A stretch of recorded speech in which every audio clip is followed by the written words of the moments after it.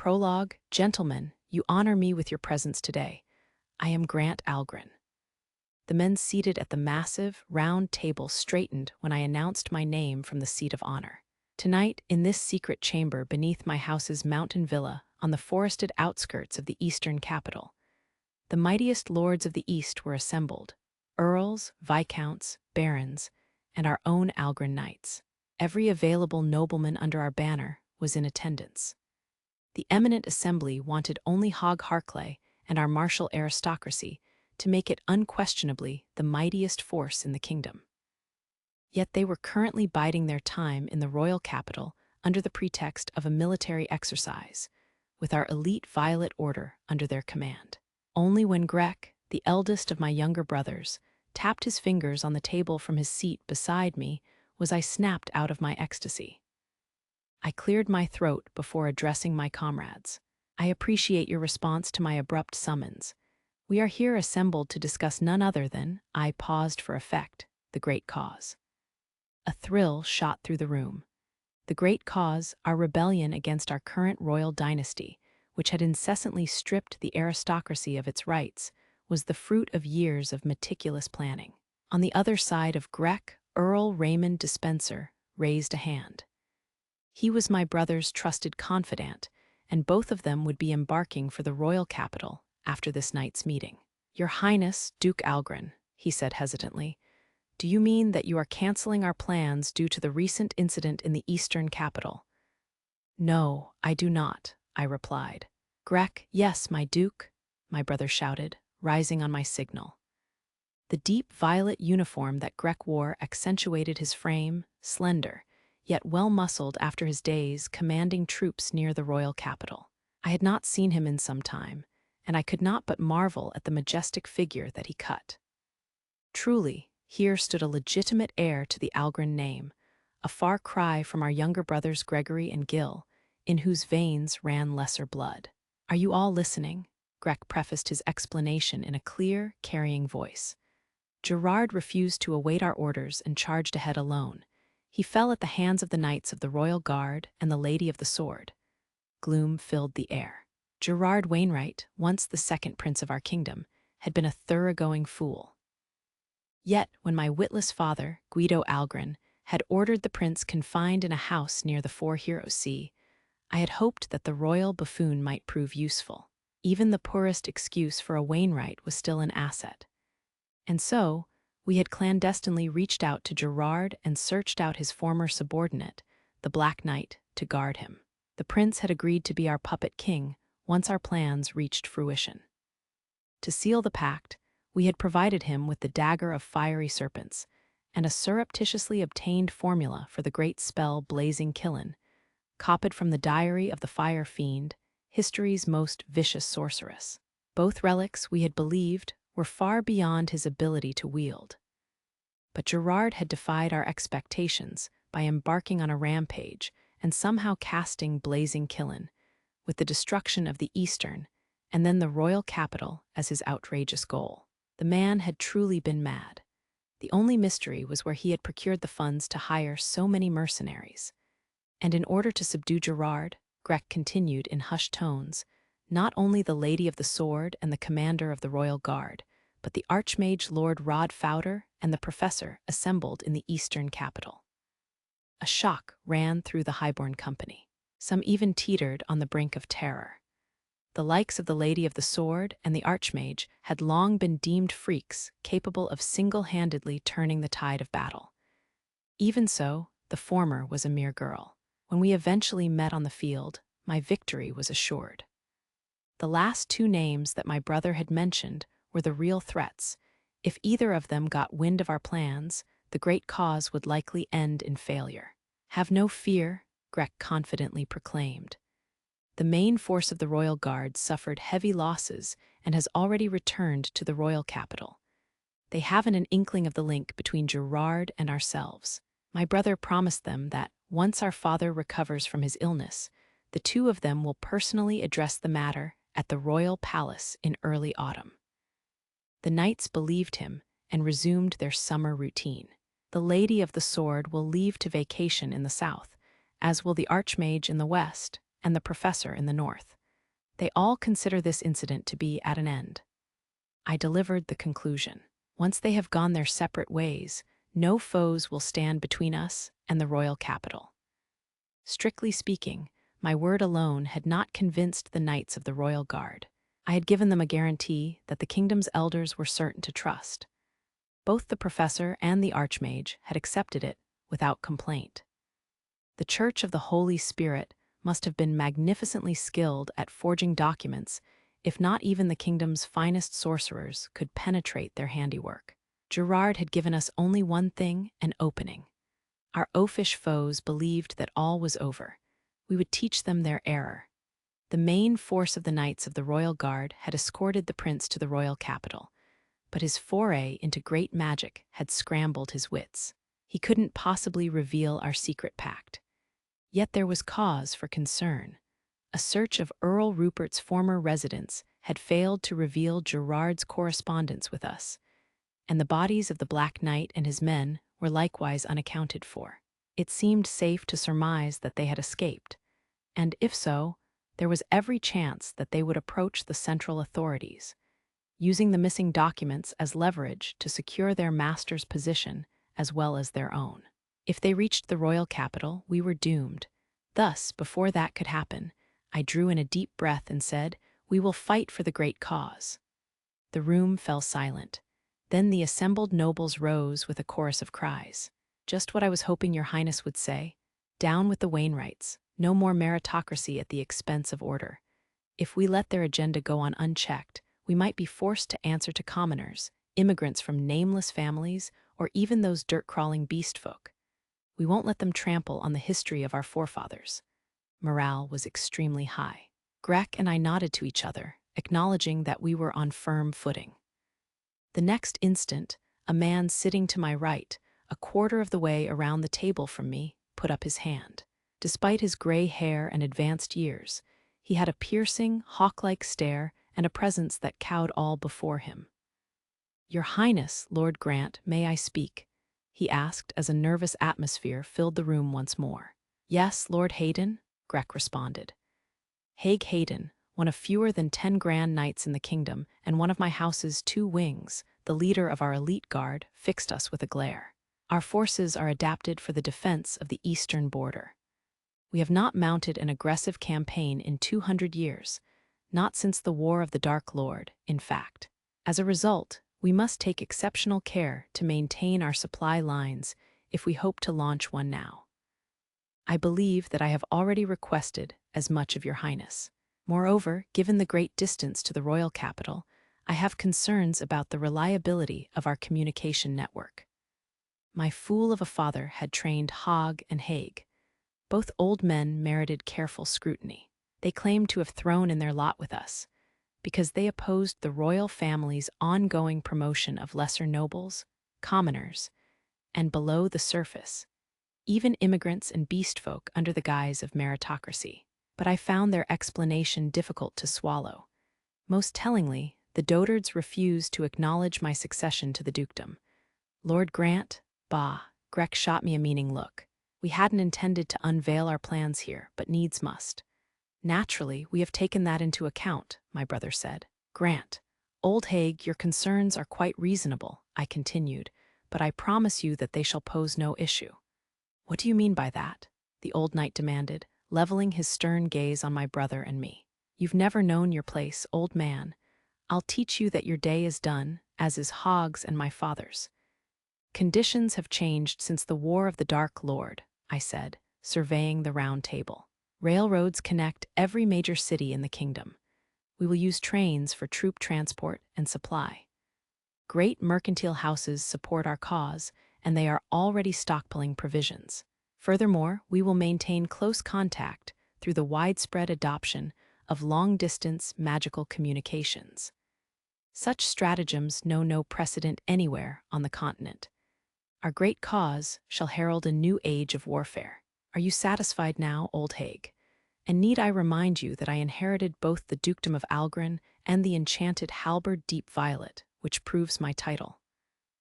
After a long silence, the old knight bowed his head and then raised it again. Pardon my impertinent remarks, Your Highness, Duke Algren. I felt vaguely satisfied. Haig's old mind could never have conceived of such a plan. Our other comrades were elated, as evidenced by their clenched fists and repeated nods. Grant, I'd like to confirm just one point as well, said a slight man in a hooded gray cloak seated on the far side of the round table, raising his hand. My second youngest brother, Gregory Algren, wore his usual pasted-on smile. I felt strangely irritated, but I said, "Yes, your battle plan leaves no room for doubt," he responded. "Simply superb. I have every confidence that it will meet with success out with it." "Oh, I beg your pardon. What shall we do in the admittedly unlikely event that we encounter resistance during our pacification of the eastern capital?" The response of the beast folk, it strikes me, is an open question. There is the old pledge between our house and them to consider, and they deem the great tree, one of our objectives, to be sacred ground. Ha, is that all? The answer is obvious. I sneered and sat back in my chair. How could a brother of mine, even in name only, fret over such trivialities? I recalled the cold reception that I had so recently received at the hands of Ogi, the Wolf Clan chieftain and overall leader of the beast folk. What do we care for some moldering contract that has been gathering dust since the War of the Dark Lord? The gold chain of the Church of the Holy Spirit around my neck swayed pleasantly as I held my head high and clearly proclaimed, "If they offer no resistance, we shall display our merciful generosity by sparing their lives, if nothing else. If they defy us in the slightest, however, then we shall exterminate the vermin. Lesser animals should know better than to snap at humans." Beside me, Grek clapped his hands. One by one, our comrades joined in the applause. Animosity against the beast folk was strong. In addition to the large autonomous districts that they maintained in the east and west of the eastern capital, the beasts monopolized the great tree and the great profits to be derived from its fruit, branches, and leaves. The only hands not clapping belonged to Haig, his men, and the still sour-faced Gregory. I raised my right hand for silence. "Haig, Gregory, do you still have cause for concern?" A moment of silence passed, then Haig said, "None, now that I have heard your policy concerning compliant beast folk." But while the old knight backed down, my foolish brother persisted. "What of the brain of the Lady of the Sword?" he asked. "I hear that he will remain in the eastern capital to recuperate." The circle of nobles scoffed. "What of him? The flunky of the Lady of the Sword, more like. A houseless wretch who weaseled his way into the Leinsters' good graces." None, it seemed, considered the man a threat. "Is that all?" I said dismissively. "If he frightens you, then deal with him yourself." "Me," the shaken Gregory replied. "How could he be so unlike Grek?" "Yes, you. I trust that you're capable of it." My half-witted brother took some time to respond, but at last he bowed deeply and said, "Very well, I shall see to the brain of the Lady of the Sword." What a miserable fool. As if he and his sorcerer guards weren't already far too great a force to send against a single peasant raised by animals. "Victory shall be ours," I shouted, raising my right fist high. "We cannot fail. Even as we speak, mighty allies come from the east to ensure our triumph." "Victory shall be ours," the assembled nobles echoed. "Down with this mad age. Long live Duke Algren." Once the fool's celebration was over, I held my hand to the door of the hidden chamber and announced myself. "This is Konoha. Please grant me entry." A spell formula appeared on the heavy door, forming a pattern that then slowly unraveled, as though it had a will of its own. The portal opened to reveal the gray-robed Gregory Algren within. His left hand was toying with the gold chain at his throat. "Ah, Konoha, I've been waiting for you," he said, smiling. There was something unfathomable about this feeble man that made me shiver, but I was duty-bound to keep my emotions in check. "What do you want of me?" I asked. "My orders from His Highness, Duke Grant Algren, have not changed. My mission is to monitor you." "Oh, that doesn't matter," he replied. "Come here. This is most interesting." I approached without another word and inspected the spot on the round table that he pointed to. There lay a map of the kingdom, dotted with glass game pieces. Violet denoted allies, while red, blue, green, and white marked enemy forces. Clear pieces apparently represented neutral territory. The area around the royal capital contained few enemies and only 2 large clear pieces. This is the anticipated distribution of forces when we launch the great cause, Gregory continued, still wearing his unsettling grin. The royal capital is virtually defenseless. The royal guard suffered heavy losses in battle against the former Prince Gerard, and the royal family's personal bodyguards are skilled but few. The houses of Marquises Gardner and Crom, which hold the territory east of the city, have chosen neutrality. The balance of power is overwhelmingly in our favor. Grant and Grec seem convinced that we can't lose. I said nothing. Chatting with this man held no appeal for me, but I agreed that the fools would probably win the early battles of the farce that they called the Great Cause. After all, they would have the Algrins' 2 wings on their side. Grand knights, the pinnacles of chivalry, were not to be taken lightly. But the fools fatally underestimated that monster, the brain of the Lady of the Sword. They could overwhelm him with numbers, but the threat that he posed extended far beyond the battlefield. Investigating the past 4 years or more of his exploits had taught me how easily he accomplished the impossible, driving off the living disaster that was a black dragon, slaying a 4-winged devil, and handily surviving even an encounter with a pure-blooded vampire were more than superhuman feats. And contrary to popular belief, they could not be attributed to the Lady of the Sword's might alone. Her brains, cool head, and exceptional mind for tactics and strategy had been indispensable. My one and only master, Lord Gil Algren, had good reason to idolize him, loath as I was to admit it.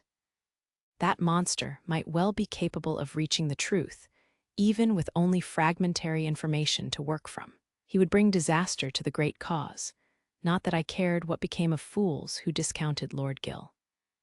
It's probably true that the ducal house of Lebufera and the Order of Royal Knights are too preoccupied with the armies of the Dark Lord to act, Gregory said, ignoring me as he tapped the colored glass pieces in the west, north, and south.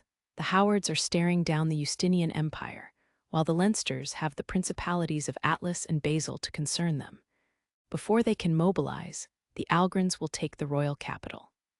He assembled violet pieces in the capital, then divided them into a northern and a southern front, and strike the Howards and Leinsters from the rear while they engage foreign powers. Thus the kingdom is ours. Gregory paused, then continued, but is that plausible? My brother's predictions strike me as overly optimistic. Once again, he turned his smile on me. What would you do, Konoha? If you have no particular need for me, then I'll be on my way, I replied. Lord Gil might attempt to escape the mansion.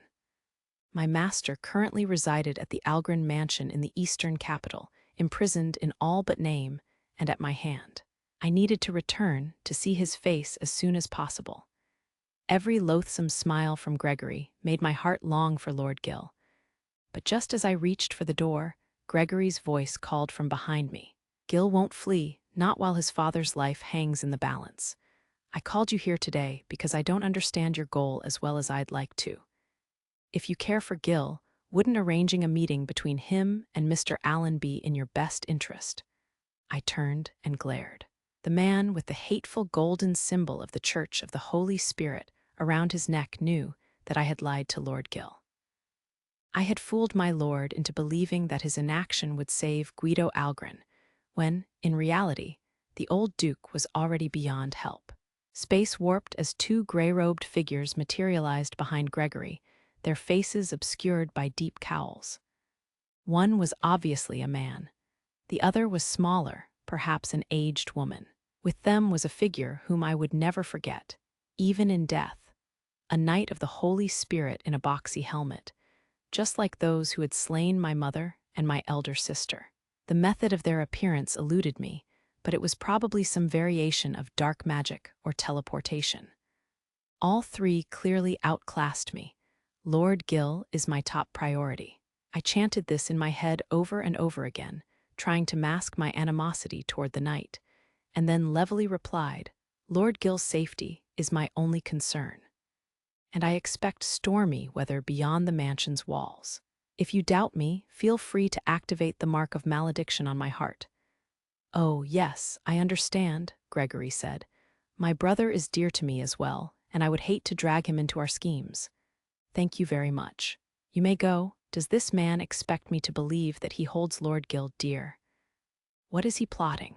Without realizing it, I found myself uneasily squeezing the bracelet on my left wrist, a memento of my mother, through my shirt sleeve.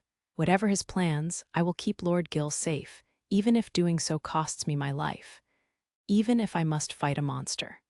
I bowed and left the room. As I shut the door behind me, I saw Gregory grin ecstatically as he turned to the gray-robed figures and the knight. I could read his lips.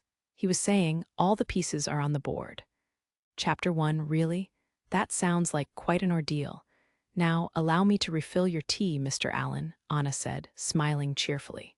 The slender, chestnut-haired woman was head maid to the ducal house of Leinster, holders of one of our kingdoms, 4 great dukedoms, and rulers of the south.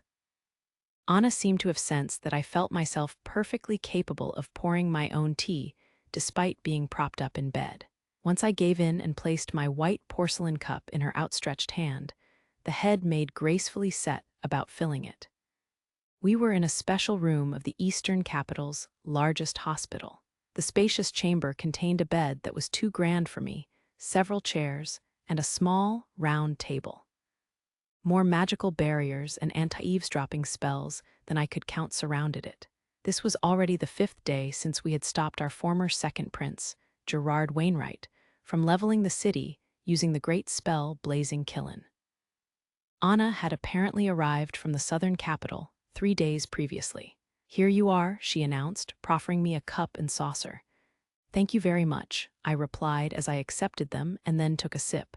"Delicious." The cry of praise came unbidden to my lips. I could never have brought out such flavor myself. "Respectfully, sir, I am the head maid of the ducal house of Leinster," Anna proudly declared. "My skills are second to none, that is, none but the head maid of the ducal house of Howard, Shelley, the mastermind Walker, particularly when it comes to, say, cleaning." Anna gave a cry and reeled theatrically, a hand to her forehead. She must have taken Mrs. Walker's criticism to heart. "Mr. Allen, only my ladies enjoy such mean-spirited remarks." The head maid glared resentfully at me before hiding her mouth with her sleeve. "Boo-hoo-hoo, forgive me," I said. "Now, shall we return to the matter at hand? I can't express how sorry I am to their highnesses, Duke Liam Leinster and Duchess Lisa Leinster. I didn't mean to get Lydia involved." Her Highness, Lady Lydia Leinster, had been the albatross around my neck since our days at the Royal Academy. And in our battle with Gerard, I had imprisoned the legendary great spell Blazing Killen within her body. The lineages of the 4 great dukes who governed vast territories in the north, east, south, and west of the kingdom were accorded the honorific title Highness, in recognition of their ancestors' role in founding the nation. Lydia had also inherited the nickname the Lady of the Sword, making her a symbol of the ducal house's next generation. And yet I had subjected her to— Anna peered into my eyes, her face disconcertingly close to mine. "My master and mistress think nothing of the kind, and neither does Lady Lydia," she said. "They dispatched me to the Eastern capital in order to check on your safety." I lowered my gaze, still holding my teacup. There was no other way, was there? The head maid reached out and gently rubbed my head. "Anna, I promise to report to my master and mistress that you did your very best in this matter," she chirped. "Please leave everything to me." Thank you very much," I replied. "But your hand." Anna merely giggled and added, "I'm still investigating particulars concerning Duchess Rosa Howard." Oh well. I suppose I'll go over my notes for Stella's assignments again. And a chill came over me as the door slammed open to admit a beautiful young woman with gorgeous, long scarlet hair. "Well then, Mr. Allen, I must be off to speak with young Master Richard. Please lie back and relax." The head maid instantly perceived the situation and beat a jaunty retreat. How could she leave me like this? "She's always the first to run," Duke Leinster's eldest daughter, Lady Lydia Leinster, grumbled as she crossed the room and seated herself in a chair, which she slid closer to my bed.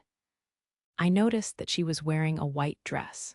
She then snatched the cup and saucer from my hands and deposited them on the table, after drinking what remained of my tea. "What were you and Anna talking about while you were having us pack for our trips home?" she demanded, fixing me with a reproachful stare. "How dare you be unfaithful?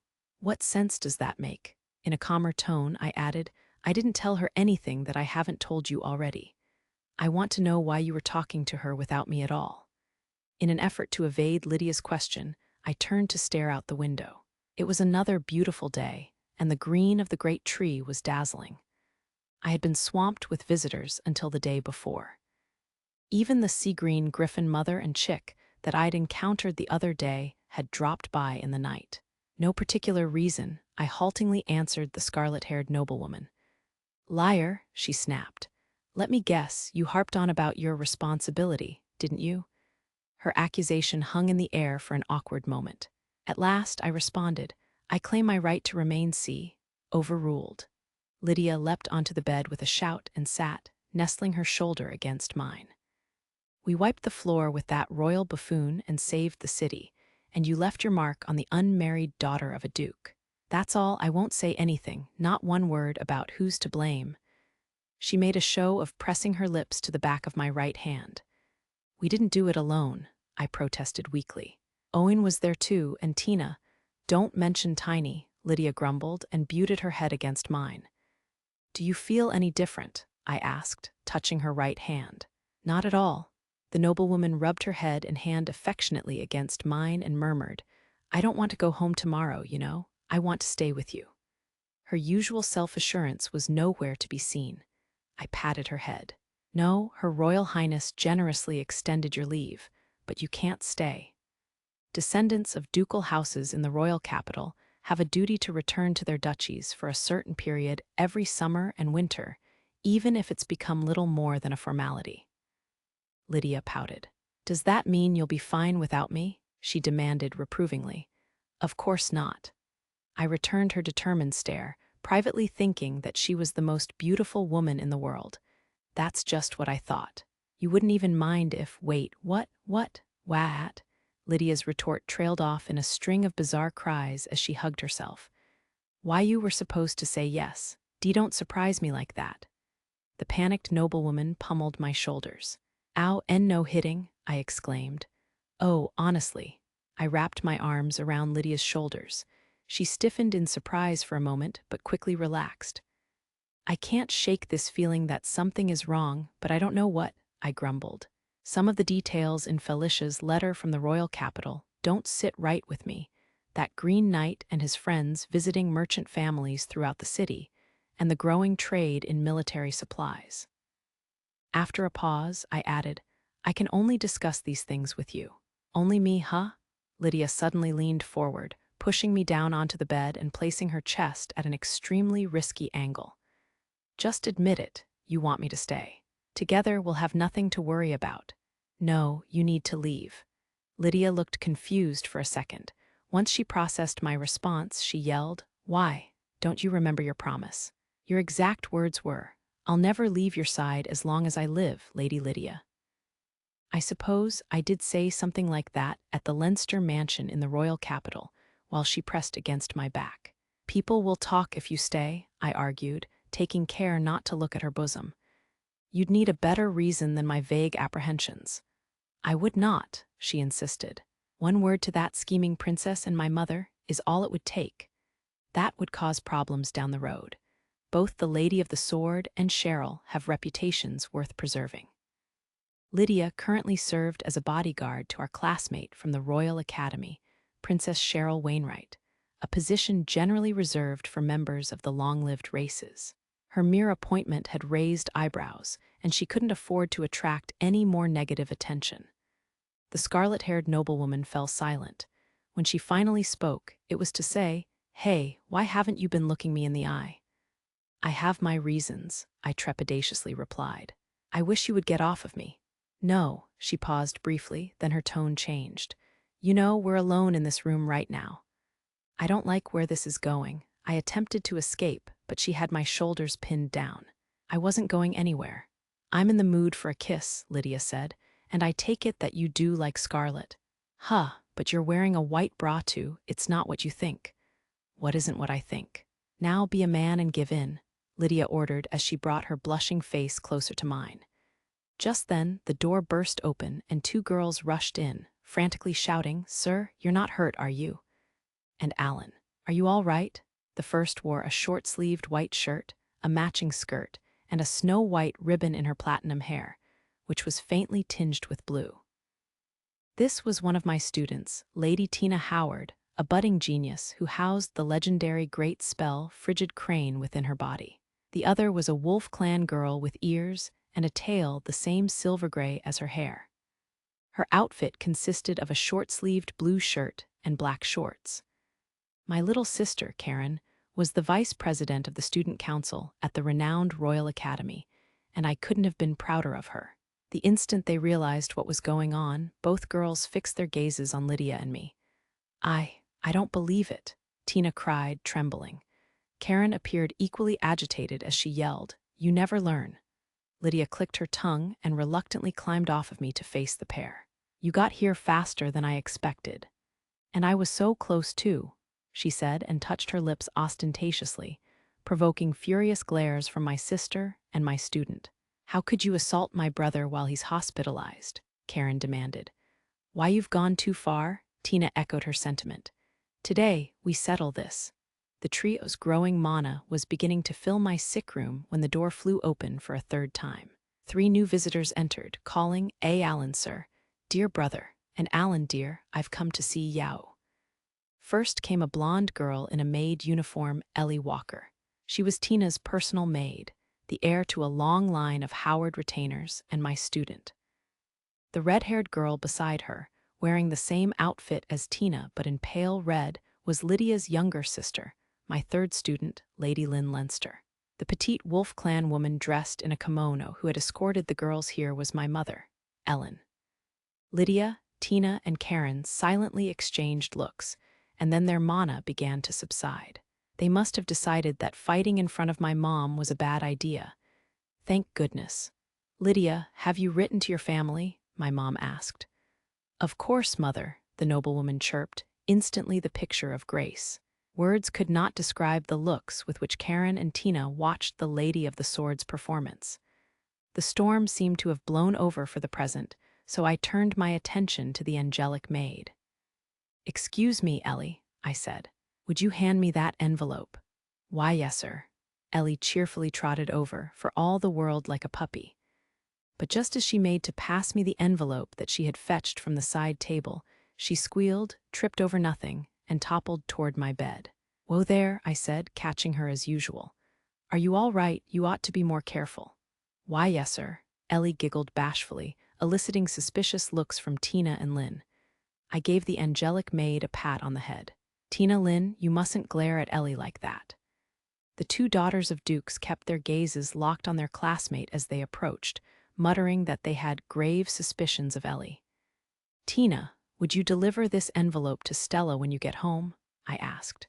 "She tells me that she's already solved the first notebook full of assignments that I gave her, so I've included another with my letter." All 3 girls froze in shock. Alan, an exasperated Karen, said from my bedside, "Would you mind telling me when you found time to fill that notebook?" "Huh," I responded. "Last night and this morning. Why?" My sister narrowed her eyes. Then she turned to look behind her and said, "Mom, Lydia, did you hear that?" Both women responded with icy smiles. "Oh dear, they're upset, angry, furious." I then endured a long talking to about secretly working during my hospital stay. My mom, in particular, refused to understand that I was already well again, a sign of just how deeply I had worried her. I repented and resolved to at least take the night off. My hospital stay would end the next day anyway. "Well then, Tina, Ellie, Lynn, I look forward to seeing you all happy and healthy in the royal capital." Downcast silence greeted my farewell. It was light day afternoon, the same day that I had left the hospital with a clean bill of health. My young student stood facing me on the platform of Central Station in the eastern capital, where a line of railroad cars was preparing to take on passengers. All three girls had hats on their heads and suitcases at their feet. They would soon be boarding trains for their respective homes, but the prospect didn't seem to thrill them. "Don't look so forlorn," I said. "I can book my own trip for the Earth Day after next, so we'll be able to see each other again in no time." That was the soonest that I could get tickets for. Because next Light Day is the Spirit Sending, the trains are crowded with people returning to the royal capital from Darkness Day on. Our kingdom followed the unified continental calendar in dividing a week into 8 days named for the 8 classical elements: fire, water, earth, wind, lightning, ice, light, and darkness. By convention, Light Day was a day of prayer and Darkness Day of rest. A tug on my left sleeve drew my attention to Ellie, who was dressed in pale green. "Allen, sir," she said. "May I, light you a letter?" "Oh, of course you may," I replied. "I'd be delighted." Thank you. I'll work hard on my summer homework too, so, if I complete it all." The maid was even more reticent than usual. I was still waiting for her to finish speaking when 2 venerable personages approached me from behind. "Sorry we kept you waiting, Alan," said a human man carrying a suitcase. "Why must I sit next to this greenhorn?" griped his elven companion, likewise encumbered. These were the professor, under whom I had studied at the university, and the Archmage, Lord Rod, headmaster of the Royal Academy. Gerard's plot had drawn both of them to the eastern capital. "Professor, Lord Rod, I'm surprised to see you so tardy. Do you understand your position?" I asked, smiling. Both gentlemen bowed deeply. Our kingdom boasted the world's most advanced railroad infrastructure. Train tracks connected every major city in the land through a hub in the royal capital. But by the same token, one needed to travel via the royal capital to get anywhere. So the professor and headmaster would accompany the girls that far.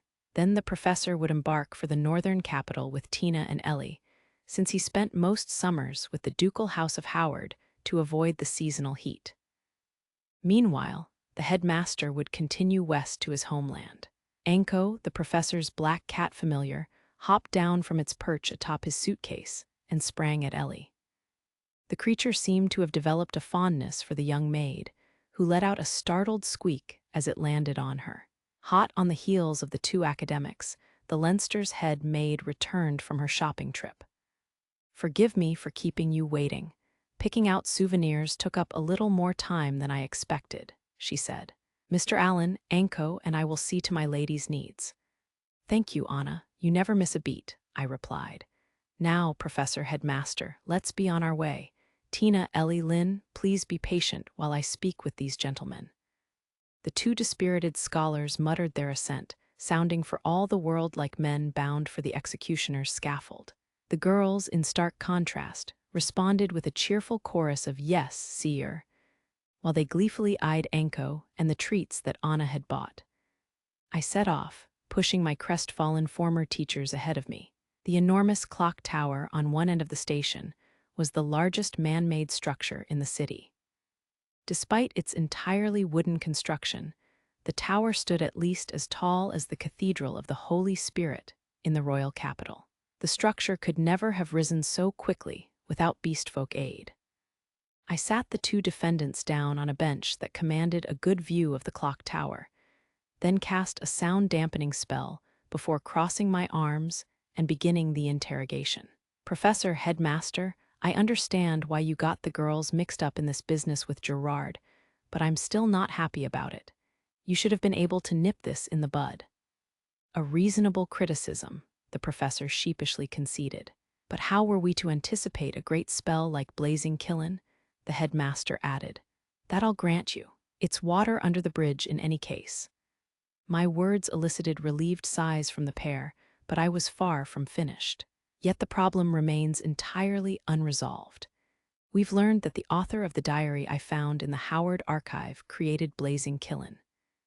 Nevertheless, Gerard had its spell formula, copied from the diary's final page, and he employed the great spells Radiant Shield and Resurrection at the same time, albeit shoddily. These facts prove that he had backing, and then there's the question of where this came from. The professor set his suitcase on his lap and slowly opened it. Inside was a crimson dagger bound in chains imbued with powerful magic. The headmaster groaned. Does it truly demand barriers of this caliber? In the hands of a skilled wielder, this single dagger would be more than capable of reducing a smaller city to ashes, I replied. By contemporary standards, I believe that the power it contains would qualify as a tactical spell, and a taboo at that. My assessment stunned the old elf, who was our kingdom's foremost authority on all things magical. Taboos were spells forbidden among not only all human races, but demonkind as well by reason of their power or cruelty. In this age of magical decline, I doubted whether even 10 sorcerers on the continent were capable of casting one. And regrettably, that was not our only concern. We also need to discover a safe method of releasing frigid crane and blazing kiln, I continued. Headmaster, please pay a visit to your family and request advice from the elven elders, those of the other long-lived races as well. I am possible, the headmaster protested. My house has disowned me. Besides, I shouldn't need to tell you how difficult it is to reach an agreement among the elves, let alone all the long-lived races. I don't know the details of whatever arrangement your peoples came to following the War of the Dark Lord, and I don't intend to pry. But I can't remain aloof anymore. I personally lamented the decline of magic. Still, it was likely an inevitable result of a more peaceful world, even if the long-lived races had deliberately set the process in motion. But if supposedly dead and buried forces from the past endangered Lydia and Tina, then I wouldn't hesitate to turn back the clock. Their safety takes priority, I flatly informed the headmaster. Or would you rather sacrifice 2 children again? The old elf gasped. Then, reluctantly, he replied, Don't get your hopes up. Not even the elders know everything. I know. I'd also like you to research the surname Etherheart and the word key. Both scholars pensively repeated the terms. Gerard called Tina the Etherheart girl, I explained. It may be Duchess Rosa Howard's former surname, although my knowledge of aristocratic lineages is too limited to make anything of that. This is the last place I would have expected her name to come up, the professor remarked. Have you told Walter? Not yet, although I have told Anna. I suspect he'll take it better coming from you. And what is this key? The old elf interjected. Me, apparently, I replied, pointing to myself. They weren't as vague as they've been in the past. Both gentlemen cradled their heads in their hands, then leaned back against the bench and sighed. Lord Rod even began to gesticulate, as though he were throwing something. It's too soon to throw in the towel, I said. Professor, what have the Algrins been up to? Nothing noteworthy, he replied. We suspect them of ties to Gerard's rebellion, but we've yet to find any definite proof. Lord Grant agreed to present himself in the royal capital in early autumn. A large Algrin army, including the Violet Order, is still near the royal capital, but that's customary. Still, I never managed to get an audience with old Duke Guido Algrin, the headmaster added, and the Black Knight's body was never found. And Gil Algrin, Duke Algrin's 4th son and Lydia's and my friend from university, had never come to visit me in the hospital, a sobering indication of how ill the old Duke must really be. You can't take Lord Grant at his word, I said, aware that my tone had turned icy. What reason do you have to trust him? I thought you'd say that, the professor responded, nodding. But we have good cause, the headmaster added as he produced a document from thin air. Behold, see could it be? I stared at the paper in amazement. The magically imbued contract bore the signatures of 2 Grand Knights, Earls Hog Harclay and Haig Hayden, the renowned 2 wings of the House of Algrin. Old Duke Guido Algrin's right-hand men were known to all throughout the west of the continent as knights among knights. These living legends, famed for always being true to their word, were certainly more trustworthy than Lord Grant. I must admit that it's hard to argue with these names when we have no definite evidence to go on, I said with a shrug and a strained grin. May I take it that court politics will be the scene of action from this point on? With their lordships' guarantees, you may, the professor replied coldly. It's time for the adults to take the stage, the headmaster added in the same tone. There will be no more bloodshed. That sounded all well and good, but I couldn't keep my thoughts from running in unpleasant directions. The idea was preposterous. And yet, my silence elicited a concerned Alan from my former teacher and an "is something the matter" from the old elf. "No," I replied. "If that contract were forged, it would afford the perfect opportunity to rebel, but that would require pulling the wool over both of your eyes with magic. It would take better sorcerers than the Algrins can muster to fool us, Alan. And remember, forging a contract carries the death penalty." Both gentlemen dismissed the idea with a wave of the hand. The four great dukes defended the Wainwright kingdom. That was common knowledge not only within our borders, but throughout the west of the continent. A rebellion would throw the nation into disorder and invite an assault from the Dark Lord's armies. The kingdom's great nobles couldn't be that foolish. "Pardon me," I said, bowing. "That was an impossibility. Forget I mentioned it." But even as I spoke, I couldn't be rid of a gnawing doubt. I ought to share my fears with the ducal houses of Leinster and Howard, just to be safe. By the time I rejoined the girls, Lydia, Karen, and my mom had arrived with homemade lunches for them to eat on the train. Lydia had helped cook, although it seemed to me that conversation had been her real motive. The girls looked adorable as they took turns hugging my mom and Karen. My father, Nathan, was nowhere to be seen. He regretted not being able to see my students off, but with the Soul Sending coming up, he had last-minute orders to fill. The professor and headmaster were seated on a nearby bench, still deep in a continuation of our earlier discussion. "What did you tell my parents and Karen?" I asked as I approached the scarlet-haired noblewoman, who was doing her best to appear perfectly ladylike in her cloth hat. "Nothing you need concern yourself with," she responded. "What transparent lies you tell? A habit I picked up from a certain someone." I breathed an exaggerated sigh. "So, what are you carrying your staff for? You could have just mailed it by Griffin."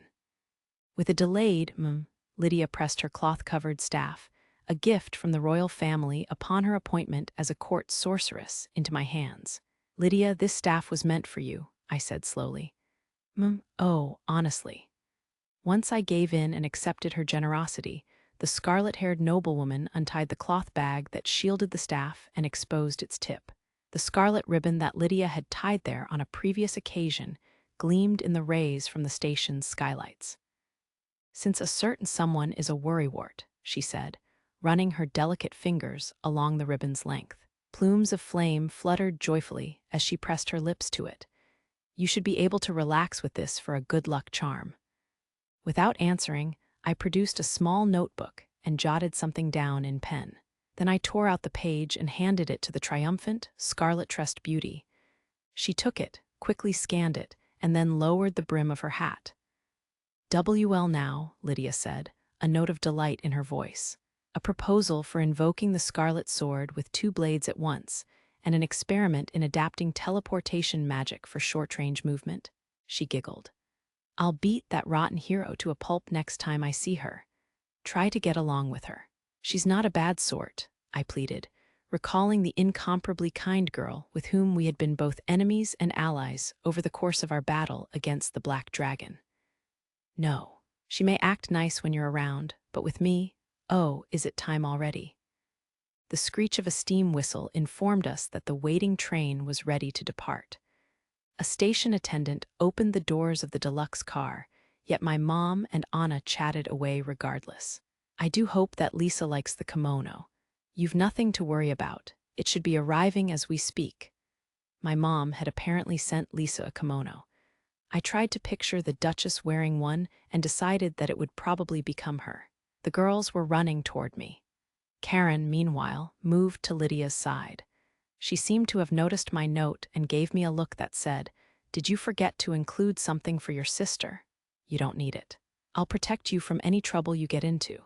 After all, I am your big brother." "Sir, A. Allen, sir, dear brother, Tina Ellie Lynn," I greeted my exuberant students.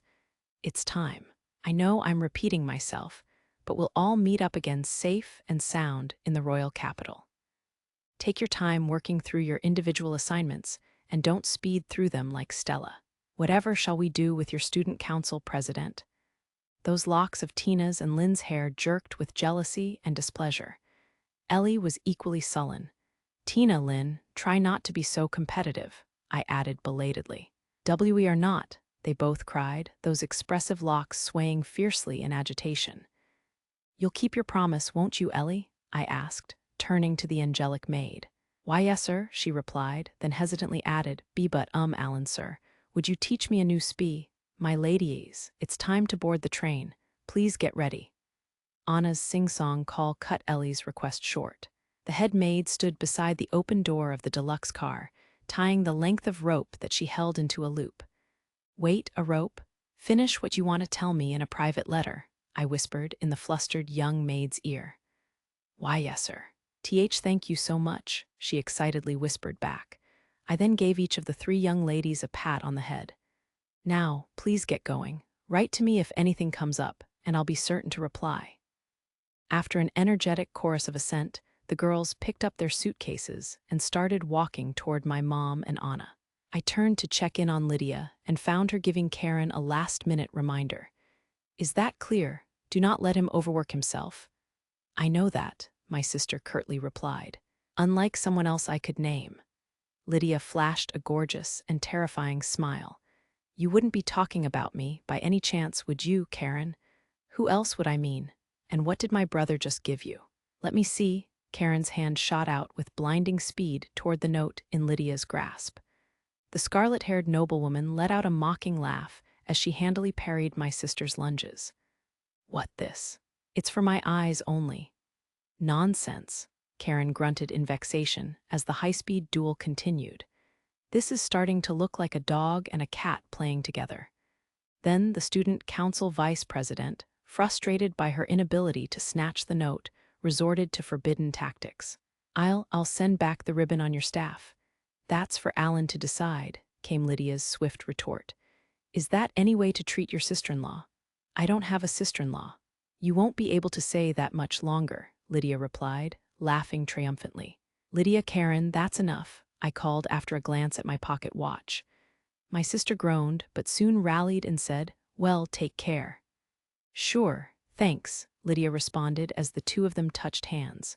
They were much better friends than they let on. The girls were busy giving my mom another round of hugs by the train car door. I was taking in the soothing tableau when Karen sidled up to them. Tina, Ellie, Lynn, have a safe trip, she said. I'll see you again in the royal capital. We'll be careful, they responded in unison. Well said. Karen's tail wagged while our mom watched over the 4 of them. At that point, the professor and the headmaster approached me, clutching their heads in their hands. Alan, all of this research is threatening to consume my whole summer vacation, the former groused. Shoulder your share of the hardship, young one, the old elf grumbled. I'll be visiting my family for the first time in a century. I'm counting on you, I told them. Everyone's here now, Anna. Please get on board. No, we're still missing someone, the head maid replied, shaking her head. Don't tell me they've eloped. I value my life too highly to pull a stunt like that, Anna, a carefree voice called from behind me. Hi there, Alan. Richard, I cried, turning in surprise. Are you already well enough to be up and about? And is that? There stood a tall man with curly, red hair, Lord Richard Leinster, Lydia's elder brother and the vice commander of the Knights of the Royal Guard. Leaning on his left arm was a dainty young woman in a dress with a stunning head of pale scarlet hair and a demure expression. This was Richard's fiancée, Lady Sasha Sykes. I had heard that she was 16. I'm fine now, Richard said. I just had a bit of trouble catching this rather rascally young lady. Sasha allowed his words to hang in the air for a moment. Richard, darling, do you not care for me anymore? She queried. Perish the thought, Richard cried. I adore you. Parting from you is agony, like being torn apart. I would pledge my eternal love to you here and now if I could, my dear, dear Sasha. But go home for now. Your parents are worried sick about you. We'll meet again in the southern capital. Oh, Richard. Sasha, the couple embraced. It was a moving scene, but it stood out like a sore thumb in Central Station. Passers-by were giving them curious stares. The spectacle drew a reproving, young Master Richard from Anna, a scathing, you idiot. And you too, Sasha from Lydia, and even a cold, at least try to act sensibly, you two from Lynn. Anna, Richard blanched. Lady Lydia. Lady Lynn, Sasha cried. You see, no excuses. 3 voices snapped in unison. Why, yes, ma'am, the lovebirds responded, snapping to attention. Anna's focus shifted to the young woman with pale scarlet hair. Now come this way, Lady Sasha. Earl Sykes awaits you in the southern capital. He's simply livid about you decrypting secret communications and then traveling east without permission. Miss Anna, Sasha stammered. I had no other choice. I did it for love. Well spoken, my lady, the head maid replied, smiling pleasantly. But I have a job to do. Richard, darling, forgive me. Lady Sasha attempted to flee, but Anna swiftly lassoed the terrified noblewoman with the rope that she'd been carrying. The deft feat even drew applause from onlookers. Richard shed crocodile tears as he shouted, Sasha, there's nothing I can do. His fiancée responded in equally dramatic fashion with a wail of Richard. I'll never, ever forget you, my darling. As she was dragged away, they were made for each other. A second blast of the steam whistle warned passengers to board the train. All right, it's time, I called, clapping my hands. Anna, Professor, Headmaster, please look after the girls. I won't let you down, the head maid replied, pinching the edges of her skirt as she dipped into an elegant curtsy. I responded with a slight bow. The professor and headmaster both nodded and then began boarding the deluxe car. Lydia, you'll come again, won't you, dear? My mom asked. Promise me you will. I promise I'll visit again, the noblewoman answered. Take care, mother. Please give father my best. While they said their final goodbyes, a black shape approached my feet. Ellie, I'm depending on you to look after Anko and Tina, I told the maid as I deposited the familiar into her arms. Why, yes, sir, Lynn, look out for Tina and Ellie in the royal capital. Depend upon it, dear brother. Humph, Tina interjected. Why am I the only one with 2 people looking after, sir, that staff? She pointed to the long object in my left hand. Lydia told me to hold on to it, I replied with a shrug. I see, she said slowly. Yes, I see. In that case, do you have something to say about me, Tiny? Stop dawdling and get on board, Lydia snapped. Her sudden appearance drew startled looks from the girls. She was keeping her animosity on a short leash, likely because my mom was standing beside her. Even so, the trio shuddered as they picked up their suitcases and began filing onto the train, bobbing their heads to us all the while. The albatross and I silently pressed our foreheads together and closed our eyes. Then we slowly parted and nodded to each other. See you in the royal capital, I said. I promise I'll do something for your birthday. I won't get my hopes up. Lydia quickly stuck out her tongue at me, then took her own suitcase and vanished into the train car. I noted that Richard and Sasha were staring at each other through a window as I stepped away from the train toward the center of the platform. Karen stood on my left side and our mom on my right. They were all such nice girls, my mom remarked, affection in her eyes. Alan, Lydia really is the kindest person. She actually apologized to us earlier. I'm so sorry for putting Alan in danger. It was all my fault, she said. It actually made me cry. Lydia said that? I asked. Well now, be that as it may, Karen interjected. I still refuse to accept her as my sister and Alan, look at Tina. She uncrossed her arms and tugged on my left sleeve. The platinum-haired noblewoman leapt out of the train, gasping for breath, and threw her arms around me. Tina, I exclaimed. What's the matter? Don't you know the train is leaving? Sir, let me see your staff. Quickly, despite my confusion, I did as Tina asked, and she tied a brand new azure ribbon to the end of the weapon. For good luck, she explained. I want you to have my ribbon. And this, my eyes widened, Karen shouted, and our mom let out an oh my as the young noblewoman kissed her azure ribbon. Flowers of ice scattered across the platform, provoking a stir from the people crowded around the train. Once Tina's lips left her ribbon, she pressed both hands to her cheeks and declared, "And now we'll be together, even when we're apart." A long moment later, I ventured, "Were you watching Lydia?" "What do you owe?" The steam whistle screeched one last time, cutting short the puzzled girl's question as station attendants closed the car doors and the train lumbered into motion. Lady Tina, Ellie cried out of a hastily opened window. Hurry up, A flustered Lynn yelled beside her. "Why, you're running out of time." "Karen, take Tina," I shouted. "She and Lydia keep exceeding their authority. You'll be hearing about these acts of arrogation from me later, Alan." My sister griped even as she activated lightning apotheosis. "S, sir. WH, what did you mean?" I demand an explana. Tina's words trailed off in a shriek when Karen scooped her up and vanished. The next instant, the young noblewoman had been flung somewhat roughly through the train car window, where her classmates caught her with a flustered groan and a cry of "You use your brain for once, Miss First Place." "Look at Karen go," my mom said, clutching my right sleeve. "I can't believe she overtook a train." "She's your and Dad's daughter and my little sister," I replied. "She's bound to be impressive." A magical little scarlet bird darted out of the train and flew toward me. After alighting on the top of my staff, it delivered its message. "Infidelity is a serious crime." As if she isn't fond of Tina too. "Alan, I'm going to add one of my ribbons to that staff once we get home. I still have some from when I was little," Karen informed me. No sooner was she back from her successful mission than she started making demands. "I would be heartbroken if you started taking after them too," I responded. "I'm nothing like them. Also, while we're in the Eastern capital, you're 100% mine. Don't forget, oh look." "Huh, oh, my goodness," my mom exclaimed as we turned to see my students running through the cars, waving energetically to us.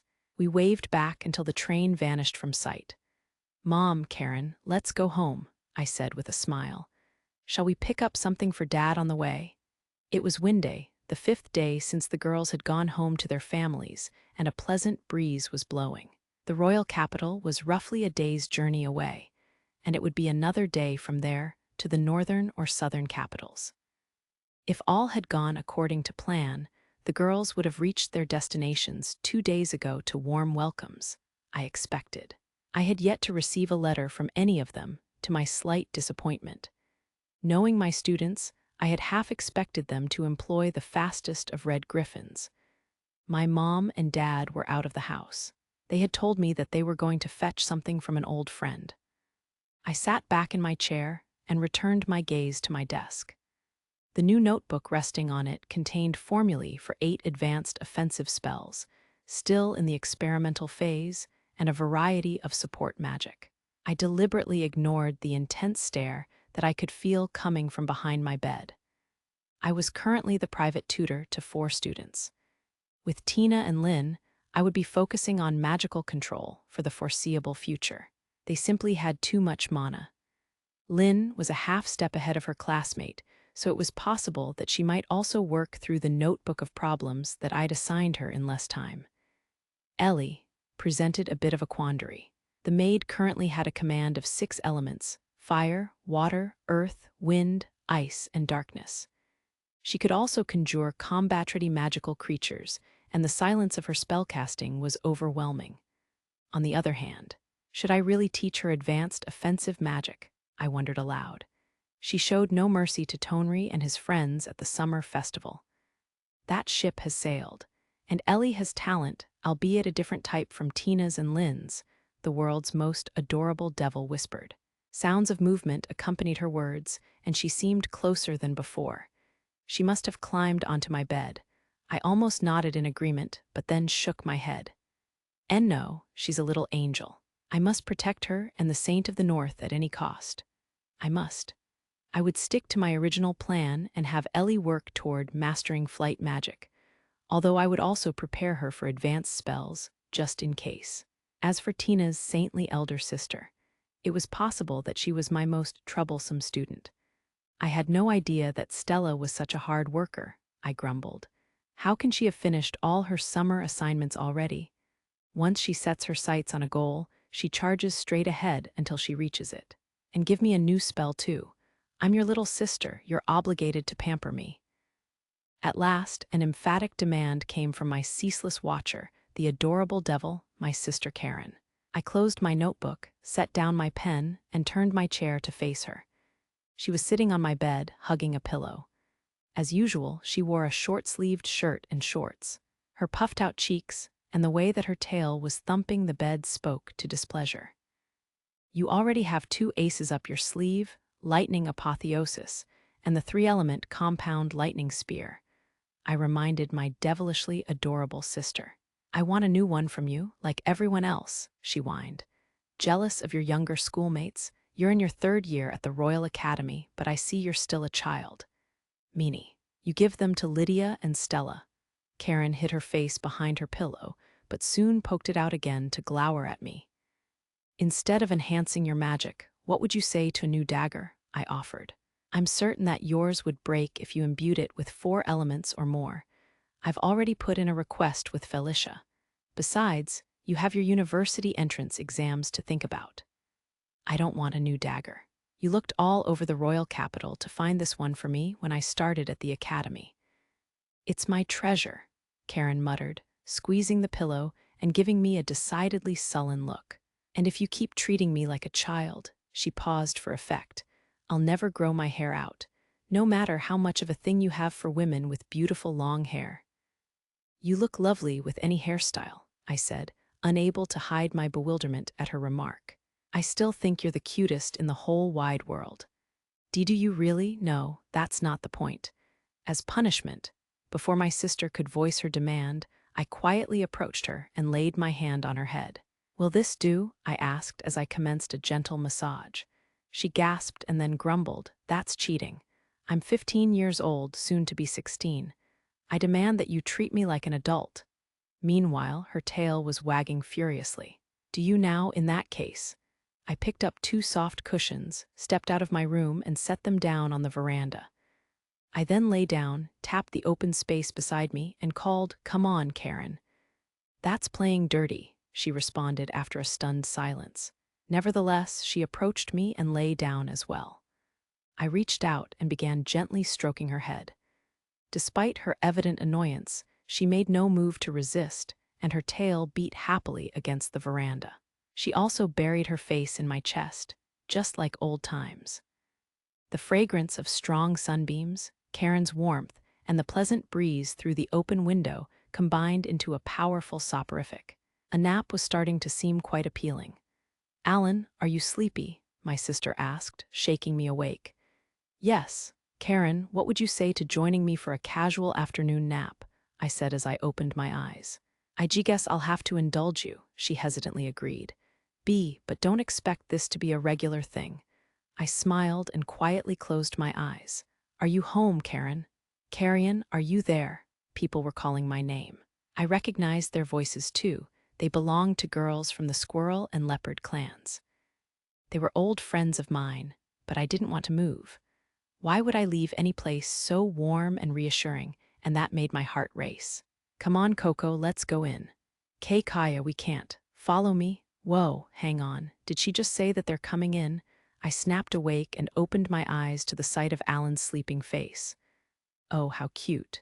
I dazedly reached out and touched his cheek. How many years had it been since I last saw him like this?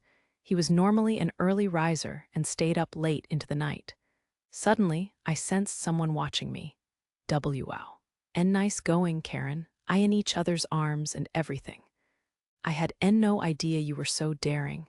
Hang on, it's not what it looks like. I shouted at the 2 kimono-clad girls now standing in the hallway. The short, confident one with her reddish-brown hair tied behind her head was Kaya of the Squirrel Clan. The tall, timid one with braided black and blonde hair was Coco of the Leopard Clan. They were both old friends of mine, and we always hung out when I was in the Eastern capital.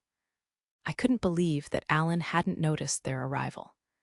I renewed my determination to keep him from overworking during his stay here as I carefully withdrew my hand to avoid waking him. His arms hung limply, and I had already shifted their position, so I succeeded in extricating myself from them. "Thanks for waiting," I said. "Now, let's move to my room. My brother is exhausted." "You know, Karen, it's too late to fool us," Kaya responded. "I'd love to hear the whole story," Coco chimed in. I crouched down and covered my face with my hands, overcome by shame. "Let's go, Karen," Kaya said, seizing me by one shoulder. "We can have a nice, luong talk," Coco added, placing her hand on my other. We left Alan sleeping and moved to my room after grabbing some snacks from the kitchen. My friends made themselves quite at home, by setting out a folding table and cushions to sit on. I laid the snacks on the table before taking my own seat. Then, I poured glasses of iced tea for the pair. "You showed up out of the blue," I said. "What were you planning to do if I wasn't here?" "We knew you'd be around," Kaya answered. "I mean, we heard that Alan's still in the city."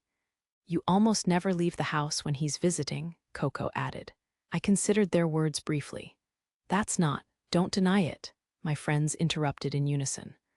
Although taken aback by their assertion, I raised my glass of tea, and they brought theirs to meet it with a satisfying clink and a joint "Welcome back, Karen." "It's good to be back," I replied. "But didn't we do this just the other day?" A few days ago, at the summer festival, the Wolf Clan chieftain Sun Tonri and his entourage had made a pass at me and gotten trounced by my brother for their trouble.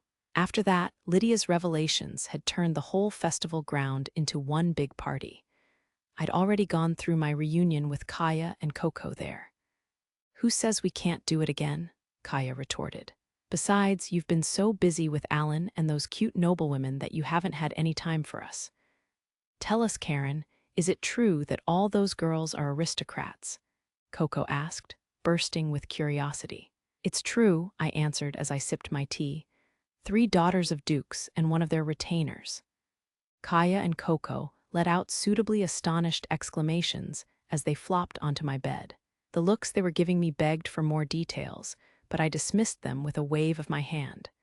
"I can't tell you any more unless Alan approves." "Ah, don't be stingy," was their synchronized response. Kaya's disappointment didn't last long, however. "So, is Alan an even bigger deal than we think?" she asked, raising her hand. "People are saying that he gave up a court sorcerer job to defend the honor of the beast folk, and I hear that he helped to put down some trouble in Newtown a few days ago, too." It sounded as though there was an effort to control information about Gerard's rebellion. The Newtown beast folk might not find it easy to admit that they'd been saved by humans before they even knew what was happening. "He's incredible," I said. "He could teach at the Royal Academy or get his own department at the Royal University right now if he wanted to. That's about as hard as chieftains getting an instant promotion to marquises." "What? There's no way they could pull that off," Kaya exclaimed. Coco echoed this surprise with a teetotally impossible. "That's my brother for you," I said, struggling to keep a level tone, although I was swelling with pride. "I don't think the chieftains really get it, though." "Probably not," Kaya agreed. "None of the blockheads we're stuck with these days even bother to walk the streets. The militia and the people who visit the royal capital on the regular might actually have a better idea," Coco added. "And the pipsqueaks love him. Don't you think he's always had a way with younger people, and old people too? They're always talking about how he'll make it big." "Huh, are they really?" I kept my response casual, but I was elated. I loved it when people complimented Alan, but my expression must not have been as neutral as I tried to make it, because my friends started teasing me. "Whoa," Kaya said. "Coco, check out Karen. She seriously hasn't changed." "She's adorable," Coco crowed. "What are you talking about?" I responded. "Humph, I guess you don't want any snacks." That got a laugh and a sorry. Sorry out of Kaya, while Coco commented that she loved Ellen's cooking. "That's better." A moment later, all 3 of us burst out laughing. We went to different schools, but whenever we met, it was like nothing had changed. "Hey, this is kind of a serious question," I said, "but how have Old Town and New Town been lately?" Newtown had once been the scene of a tragedy. A human noble had run over a little Fox Clan girl named Atra with his carriage. Since her passing, the people of Newtown had been even less friendly toward humans than Old Town's residents. They had even given Alan a hard time. I doubted that our parents knew, but my brother's name was missing from the register of potential chieftains, a list that, as a matter of convenience, included every beast folk except for criminals. In other words, the chieftains didn't consider Alan one of us. When Lydia had told me that in the royal capital, I'd cried. It was too cruel. They had to know about all the amazing things that my brother had done. Kaya considered my question. "I guess it depends on the person. There's no extreme opposition from our generation." And the little kids are probably even more open-minded, Coco added. I see them playing together in the plaza in front of the great tree. I hope so, I said slowly. If the anti-human sentiment kept subsiding, little by little, then someday. You know we can tell what you're thinking, right, Karen? Kaya said, grinning again. You asked that with Alan in mind. You're really crazy about him, Coco happily chimed in. Of course I am, I responded. He's my one and only brother in the whole wide world. I would take Alan's side in any situation. Anyway, Kaya rested her chin in her hands and gave me a look of pure curiosity. Did you always call Alan by name? I know you used to follow him around everywhere when you were little, but I'm pretty sure you called him something else back then. That's right. Coco picked up the conversation. You didn't start going, Alan, I love you. Until, why you're definitely remembering wrong, I objected. But the curiosity didn't leave my friend's eyes. I knew how persistent they could be when they got like this, so I screwed up my resolve and planted my elbows on the table. It's not an interesting story, I warned them. If you say so, was Kaya's response. I can't wait to hear it, Coco added. I took a deep breath and began my reminiscence. I started calling Alan by his name because he's late, way too late. I was waiting by the front gate of the only beast folk school in the eastern capital, and I was getting impatient. As usual, the fresh green of the great tree towered behind the 3-story schoolhouse, tall for an old town building. Classes were over, and students were streaming out of the school on their way home. My friends called to me as they passed by. See you, Karen. Let's walk home together. You won't outrun me next time we play tag. See you, not today, in your dreams, I replied to them all while darting glances at the school. But even after my classmates had all gone, the person I was waiting for still hadn't shown up.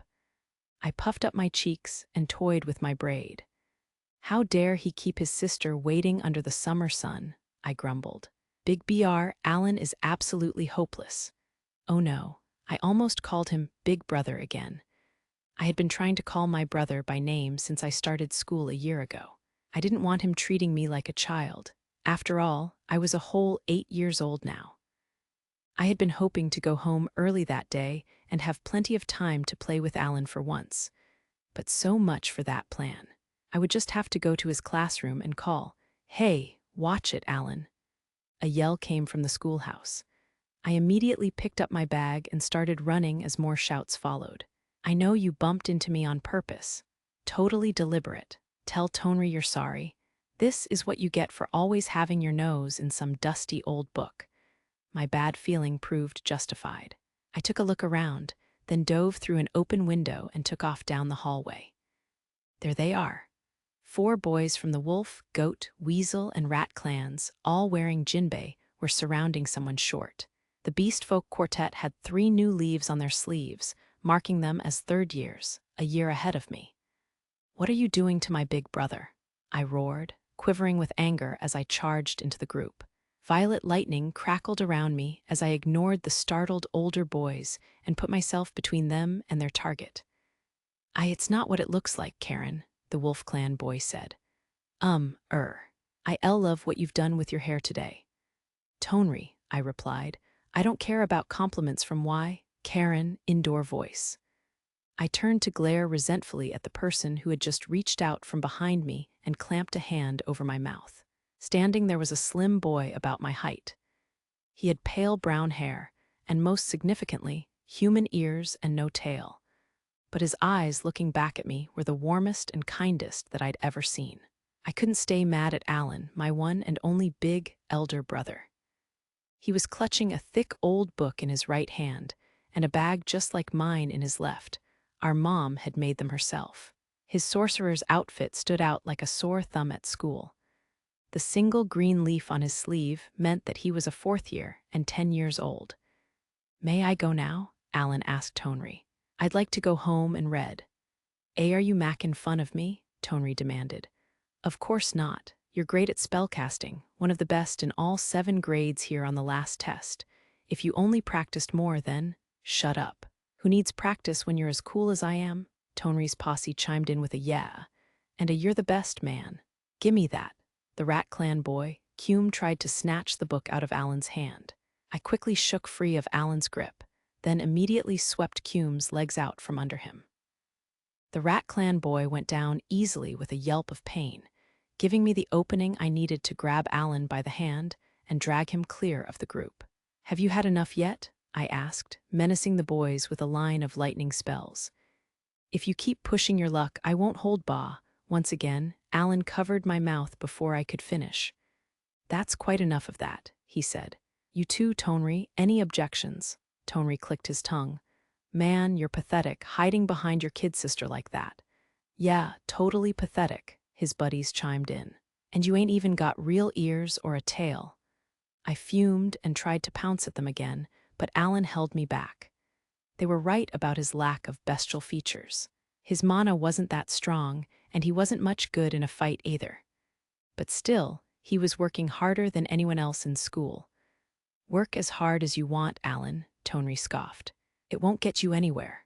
Alan flashed a faint smile. Didn't all these insults make him angry? "You may be right," he replied. "I don't have anywhere near your mana. Still, I decided to walk on my own 2 feet, and I don't intend to change that." Under his breath, he muttered, "Mom and Dad will worry otherwise." Tonri's face was red with anger. He must have thought that Alan was poking fun at him. "Oh no, there's no going back now. I'll just have to bite Alan's hand and, hey, what are you pipsqueaks up to?" a low voice asked. The Beast Folk boys froze. Alan removed his hand from my mouth and said, "Nothing, Sway." "I'm not asking you, Alan. I'm asking those kids," said the tall, burly newcomer, a scary-looking Fox Clan 6th year with a piercing stare. Sway had been hanging out with Alan a lot lately, and I'd heard that his family ran a big shop in Newtown. The color drained from Tonri's face. He clicked his tongue again and yelled, "Sea coward. Humans don't belong here," as he turned tail and ran. His posse shouted their agreement and followed his example. No kid wanted to pick a fight with Sway. "You didn't have to scare them, Sway," Alan said. "You too, Karen, but thank you for coming to my rescue." He reached over and rubbed my head, which was all it took to put me in a good mood. "Are you for real, Alan?" Sway asked, exasperated. "Didn't my uncle, our master, warn you not to let them take you too lightly?" "Did he? I don't see what I can do about it, though. Tonri's magic is incredible." "Are you kidding? I'm way more impressed with you for reading books like that one. It's tough as nails."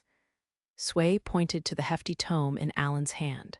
"I was one of the better students in my class, but I couldn't even make out the title." "Was it in ancient script? A history of the War of the Dark Lord?" Alan said. "I borrowed it from the library at the Great Tree the other day." "Listen, Sway, it says that red signal flares mean—" "Not interested," the Fox Clan boy interrupted. "Oh, that's too bad, but make sure to read it sometime, okay? If I'm ever in the mood. Anyway, those pipsqueaks sure are reckless, always picking fights with you." What's that supposed to mean?" I asked, puzzled by Sway's remark. The 6th year crouched down to match my height. Up close, I could see that his eyes were kind. "Listen, the most Alan ever does when people trash-talk him is frown.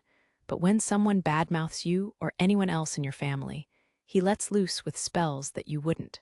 Sway. That one word from Alan made the older boy and me freeze. "ID didn't tell her anything," the 6th year said, waving his hands frantically while his tail curled up.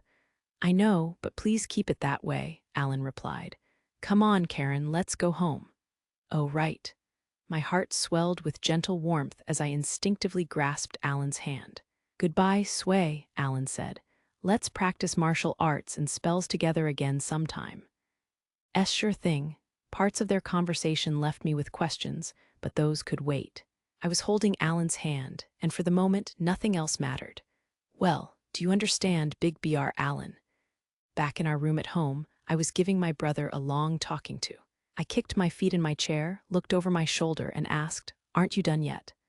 "I'm just finishing," Alan replied. "You're a 2nd year now, Karen, so you really ought to think about doing this yourself." "No. Doing my hair is one of your brotherly duties." I had been having Alan take care of my hair for me since we were little, usually just in the mornings. But on days like this, when I'd had some unpleasant experience, I got him to redo it after school. I inspected my hair in the full-length mirror. Alan had gathered it into 2 bunches, each tied with a violet ribbon. And if I did say so myself, I knew it. You look adorable with any hairstyle, Alan remarked. Thank you, I replied, giggling. Happily, I got down from the chair and sat on the bed. Alan and I shared one bedroom, and we always slept together in the same bed too. In my opinion, that was how siblings ought to be. Once Alan was done styling my hair, he opened that difficult book and began to read. This is no fun. Alan, at least try to fight back against Tonry and his goons. I prodded him as I recommenced scolding. Don't tell me your classmates treat you the same way. My classmates don't pick on me, and neither do any of the older students, he replied, closing his book and looking at me. I'll be fine, and I can't think of a good reason to fight back. They're always insulting and being mean to you, I argued. It would be legitimate self-defense. You know, some big words. Still, it's not like Tonry and his friends have hurt anything I care about. If I had the time to fight them, I'd rather spend it practicing spells or reading books. He was still the same as ever, even though Tonry had been at his most unpleasant in ages. And how dare he leave playing with me off the list of things he'd rather do? Humph! I turned my head away. You talk about practicing spells, but I've never seen you do it. Not even after I tied my ribbon to your wand as a charm to help you get better. The violet ribbon tied around his wand, which rested on a corner of the desk, was my very favorite. I do practice, Alan said, frowning, morning and evening, although you might never have seen me since you're usually asleep. Most suspicious, not to mention alarming. Why, I had even witnessed Alan asking our parents to give us separate bedrooms just the other day. He was awful, cruel, inhumane. I shivered in the face of his schemes, and then began devising stratagems to thwart them. Alan, do you have any plans for Light Day tomorrow? I asked. No, he replied, looking puzzled. Unless you count finishing this book and going to the library to borrow another one, I suppose. Then we'll have a competition tomorrow. If you really have been practicing, you should be able to beat me. I'm not at all confident about that. His unexpected response stunned me. What's going on? All the boys in my class fall for that trick immediately. They get all fired up and say things like, why, you don't stand a chance. Unless I think of something else, I won't get to play with Alan tomorrow. I couldn't stand that. But I do want to play with you, so all right, Alan continued. Yes, I'll take you to our battleground tomorrow, I hummed to myself as I rolled over on the bed and hugged a pillow. Please, I prayed to the great tree, let tomorrow be sunny. Our home kingdom's eastern capital had 2 beast folk districts divided by the great tree. We lived on its west side, in Old Town, but there was also New Town to the east. Why 2 separate districts? Because once, a long time ago, when there had always been a war going on, someone had burned down the city with a single spell. But the great tree had shielded Old Town from the blast. Then, after the war had ended, people had built New Town. That was what I'd learned in school anyway. I didn't know much about war, so I couldn't picture it. I mean, the eastern capital was such a big place. How could one spell make a whole city? Just a finger pressed to my forehead snapped me back to reality. Big BR, Alan, what was that for? I demanded. You were just staring at the great tree and spacing out. Is this lovely weather getting to you? My brother responded and chuckled. He was standing next to me, wearing a jinbei that was just like mine except for its color. I puffed up my cheeks and reached for my hair, but then quickly pulled my hand back. I almost forgot I had him tie it up today because we'll be running around. So, where are we going? Alan asked. It can't be anywhere too dangerous or Mom will worry. You've been there before, I replied. Follow me? I took him by the hand and set off into the back streets along the canal. The shortest route went by the great tree, but we would be taking the long way around that way. I could maximize our hand-holding time. To my delight, we didn't run into many people this far from the main thoroughfares. Karen, we need to turn here to reach the great tree, Alan said, tugging on my hand. We're not going to the great tree. We're headed to, I pointed to the forest visible behind the verdant giant, the great tree woods. The eastern capital was so full of greenery, I'd learned, that people in our kingdom also called it the forest capital. But the immense forest that spread out to the north of the great tree wasn't actually that famous. To Beastfolk kids, it was a playground that our families would take us to once we started school. Alan and I moved quickly, following the canal to a connecting bridge, and then passing under the far sturdier-looking main plaza and great bridge. As we walked, we looked up at the plaza in front of the great tree. Everything was going according to plan. And then, "Hey, mind where you're walkin', tykes," a voice boomed from the canal. Startled, I ducked behind my big brother. The voice belonged to an old otter man with salt and pepper hair and a white tail, who was glaring at us from his time-worn gondola. My hands tightened on my brother's jinbei. Eek! I started shivering until a warm hand came to rest on my head. "Don't startle us like that, Dag," my big brother said. "You're scaring my sister." The old otter roared with laughter. "Course I am, I was tryin' to spook her. It's a rite of passage for you little ones. Still, it's not often I see you down here, Alan. Giving the library a pass today?" He knows my big brother. I poked my head out from behind Alan's back and took another look at the old otter. Unlike before, he looked happy and kind. I kept a tight grip on my big brother's jinbei as I screwed up my courage to introduce myself. "I'm Sea Karen of the W. Wolf clan, a second year at the Great Tree Academy." "Yeah, I know you," the old man responded. "Nathan and Ellen's kid." How did you know?" I looked at my big brother in confusion. "Dag can recognize everyone in Old Town on sight," Alan explained, smiling as usual. "Isn't that amazing?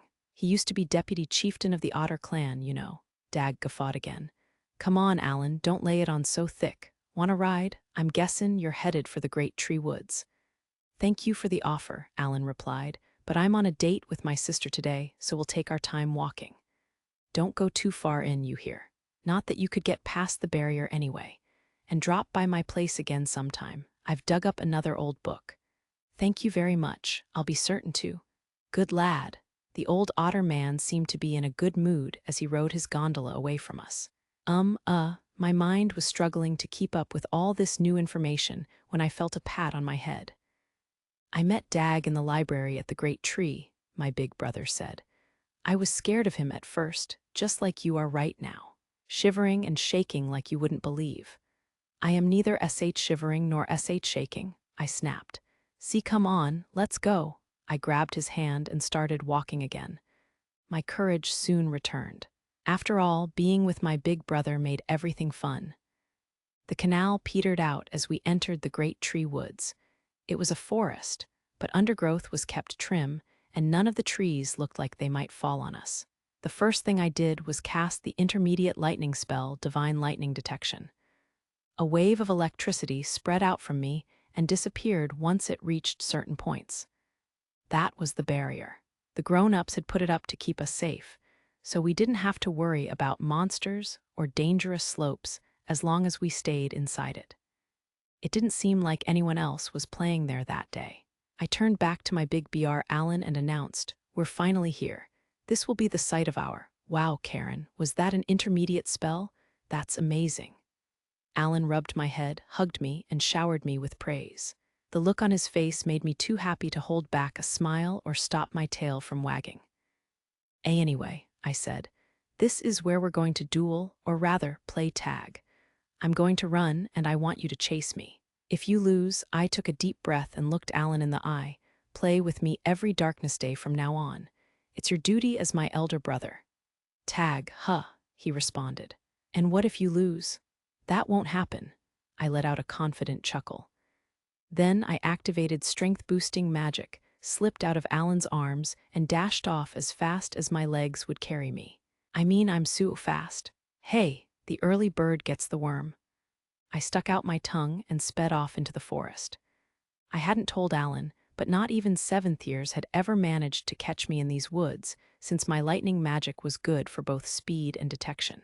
In fact, I could tell exactly where he was. He isn't moving at all. Has he given up already? Honestly, what kind of big brother doesn't even try to catch up to his sister? "You're just too fast, Karen." "There, caught you," Alan said, circling his arms around me from behind without warning. "Where did he come from?" Still, I giggled. "No, this isn't the time.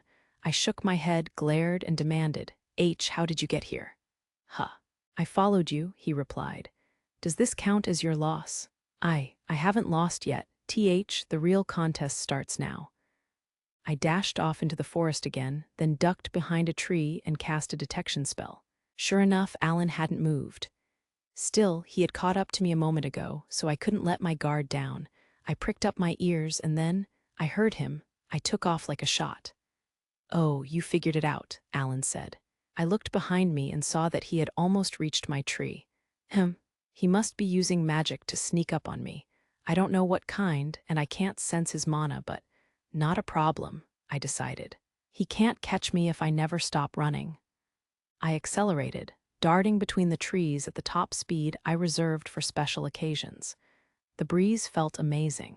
There was no way he could catch me Suddenly, the ground gave way beneath me. I yelped as I flew forward and tumbled down a slope.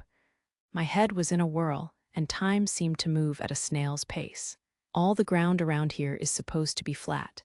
Did I fall through a gap in the barrier? At last, I caught on a tree and came to a stop. I was covered in mud from head to toe, and every bit of me ached. Ow, I moaned. It hurts. I steadied myself on the tree and tried to stand up, but then squealed and sank back down when pain shot through my right leg. I remembered that I hadn't learned healing magic yet. Tears welled up in my eyes, and the world around me looked gloomy. Big brother, I sobbed. It hurts. It hurts. Help, big brother, big brotherer. But cry as I might, there was no way that he would come to my rescue. I was outside the barrier, and the barrier was strong. I had never heard of a kid slipping through it like this. And then there was the slope. It was really steep, I saw as I looked up, still sobbing. I couldn't sense any mana from inside the barrier either. It was many layers thick to keep any monsters from coming close. Alan didn't have nearly enough mana to find me, let alone break through. Karen, my eyes widened. My big brother was standing at the top of the slope. Even now, that moment is still. So, what happened then? Kaya demanded, leaning forward over the table. I mean, see, can you even touch the barrier out there? It's crazy strong. I've never heard of anything like that. That must have really hurt, Karen, Coco added, looking equally anxious. That's the end of the story, I said. Alan found me and took me home, and we lived happily ever after. It turned out that there was a tiny breach in the barrier, although I don't know what caused it. What? My friends responded in unison. Alan had looked so cool back then. He'd been sweaty, and his hair had been full of leaves and twigs, but he had looked really, truly dashing. I still saw that moment in my dreams now and then, and it always made me hug my dorm room pillow. I couldn't tell Kaya and Coco that Alan and I had linked mana for the first time back then. And I didn't really need to mention that we had started practicing magic together every darkness day after. I carried Karen home on my back. A cheerful voice from the hallway added, as its owner poked his head through the door. You should have seen her sulk when I explained that I'd been using magic to fool her tracking and then tracing it back to her. Alan, don't tell them that, I yelled, breaking my personal speed record in my race to cover his mouth. Those memories are supposed to stay between us. Alan tapped my arms, so I reluctantly lowered them. Hi there, Kaya Coco, he said. My, how you've grown. Hello, Alan, my friends responded as they sat up straight and started fidgeting. Don't suddenly start pretending you two are well-behaved, I shouted. And you too, Alan, don't just... A soft pat on the head from my brother cut my words short. He tousled my hair a little roughly, and all my anger and annoyance ceased to matter as I twitched my ears and wagged my tail in spite of myself. Whoa, wow, Karen, you look so happy. Hearing these cries from Kaya and Coco made me quiver with shame. But just when I was about to lose my temper, I noticed a change come over my brother. Alan, what's wrong? I asked. Wait a moment, he replied and stepped out into the inner courtyard, looking up. We hurried after him and stared at the sky. A wild griffin was flying overhead. Wow, it's really soaring, Kaya said, straining her eyes. How did you pick up on it, Alan? Coco squinted too. I can't make out any H-ha. Is it just me, or is something F falling? A small object left the griffin's back and plummeted toward us. When I looked closely, I could see that it was frantically flapping its wings to slow its descent. That hospital visit was quite a surprise, too, Alan murmured. Then he clenched his right hand, simultaneously casting wind and levitation spells. At once, the object's fall began to stabilize. I gradually got a clearer view of the thing. It was a ball of beautiful azure and emerald fur with tiny wings, the sea-green griffin chick that we'd met the other day. The baby creature fluttered gently down into Alan's arms where it began happily cooing. My friends gave me stunned looks. "You're kidding," Kaya exclaimed. "I thought wild sea-green griffins didn't like people." "Karen," Coco chimed in, "we learned that they've got tons of mana, and people barely even register to them." "There are friendly griffins, too," I argued. "Like this little one." The chick was purring away in Alan's arms while he stroked its head and smiled. My friends blushed, much to my annoyance. "So, Alan, what are you going to do with it?" Kaya asked. "I don't think a sea-green griffin would land in the middle of town," Coco added. "I'll return it to its parent," Alan replied. "It looks worried up there, so we'd better hurry." The adult griffin was circling overhead. Still, returning the chick would be easier said than done. All of a sudden, a loud, sing-song cry came from the entrance. "Alan, Karen, I'm home." Our mom was back from her errand. "Welcome home, Mom. We're in the courtyard," Alan called back. Then he turned to us. "Oh, I know. Do you three have any plans after this?" "Not really," I replied, confused. Kaya and Coco cheerfully echoed my response. "I see. In that case, hey." The chick clambered up Alan's shoulder and onto his head. "What should I do?" "This is so adorable that it makes me want a video orb right now, but our family can't afford fancy gadgets like an orb popped up beside me as my mom cried." "Oh, Alan, that's perfect." "Kaya, Coco, it's so lovely to see you." Her eyes were sparkling as she recorded. "Did Anna leave that orb with her?" The griffin chick fluttered its wings in delight while Alan grumbled, "What a handful you are." "Mom, this little one is lost. Karen, her friends, and I are going to help it home." "Oh, my, how awful," our mom exclaimed. "I think Nathan will be home by dinner time, so try to make it back before then. He always takes his sweet time when he finds an old magic gizmo to tinker with." "You, Alan." How exactly are we going to return that chick?" my friends asked, making a point to raise their hands. "If its mother won't alight here, then we'll just have to leave the city," he answered, smiling as he returned the chick to his arms. "We can take Dag's gondola." "When you say Dag, do you mean the former Otter Clan deputy chieftain?" Kaya and Coco asked in surprise. "That's right, he's the best gondolier in the city. I'll go fetch my jacket." With that, Alan vanished into his room. Kaya and Coco turned to face me and exclaimed, "Alan's incredible." Hearing them compliment my brother put me in a good mood. My mom smiled too, still holding her orb at the ready. "Now, let's get going," Alan said once he returned wearing his jacket. "We'll need to hurry a bit if we want to be home in time for dinner." We made straight for the docks, swiftly traversing the roofs of houses with the aid of botanical and perception-blocking magic. While we were up high, Alan carried Coco, and I held on to Kaya. "Coco, that's kind of playing dirty." Once we boarded the gondola, we got a taste of Dag's best rowing. The griffin chick loved it, but this time Kaya clung to Alan and Coco to me. "Kaya, that's not exactly fair either." Once we were outside the city limits, we were finally able to return the chick to its mother. Her beauty made a big impression on my friends, who had never seen a griffin land at such close quarters. Both mother and child shook themselves in a show of gratitude. Then the mother sea-green griffin flew a few circles above our heads before soaring off with her child on her back. In the gondola on our way home, my friends whispered to me, "Alan really is the coolest." Of course he is. After all, he's my one and only brother in the whole wide world. Chapter 2, Tina and Ellie are running late, I remarked. According to Mr. Allen's letter, they're traveling with the professor, so I'm sure they'll be fine. Still, do you think that they could have gotten mixed up in some kind of trouble? Afternoon summer sunshine streamed in through the glass windows, illuminating the interior of Central Station in the northern capital. The station was bustling with people coming and going, perhaps because it was Fire Day, the start of a new week. I was waiting for the train carrying both my younger sister, Tina Howard, and her personal maid and friend since childhood, Ellie Walker. But its scheduled arrival time had already come and gone. "Lady Stella, may I suggest that the train is merely running late?" came a calm suggestion from behind me. I turned to see a tall, blond, earnest-looking young man in a butler's livery, adjusting his monocle. "You're probably right," I said. "Thank you, Roland." "Think nothing of it," he immediately and dispassionately replied. This was Roland Walker.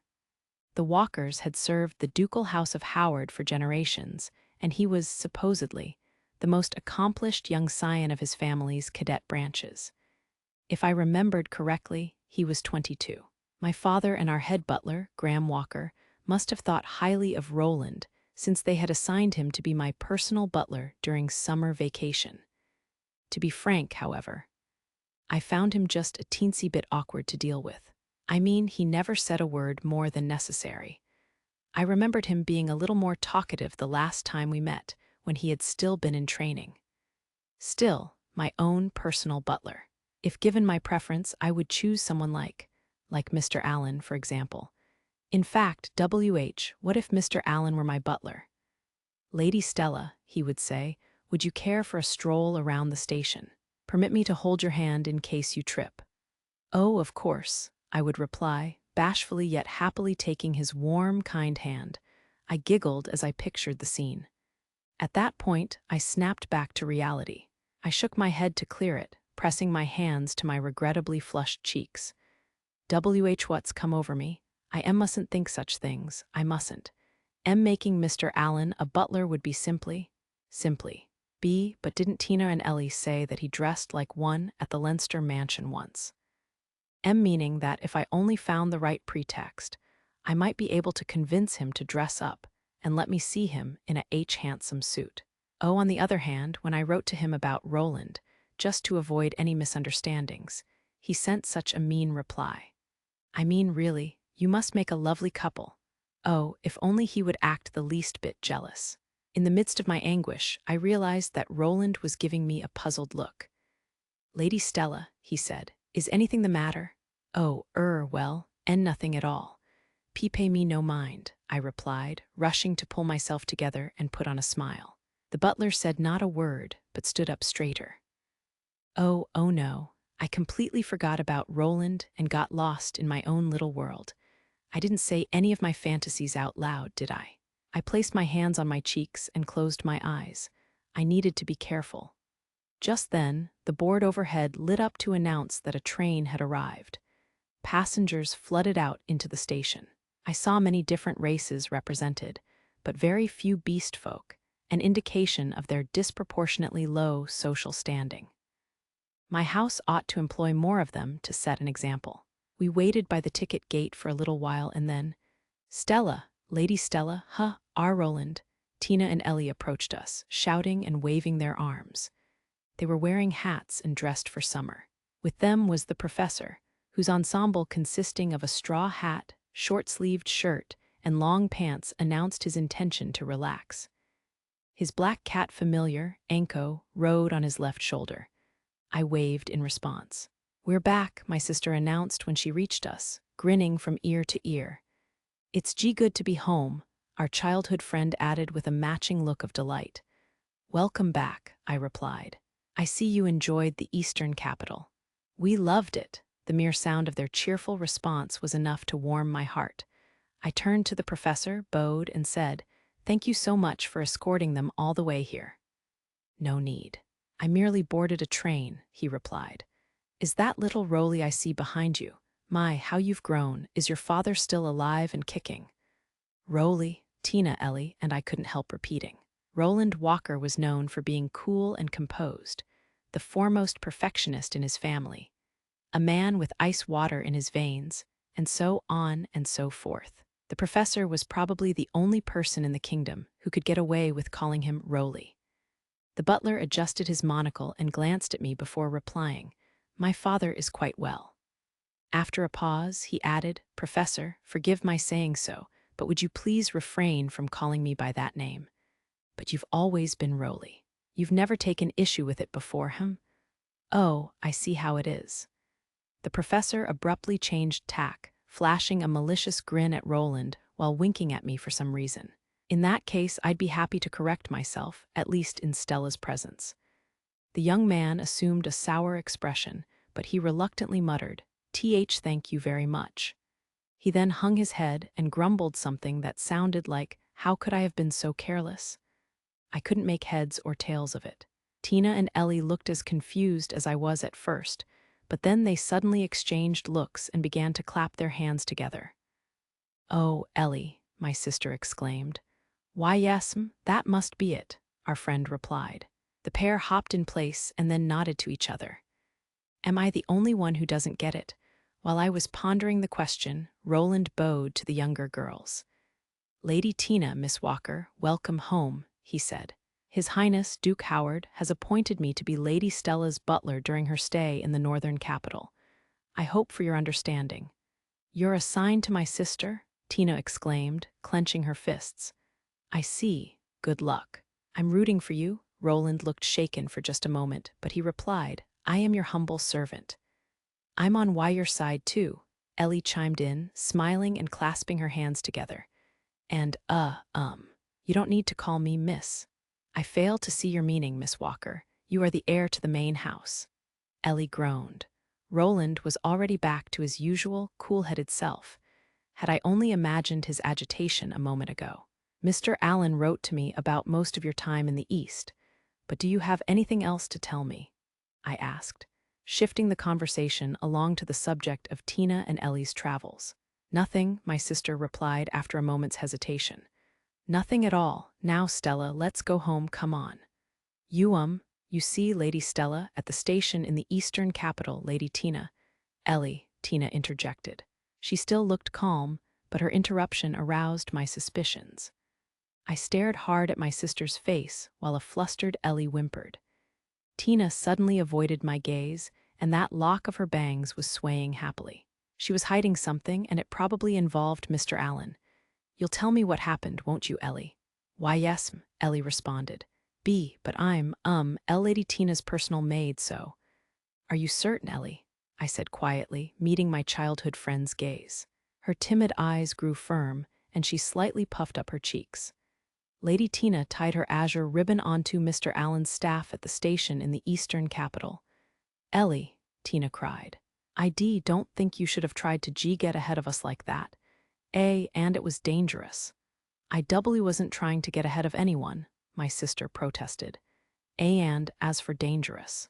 Well, it was, but while they argued, I pictured Tina tying her ribbon around Mr. Allen's staff. It wasn't fair. I wished that I could have done the same thing, but I was their big sister, and I thought I knew what Mr. Allen would have done. No fighting, you two, I said, lightly pressing an index finger to each girl's forehead. Tina, getting a head start on us like that wasn't playing fair. Ellie, let's demand extra attention to make up for it once we're back in the royal capital. All right, why yes, Ellie responded. But, my sister groaned, looking dejected. I stroked her soft hair. Don't look so down, what else happened? Well, oh, that's right. I have something to give you. Tina looked a little vexed as she proffered me an envelope. It was the same type used for ordinary Griffin mail, except for the spell formula inscribed on its reverse side. I felt my heartbeat speed up as I took it. What's this? I asked, although I knew the answer.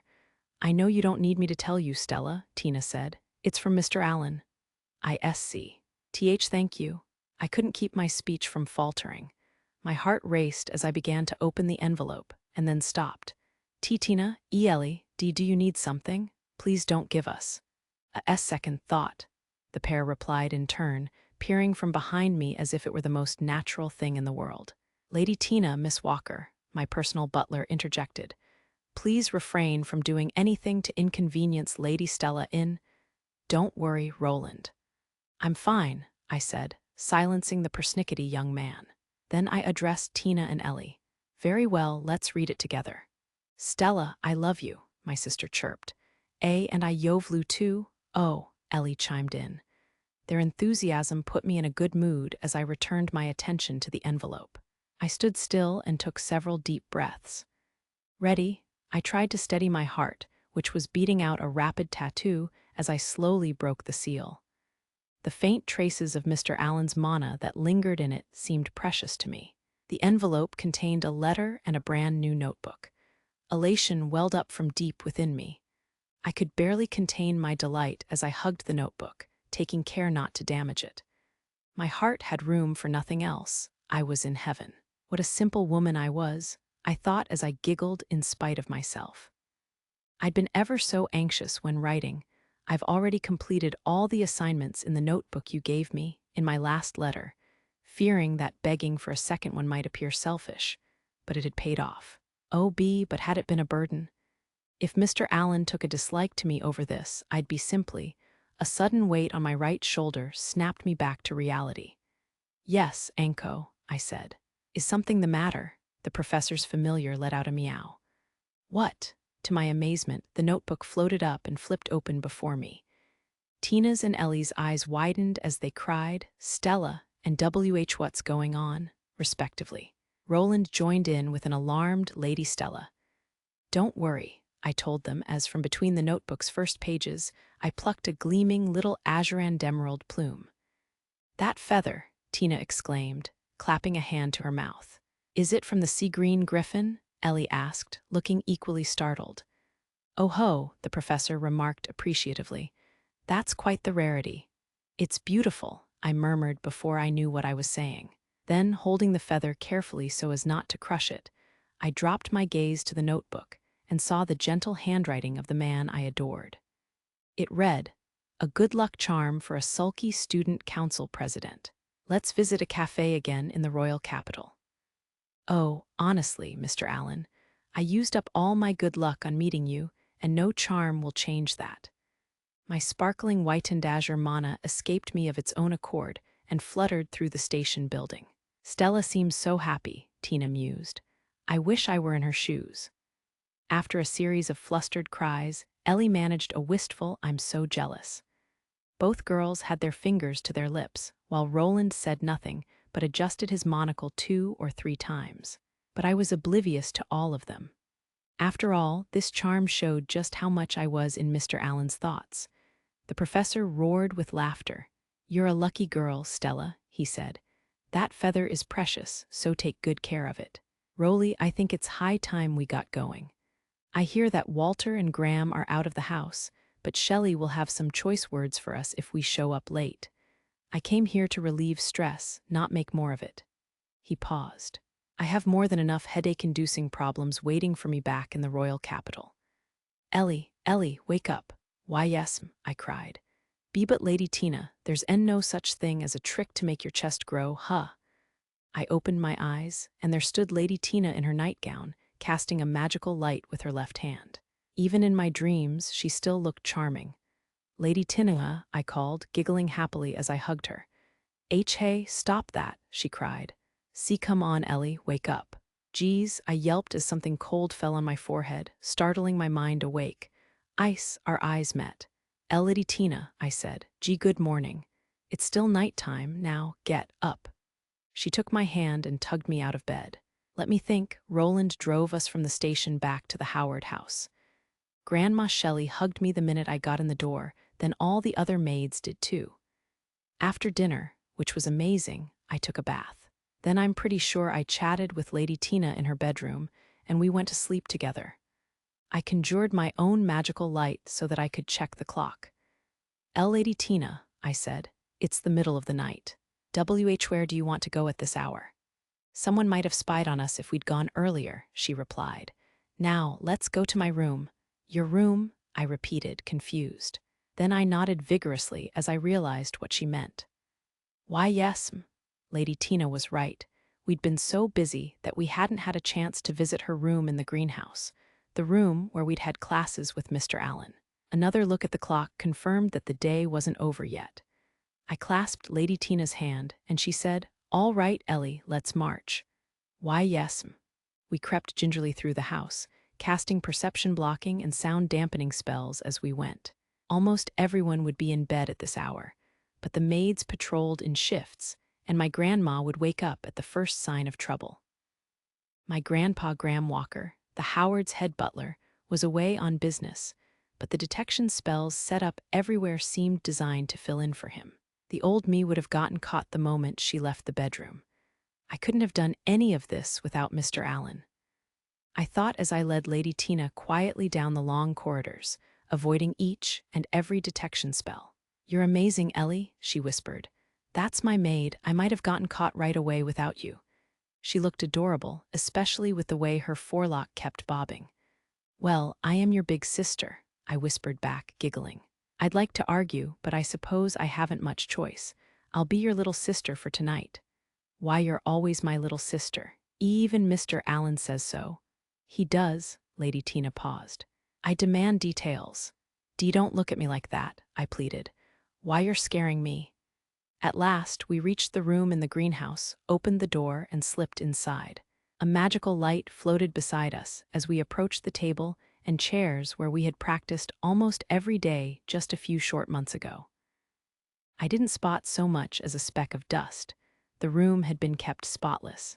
Lady Tina sat down in her chair, and I did the same in mine. The familiar feeling made me smile in spite of myself. "Can you believe it, Ellie?" Lady Tina murmured, running her fingers over the table. "Last summer, I still spent all my time cooped up in here, reading books or tending and studying the plants." The silent curtain of night swallowed her words, all because I couldn't do magic. "Yes," I responded after a long pause. Lady Tina had always seemed heartbroken back then. She had worked so hard, but she'd got nothing to show for it. And look at me now. I'm the head of our class at the Royal Academy, and I can cast all kinds of spells, even my house's supreme spell, Blizzard Wolf," she continued. "I even made friends with Lynn. What would my past self call that, do you think? A fairy tale, a dream, or magic, Lady Tina?" Sometimes I still find myself wondering if this is all a dream. I think that maybe I'll wake up in the morning and realize that I've never even met Mr. Allen. Lady Tina looked at me nervously. Her gaze was wavering. "It's all right," I said, standing up and gently taking her hands. I was certain that Mr. Allen would have done the same. "This isn't a dream or a fairy tale. Mr. Allen would tell you so too, but I know how you feel because I feel the same way." "You too, Ellie?" Lady Tina asked slowly. "Yes," I nodded. "Before I met Mr. Allen, I was anxious all the time. I knew that I was the heir to the Walker name, but it didn't feel real. I honestly worried whether a Butterfingers like me had any business being your maid. But I think that I've managed to grow a lot, or at least a little, since back then." "Don't be silly, Ellie," Lady Tina exclaimed. "You're the only one for me. I'm proud to have you as my personal maid." "Thank you so much. But sometimes when I wake up in the morning, I wonder too," I replied. "Maybe it was all a dream and there's no Mr. Allen and I'm still my old useless self." At that, Lady Tina burst out laughing, and when she said, "I guess we think alike," I couldn't help but join her. "You know, Ellie," Lady Tina murmured a while later, shaking as she took my hand, "remembering what happened to Mr. Allen in the Eastern capital frightens me. He would never have gotten hurt like that if I'd been able to keep the girl inside me under control. Do you think he's secretly disappointed in me? If he held it against me, don't know what I'd." As my lady gave voice to her sadness and worries, I squeezed her little hand and cried, "He would never. Mr. Allen could never hate you, Lady Tina." My lady's forelock drooped. "I wanted to stay behind in the Eastern capital," she confessed. "It's my fault that Mr. Allen got hurt, so I wanted to help him any way I could." "Lady Tina," I said, "I feel the same way. I want to help Mr. Allen too, so we need to work much, much, much harder than we have been." My lady took a moment to respond. "Yes, you're right, we need to work hard. Thank you, Ellie, I almost lost heart. We've been with Mr. Allen all the time for months now, so maybe I'm feeling nervous because he's not here." "And me too. We've only been apart for 2 days, but I'm already missing his voice and the way he hats my peed." "Oh," we looked at each other and smiled. "Tina, Ellie," a calm voice interjected, "I hope you realize that I haven't seen him in even longer." Startled, we both turned to look at the door. There stood Lady Stella, dressed in her pajamas and a cape. Neither of us had noticed her arrival. She wore a gentle expression and held a notebook in her hands. She entered the room, seated herself in the only available chair, Mr. Allen's, and clenched her right hand over her chest. 8 white and azure snowflakes whirled around her. Was she invoking some sort of barrier? I would have loved to take lessons from Mr. Allen here too, she said. You two must know that Shelley will be furious if she catches you sneaking out of your rooms this late at night. That goes for you too, Lady Stella, I protested, groaning. I was only testing out one of Mr. Allen's new spell formulae, she replied. I even managed to slip past Roland, who insists on standing guard outside my room no matter how often I tell him to get some sleep. A new spell from Mr. Allen? Lady Tina repeated, incredulous. And Roland didn't spot you? I added, equally shocked. My grandpa had personally overseen Roland's training. Lady Stella placed her new notebook on the table and flipped it open. We craned our necks to look and saw an anti-detection spell that used light and ice for enhanced silence. The formula was cleanly and meticulously drawn, with a note in Mr. Allen's hand. This is still in the experimental phase, so don't consider it an assignment. Lady Tina marveled at it, while I managed an increbital. Oh, I'm certain I don't need to tell you this, Lady Stella said, but Mr. Allen is much more demanding than he seems. He put several assignments in this book that he knew would seem impossible at first. What a disagreeable fellow. Despite her words, she was beaming, and her forelock was swaying just like Lady Tina's did when she was happy. Stella, Lady Tina said. Lady Stella, you seem awfully excited, I added, finishing my lady's thought. Do I really? She asked. Absolutely, Lady Tina exclaimed. Listen, Stella, if you get any closer to Mr. Allen, he might be even meaner to you. Don't you think you ought to get out while you still can? You may be right, Lady Stella mused. She seemed to be lost in thought. Lady Tina shot me a look that said, Ellie, back me up. Oh, I held my head in my hands. I'm Lady Tina's personal maid, but I love Lady Stella too, so whatever should I do? I heard a chuckle from beside me. Humph, Lady Tina fumed. That was an act, wasn't it, Stella? You were only pretending to care. Lady Stella giggled, grinning like a mischievous little girl. I just know that Mr. Allen would have made fun of you if he were here. Still, I'm certain that you're dearer to him than he can say. Tina, he may be mean, but I want to keep following the magician who cast a spell on me.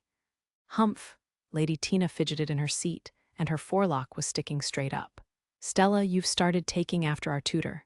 Really? Lady Stella asked. That would make me happy. A beautiful look of heartfelt joy spread across her face. Oh, I feel defeated. Lady Tina looked shaken too, but she rallied and babbled. But I've gone further with Mr. Allen than either of you. At that point, her cheeks flushed slightly, and her forelock began swaying from side to side. This is grounds for grave suspicions.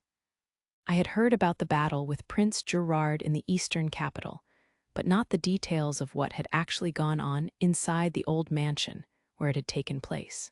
All that Miss Lydia and Lady Tina had told me afterward was, the great spell Miss Frigid Crane, which lived inside Lady Tina, had taken over my lady's body in a rush to help her fellow great spell, Miss Blazing Killen.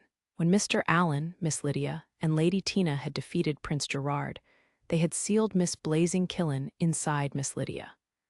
Nothing else. And the professor and headmaster had been opposed to telling us even that much. But Mr. Allen had shut them down with a if you're going to complain after the dust has settled, you should have sorted out the problem yourselves. He was so cool. But that's not what I need to focus on now. Lady Tina made a show of touching her lips. Then she giggled softly. Wind began to whirl around the room. Ellie, I understand how you feel, but keep your mana in check, Lady Stella warned me. I'm certain that it must have been an emergency. Why, yes. I hurriedly reined in the little bit of my mana that I'd let slip out. That's right. Mr. Allen must have had no choice but to, kiss Lady Tina. He did it to link mana with her so that he still never linked mana with me, though. I blushed in spite of myself. Lady Tina swelled with pride and let out a disdainful chuckle. Mr. Allen and I share a firm bond. We've even cast spells together. Yes, I'm certain that you do, Lady Stella said, but you're not alone in that. White and azure mana danced and sparkled around her as she lovingly drew a little azure and emerald plume from her breast pocket. A grunt of vexation escaped Lady Tina as she balled up her fists and rose to the challenge. I'll admit that Mr. Allen gave you a new supreme spell and secret art, a second notebook, and even a sea-green griffin feather. But you haven't beaten me yet. He hasn't given me any of those things. The only things in my assignment notebook were exercises for making my spells quieter, and for using levitation to move people and animals, as well as Mr. Allen's revisions of existing offensive spells. My cheeks puffed up with annoyance.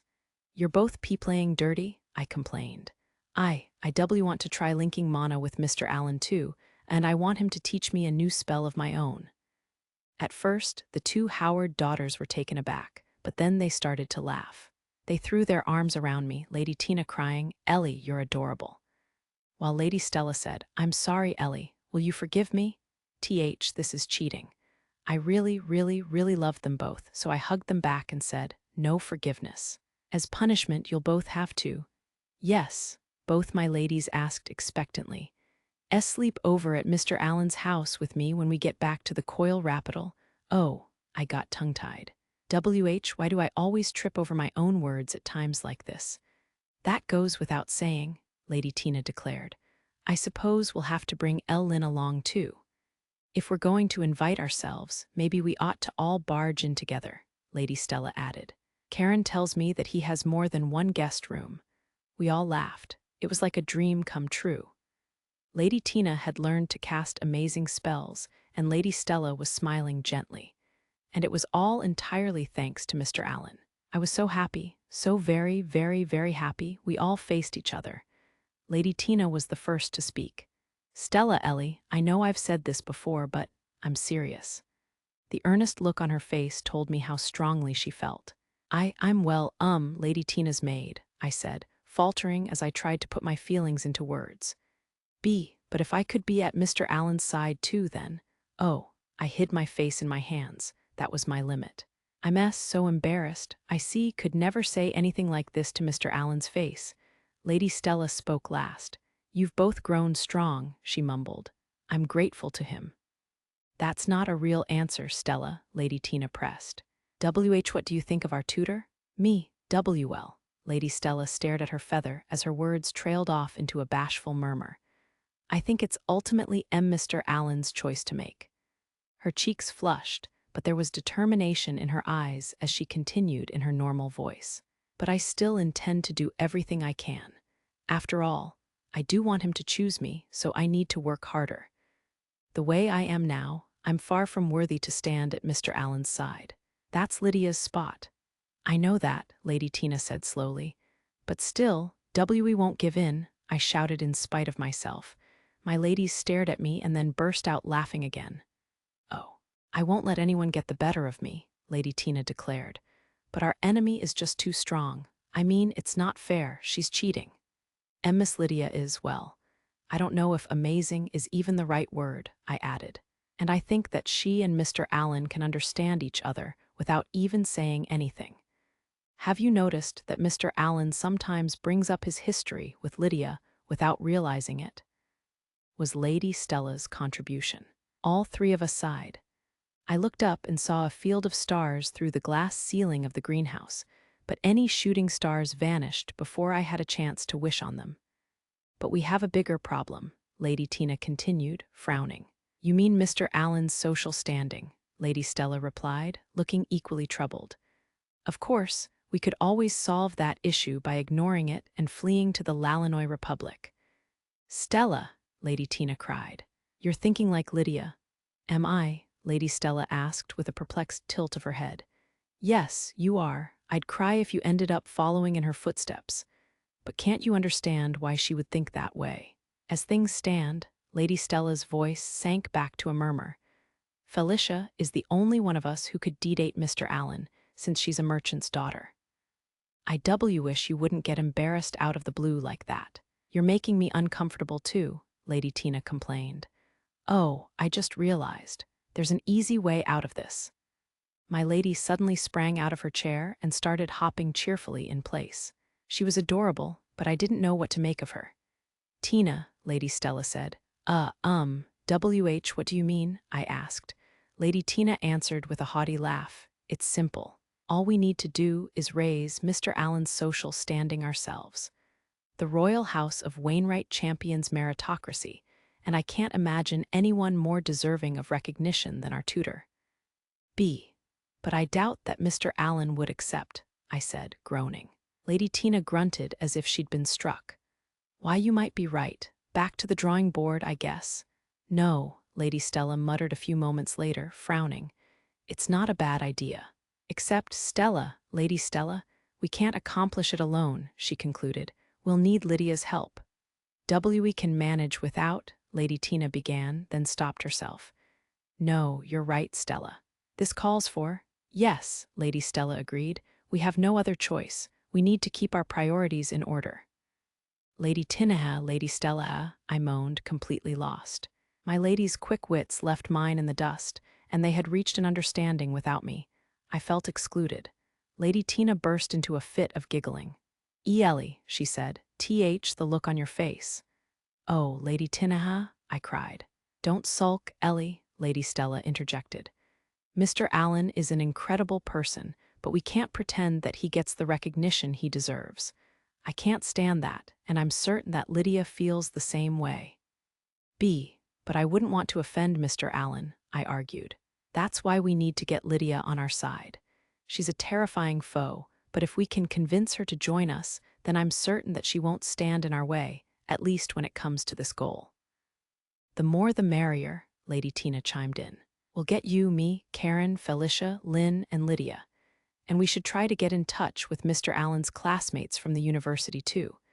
Let's ask the professor about them. I know one of them, Lady Stella replied, nodding. Lord Gil Algren. What? Lady Tina cried eagerly. But that means 3 of the 4 great dukedoms are practically on our side already. Despite my lady's high spirits, I could only babble. Where was my name on that list? You're awful, I'll tell on you to Mr. Allen. My cheeks puffed up larger than they had all night. I wasn't sulking, I was furious. Of course, you'll join us too, won't you, Ellie? Lady Stella asked, placing her hand on my head. Why, yes, I replied, startled. I'll do my very best. Thank you, that's quite reassuring. I giggled. Big Sis Stella's head rubs were my favorite. We'll summon everyone to a council once we're back in the royal capital, Lady Tina announced, throwing out her chest. Let's meet at the cafe with the sky blue roof. Why, yes, I'll let Karen and Felicia know, Lady Stella said. This was so exciting. Just thinking about a secret council in the royal capital with everyone made my heart race. And then, to my dismay, my stomach grumbled. Are you hungry, Ellie? Lady Tina asked. After all you ate at dinner, you'll never become an adult lady if you carry on like, my lady's stomach growled. Instantly, she flushed bright red and pulled her legs up in front of her. What good friends you are. Lady Stella covered her mouth and laughed elegantly at us. Now, I think it's high time we call it a night, but it appears we can't just yet. My lady and I let out puzzled cries as the door swung open. There stood my grandma, the ducal house of Howard's head maid, Shelley Walker. She held a tray covered with a white cloth in her left hand, and she must have been in the middle of making her rounds, because she was wearing her uniform. She was also most definitely enraged. Lady Tina, Lady Stella, I cried, rising to stand between my ladies and my grandma. Please, save yourselves, I'll bold her hack. Oh, I got tongue-tied again. Ellie, Lady Tina said. Lady Stella held her peace. My ladies, what brings you here at this hour? Grandma asked, coming toward us. Ellie, you ought to have stopped them. I'm frightened. Scared witless, Lady Tina and I hugged each other and began babbling excuses. It's not what it looks like, Shelley, you see. Grandma, oh, no excuses, she snapped. My lady and I shrieked, but Lady Stella spoke to my grandma as though nothing were wrong. I invited them, Shelley, she said. Save your temper for me. Stella, Lady Tina cried in shock. I followed almost immediately with a big sis, Stella. As the heir to the dukedom of Howard, your desire to shield your juniors is commendable. However, Grandma set her tray down on the table. I wish you would repose some trust in me and consult me in advance next time, she continued.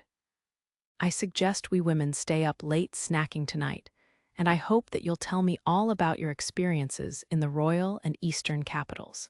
Ellie helped me to set the table. Why, yes, I jumped up before I knew what I was doing. We all get to stay up late. Shelley, Lady Tina cried. She was shocked, but her forelock was swaying back and forth. Lady Stella smiled gently. I'm sure we'll have a lovely time, she said, laughing as she removed the cloth from the tray. Grandma had brought us a porcelain pot of herbal tea, a set of cups, and a small plate of baked treats. After that, the four of us had a midnight tea party. Grandma's story of how she and Grandpa met and got married was thrilling. As she told it, he'd even picked out her dress. That turned the conversation to clothes, and we decided that we'd go shopping in the northern capital the next day. The P-plan was for my ladies, and I to show our new outfits to Mr. Allen in the royal capital. I felt embarrassed, but I also wanted to pick out something cute that would win me lots and lots of compliments. Duke Walter and Grandpa would apparently be coming home from Galwa the next day. I hoped that we'd get a chance to see them before we left for the city. The northern capital, the cornerstone of the region, was divided into 4 large districts, one in each of the 4 cardinal directions. As I watched the cityscape through the car window, I remembered something that my late grandfather, Travis Howard, had told me when I was very young, that the city had been laid out to the same basic plan as the royal capital. What set it apart was its predominance of stone buildings and sloping roofs. "Oh, look, Ellie," Tina cried excitedly from the back seat. "That store is simply packed with people. I wonder what it sells. And those trees along the roadside bear edible fruit. It's delicious when you bite into it plain and just as tasty when made into jam. I don't see many cars on the streets."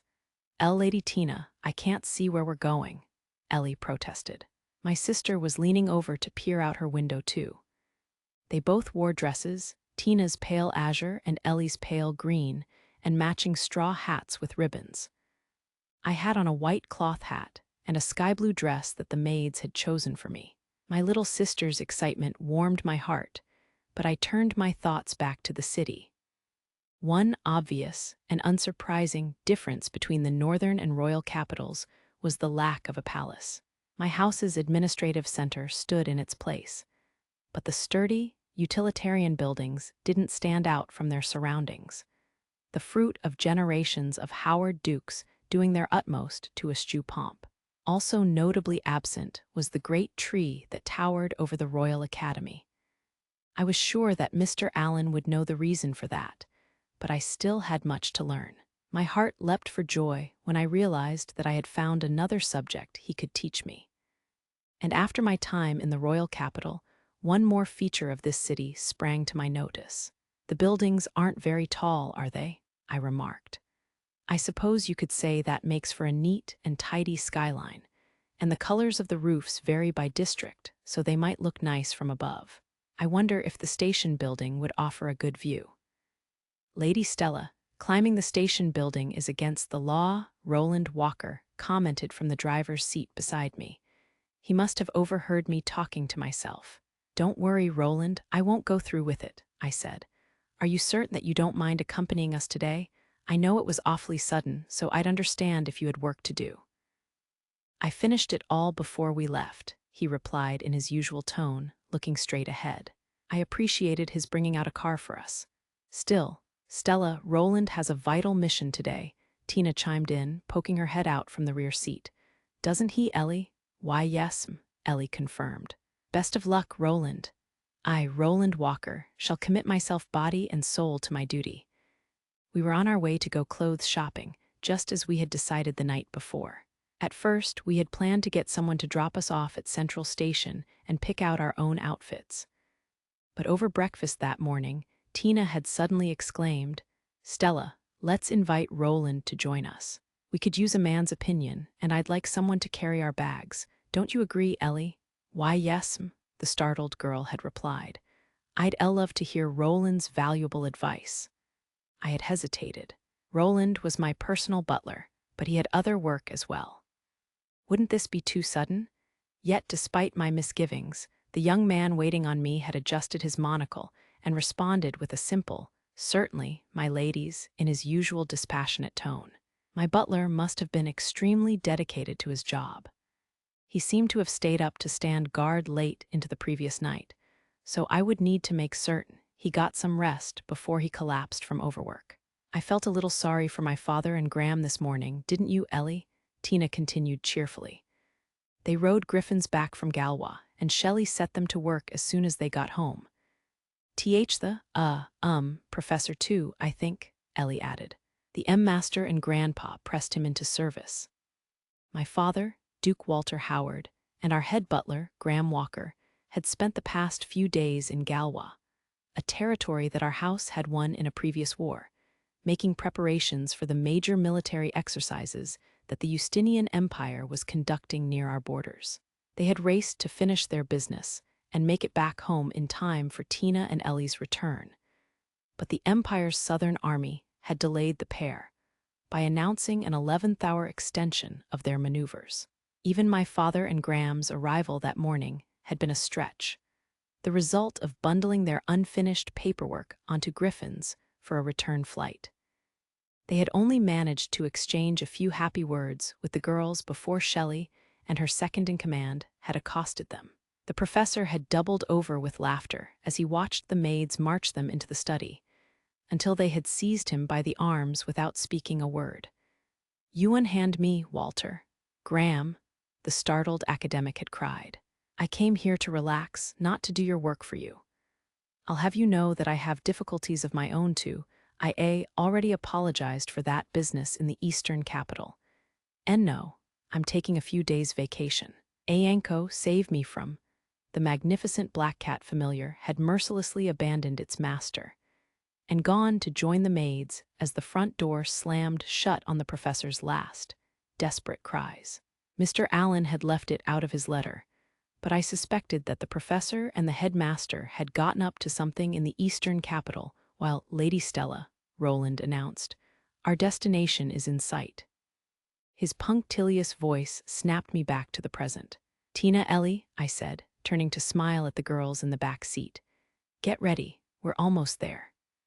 Ethertrout was one of the largest clothing stores in the northern capital, occupying a massive stone edifice that boasted 7 floors above ground and 2 below.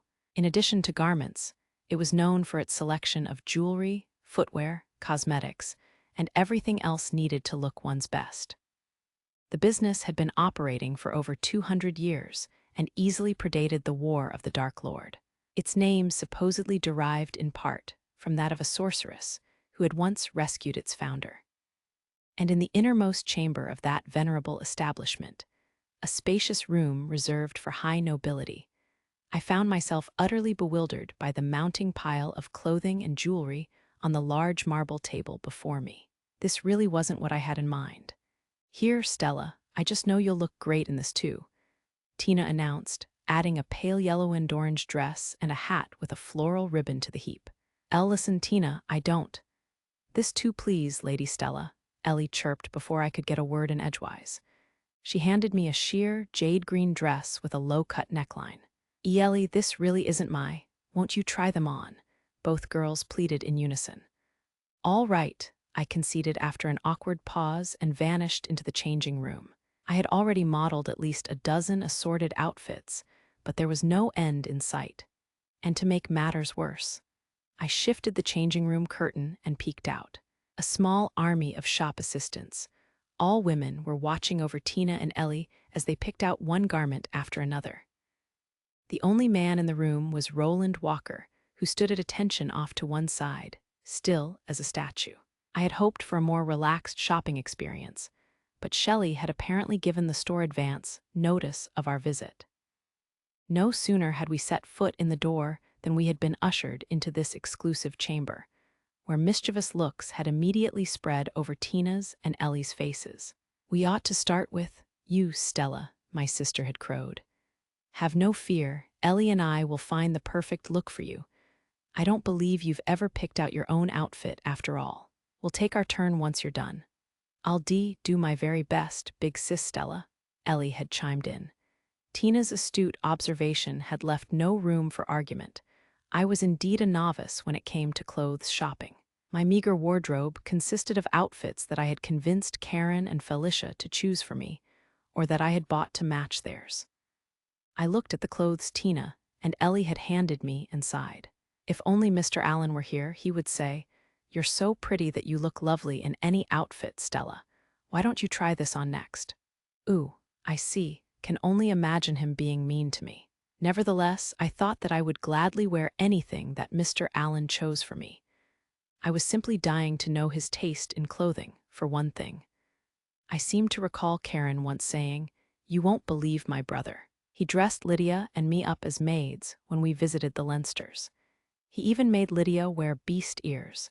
It's my sisterly duty to put my foot down before he turns into some kind of deviant." Perhaps Mr. Allen had a fondness for bestial ears. He had been raised among beast folk, after all. Perhaps I could find such a garment. Tina and Ellie's calls of Stella, and "Are you ready yet?" interrupted my silent reflections. "Wait a moment," I replied. "I'm just changing now." Reality had caught up to me. "Don't worry, Stella," I encouraged the me in the full-length mirror. "You can do this." And with that thought, I started putting on the outfits that my sister and friend had chosen for me. I surveyed myself in the large mirror, wondering if the dress suited me. "Tina, Ellie, I'm dressed," I called, stepping out of the changing room. The pair paused in their search for more garments and rushed over to me, their eyes shining. "Very good," Tina nodded with satisfaction. "These colors look lovely on you, Stella." "Oh, wow, you look simply stunning, Lady Stella." Ellie smiled and pressed her hands together. "Why you think so?" I asked. Do you suppose that Mr. Allen would like it?" "Of course," they immediately chirped in unison. My butler took a moment to adjust his monocle and then asked, "Mr. Allen?" The female sales assistants were giving me positive looks as well. Overcome with embarrassment, I lowered the brim of my cloth hat. I had chosen to try on Tina's yellow and orange dress first. "Look, Roland, what do you think?" Tina demanded. Ellie followed up with a "Please give us your opinion, Roland." The young butler glanced at me from his post in the corner, then swiftly looked away and replied, "I believe that the outfit quite, becomes you." Being told that everything I tried on became me was a little bewildering in its own right. I wouldn't want Roland to stare at me too intently, but I was hoping for more useful feedback. Lady Stella, please try on the one I picked next," Ellie begged adorably. "I haven't forgotten," I reassured her. "But first, Roland." "Yes, my lady," the butler promptly replied. "All you ever say about my clothes is that they become me. You're the only man here, so I wish that you'd be more specific." "Lady Stella, you look positively." Just when Roland seemed about to give a longer response for once, his words faltered and trailed off. And was that discomfort I saw in his eyes? I waited for the tall butler to continue, but his silence persisted. At last I said, "Roland, are you not feeling well by any? Oh, how silly of me. I'm so sorry. Feel free to sit down."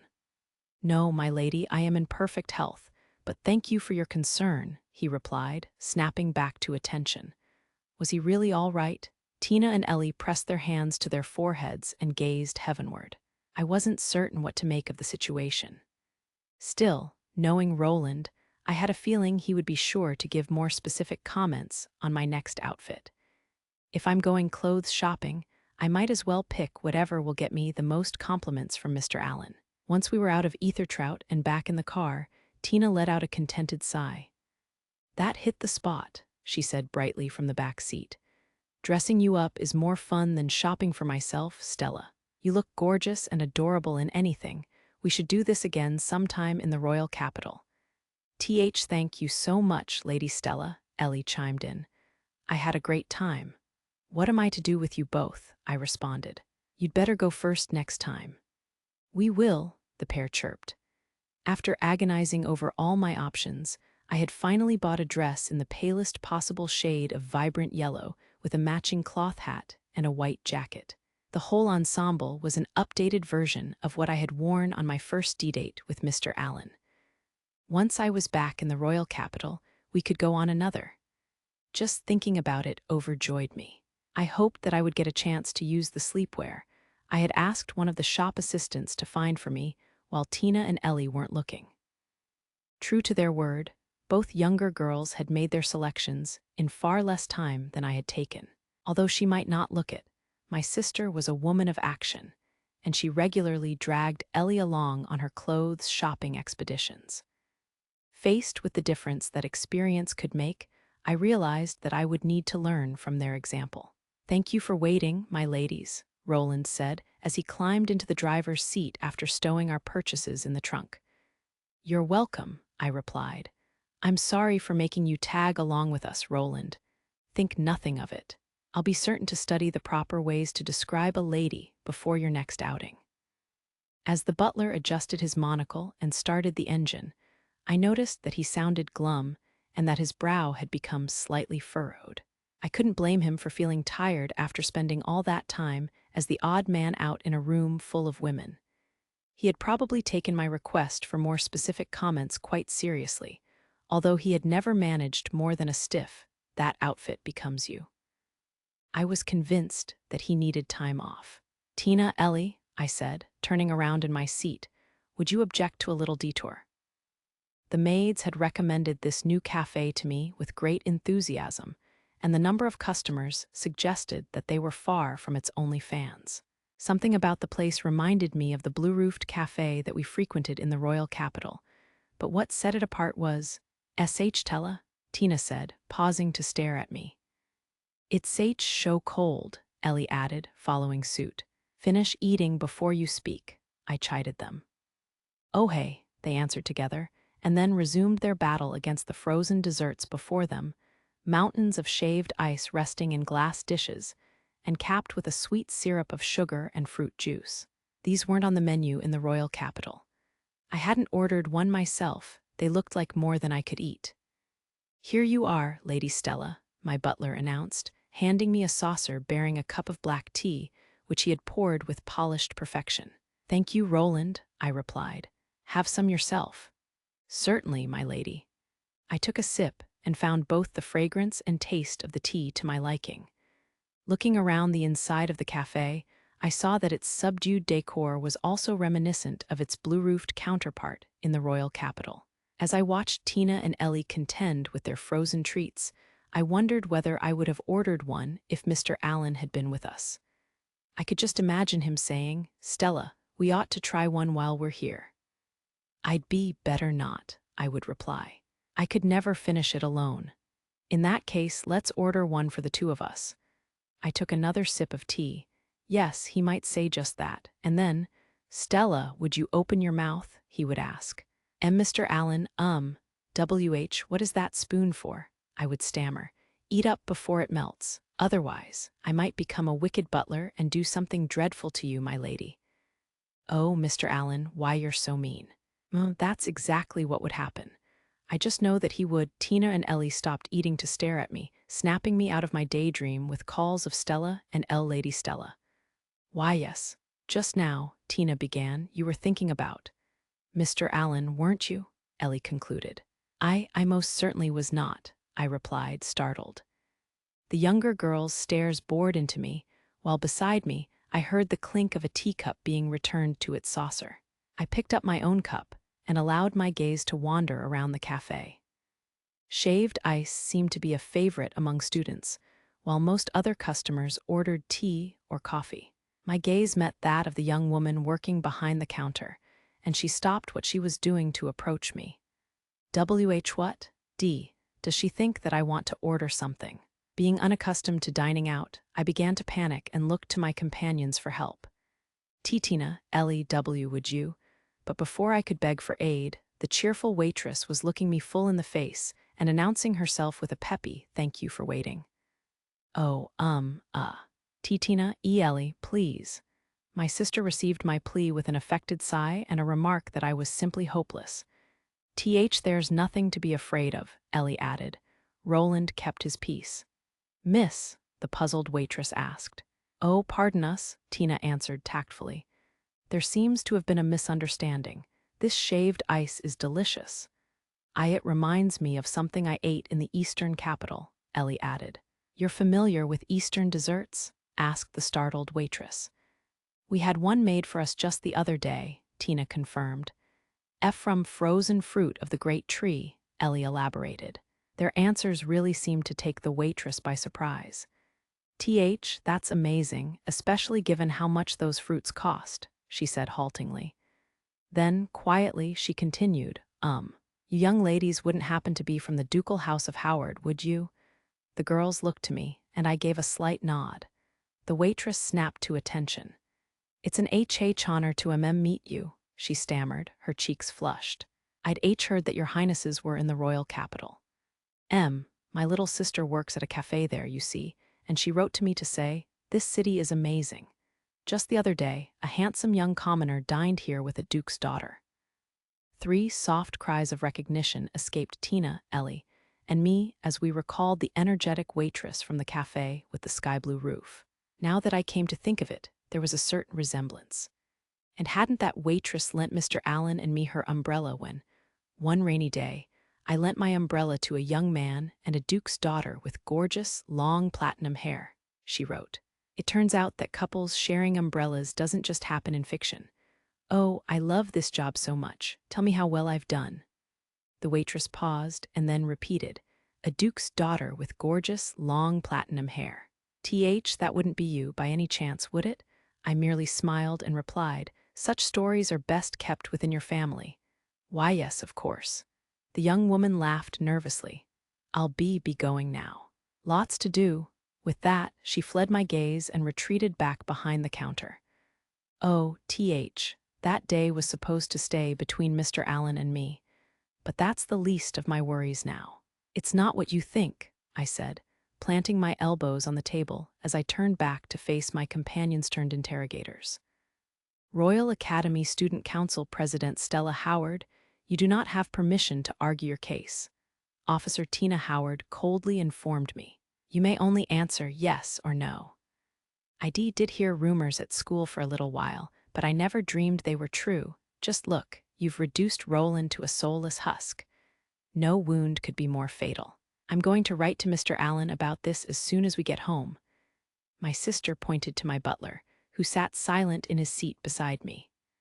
Roland Walker was frozen in place with both eyes closed and one hand on his monocle. His face was deathly pale and his brow deeply furrowed as he murmured something about unforeseen circumstances.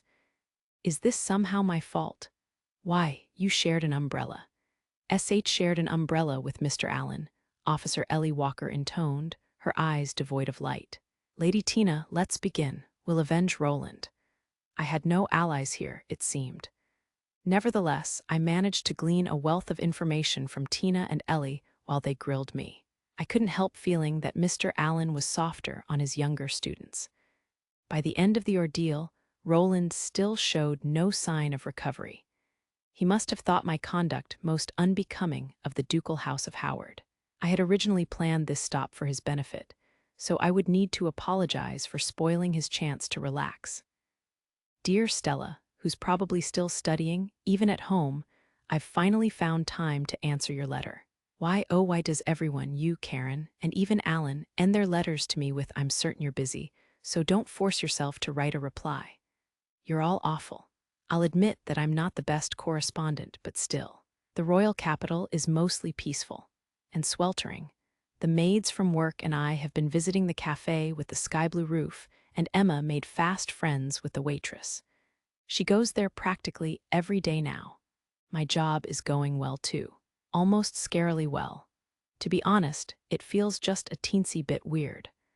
I knew that I was no match for you and Karen, but I still enjoyed spellcasting and academics.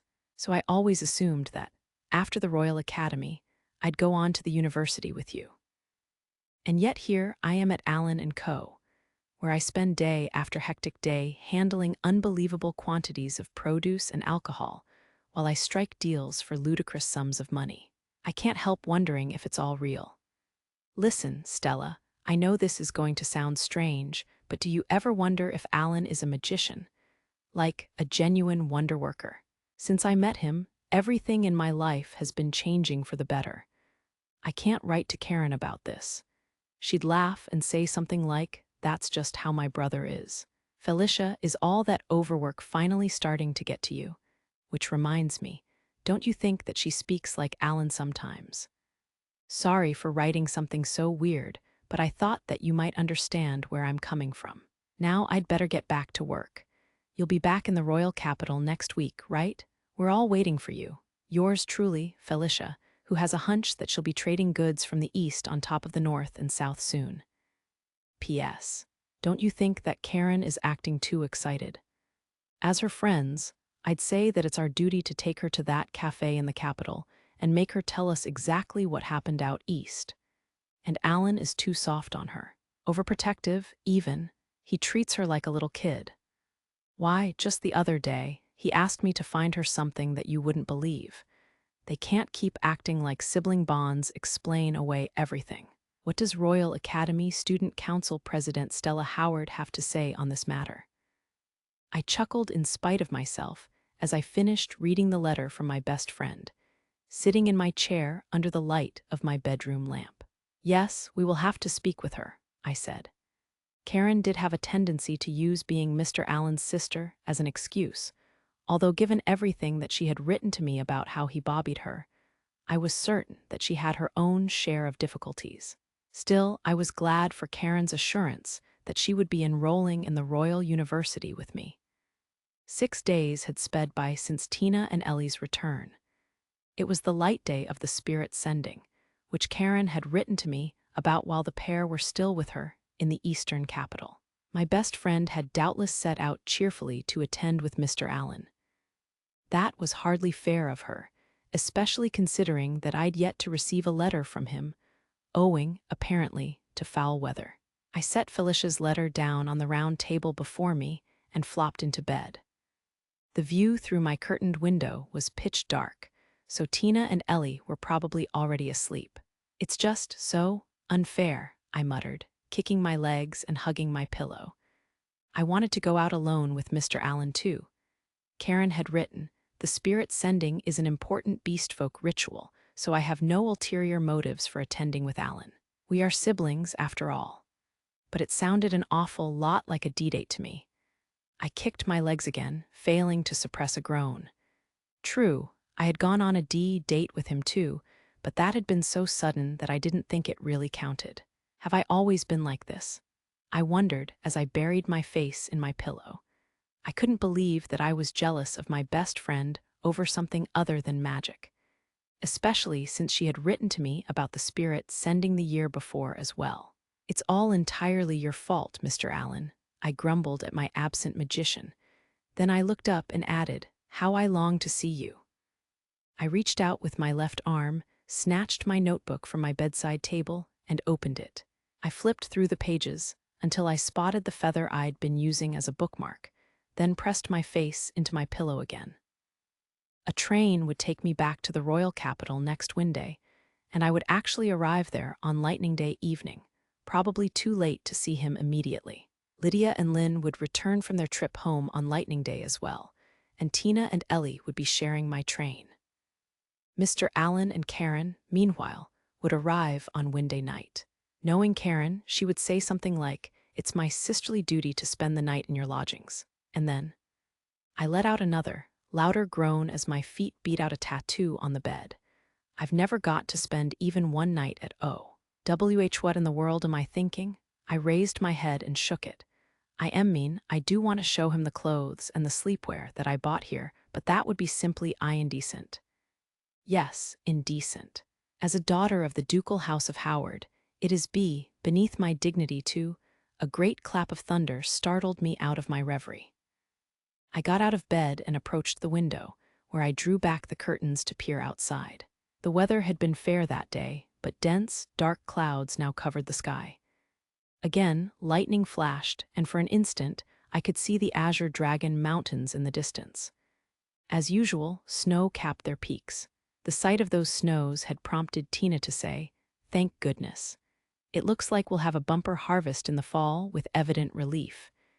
She was so clever and so kind, as was Ellie, who had been happily watching her. I finally felt calm. I would see Mr. Allen soon enough, so I had nothing to worry about, nothing whatsoever. I would just get a little more work in before I heard a soft knock.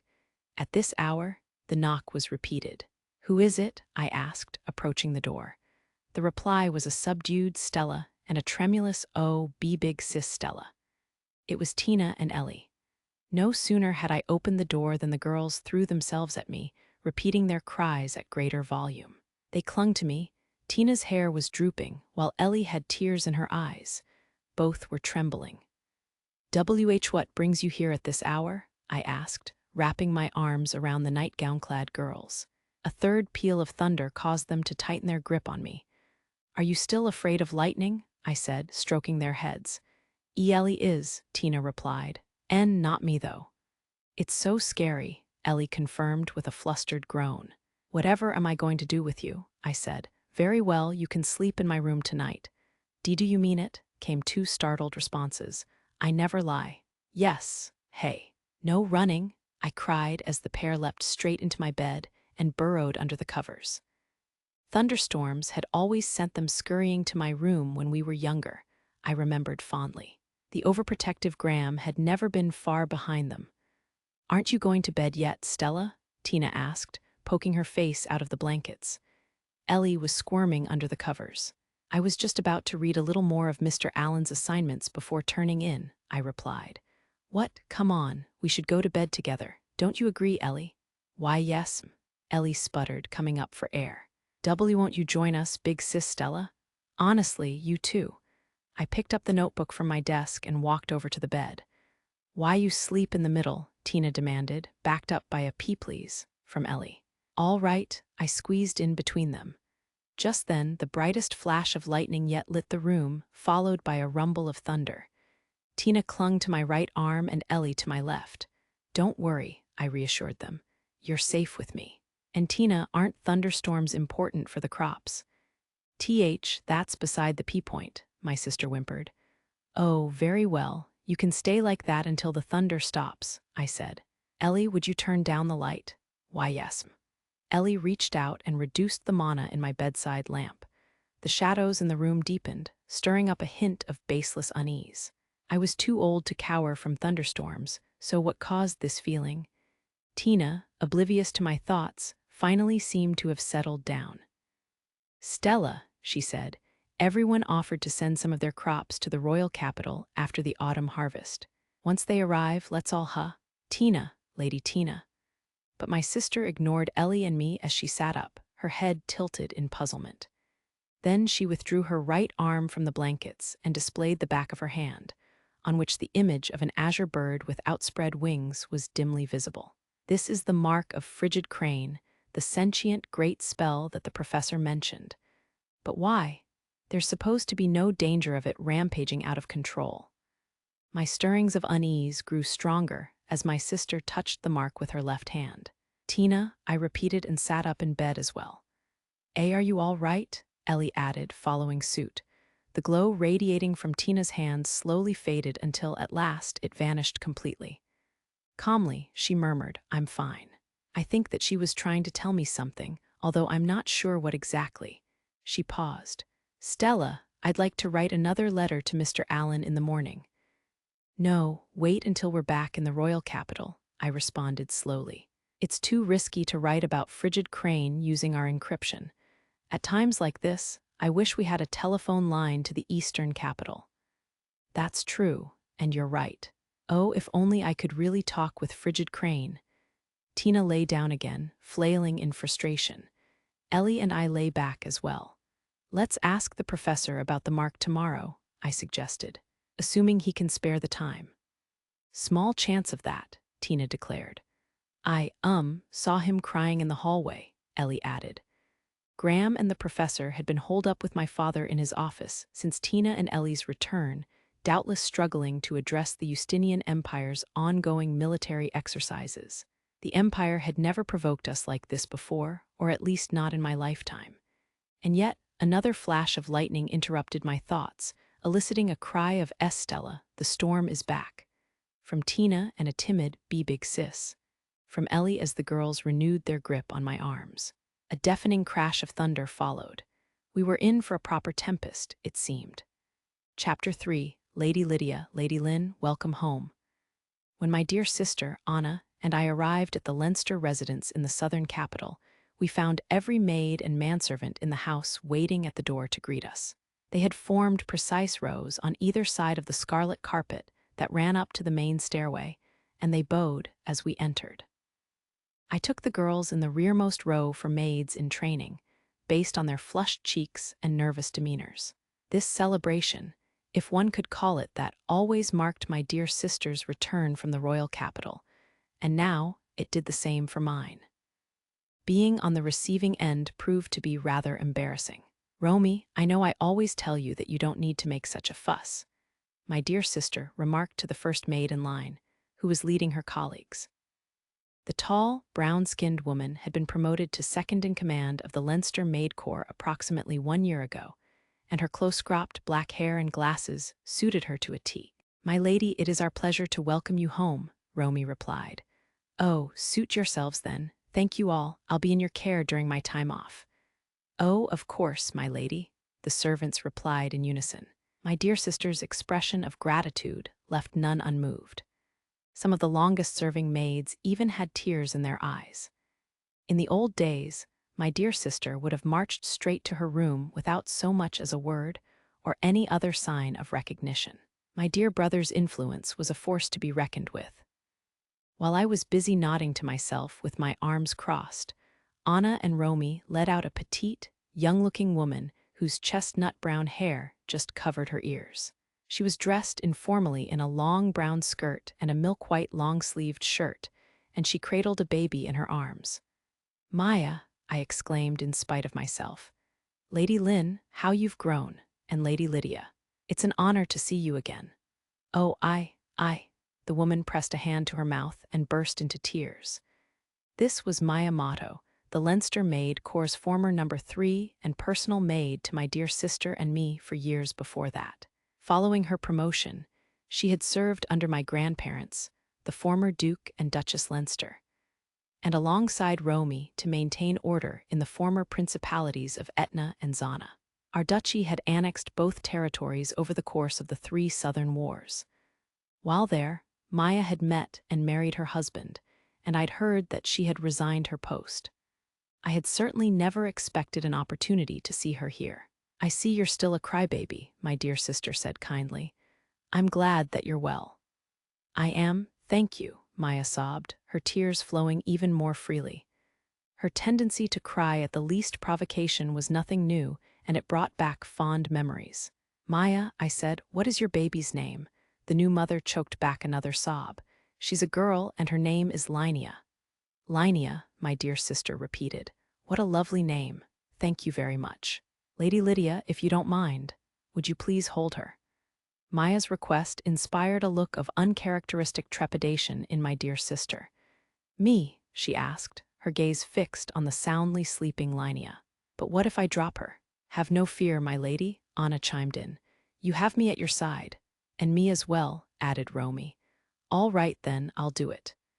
My dear sister hesitantly took Linnea in her arms and prodded the uncomplaining infant's cheek with a slender finger.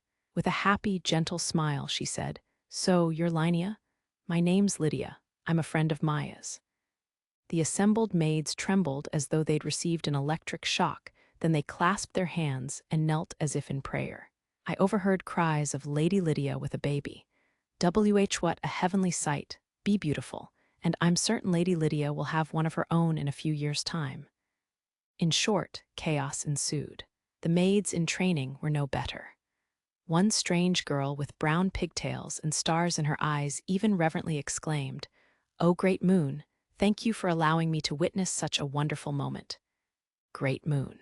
Maya herself succumbed to emotion and wailed, "Oh, Lady Lydia, you've grown into such a beautiful young woman. I've never been so happy." "Come on, don't cry," my dear sister said, carefully returning Linnea. "You're a mother now, remember. Do you want your little girl to laugh at you?" "No, I'm so—" Maya let out a sob, "sorry." "Oh, you're hopeless." My dear sister took out a pristine white handkerchief and wiped Maya's tears. Then she bent her knees and stroked Linnea's little head as she continued, "If you ever feel like being a maid again, you're welcome anytime. The Leinsters will always have a place for Maya Motto, but keep your priorities straight. My honored mother said that she wants you to give the little one all the love you can and more, so put Linnea first for now.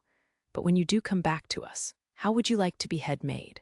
This last remark elicited a baffled what from Maya and a smiling my lady from Anna, while the current second-in-command announced, I, Romy, am determined to be the next head maid. A hint of tension pervaded the gathering. But you're too fond of mischief, Anna. And Romy, I hear you went on a rampage in Etna and Zana, my dear sister said, looking wicked. It strikes me that promoting Maya would be the best way to ensure my future peace of mind. Lady Lydia, Maya stammered, I'm not worthy. My mischief is trifling, Anna protested, and due wholly to my abiding love for you, my lady. My devotion runs deep, deeper than the deepest depths of the water dragon sea. And to think that my affections have been lost on you. Oh, it brings tears to my eyes. My lady, Romy joined in. I admit to a bit of rampaging, but with good reason. And what do you mean about your future? Oh, are you referring to your married life with Mr. A? Loose lips sink ships, Romy, my dear sister said, quickly clamping her hand over the maid's mouth. Then all four women looked at each other and started giggling.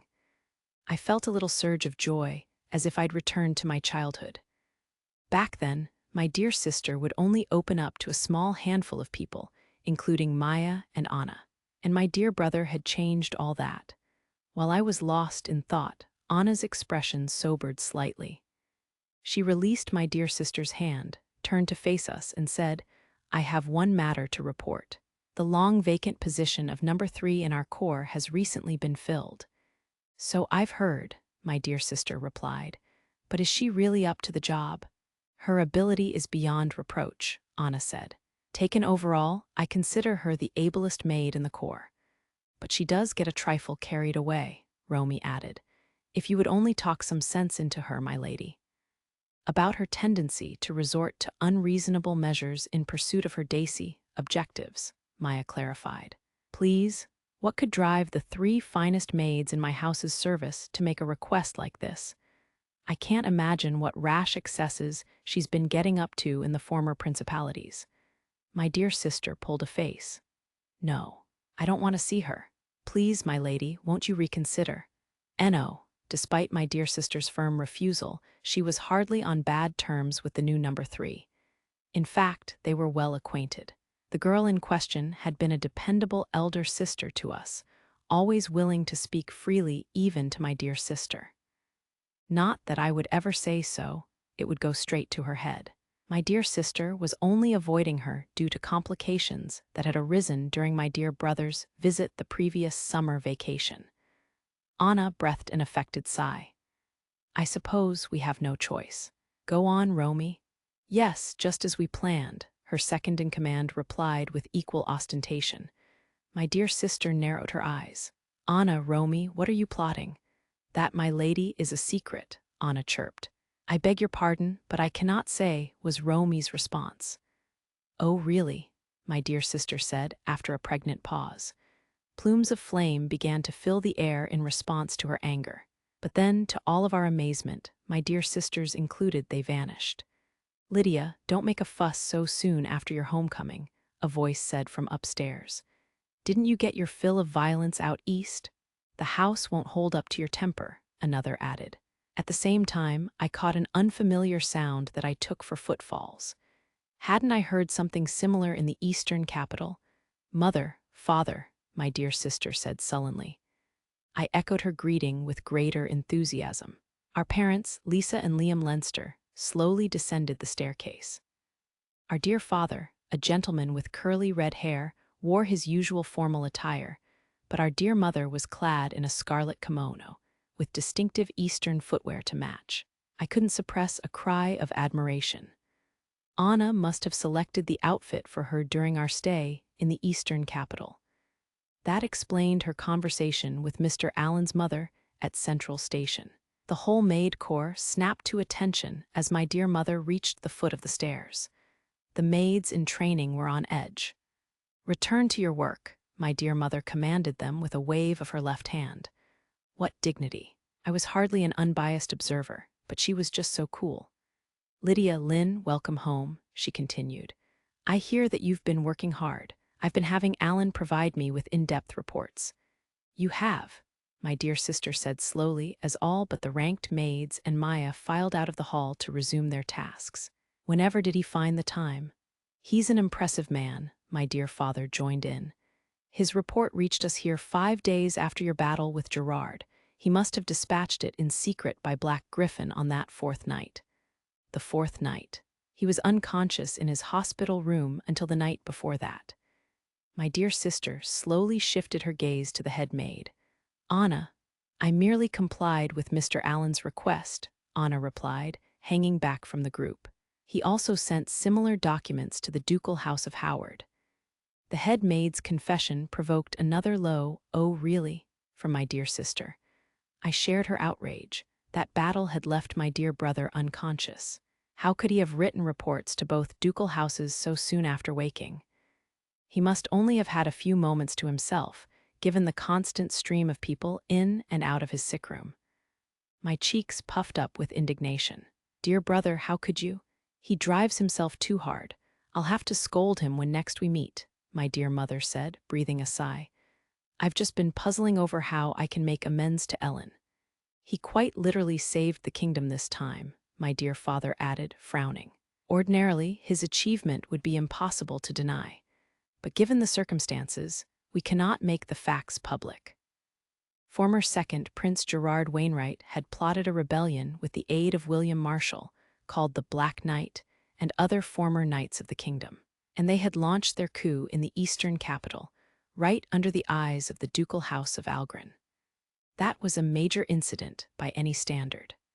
I had been unable to join in the battle myself, and although my dear brother was not forthcoming, he reported that the rebels had been well armed. It was only natural to assume that they had powerful backers. And my dear sister now housed the great spell-blazing Killen, while its fellow, frigid Crane, lived within Tina. Historically, great spells were known to have leveled cities in a single blow. We could not allow such destructive magic to inhabit them unchecked. Even the professor and his fellows wrote that word of this matter should be suppressed to the greatest extent possible, and that the great spells pose no threat for the present, my dear father continued.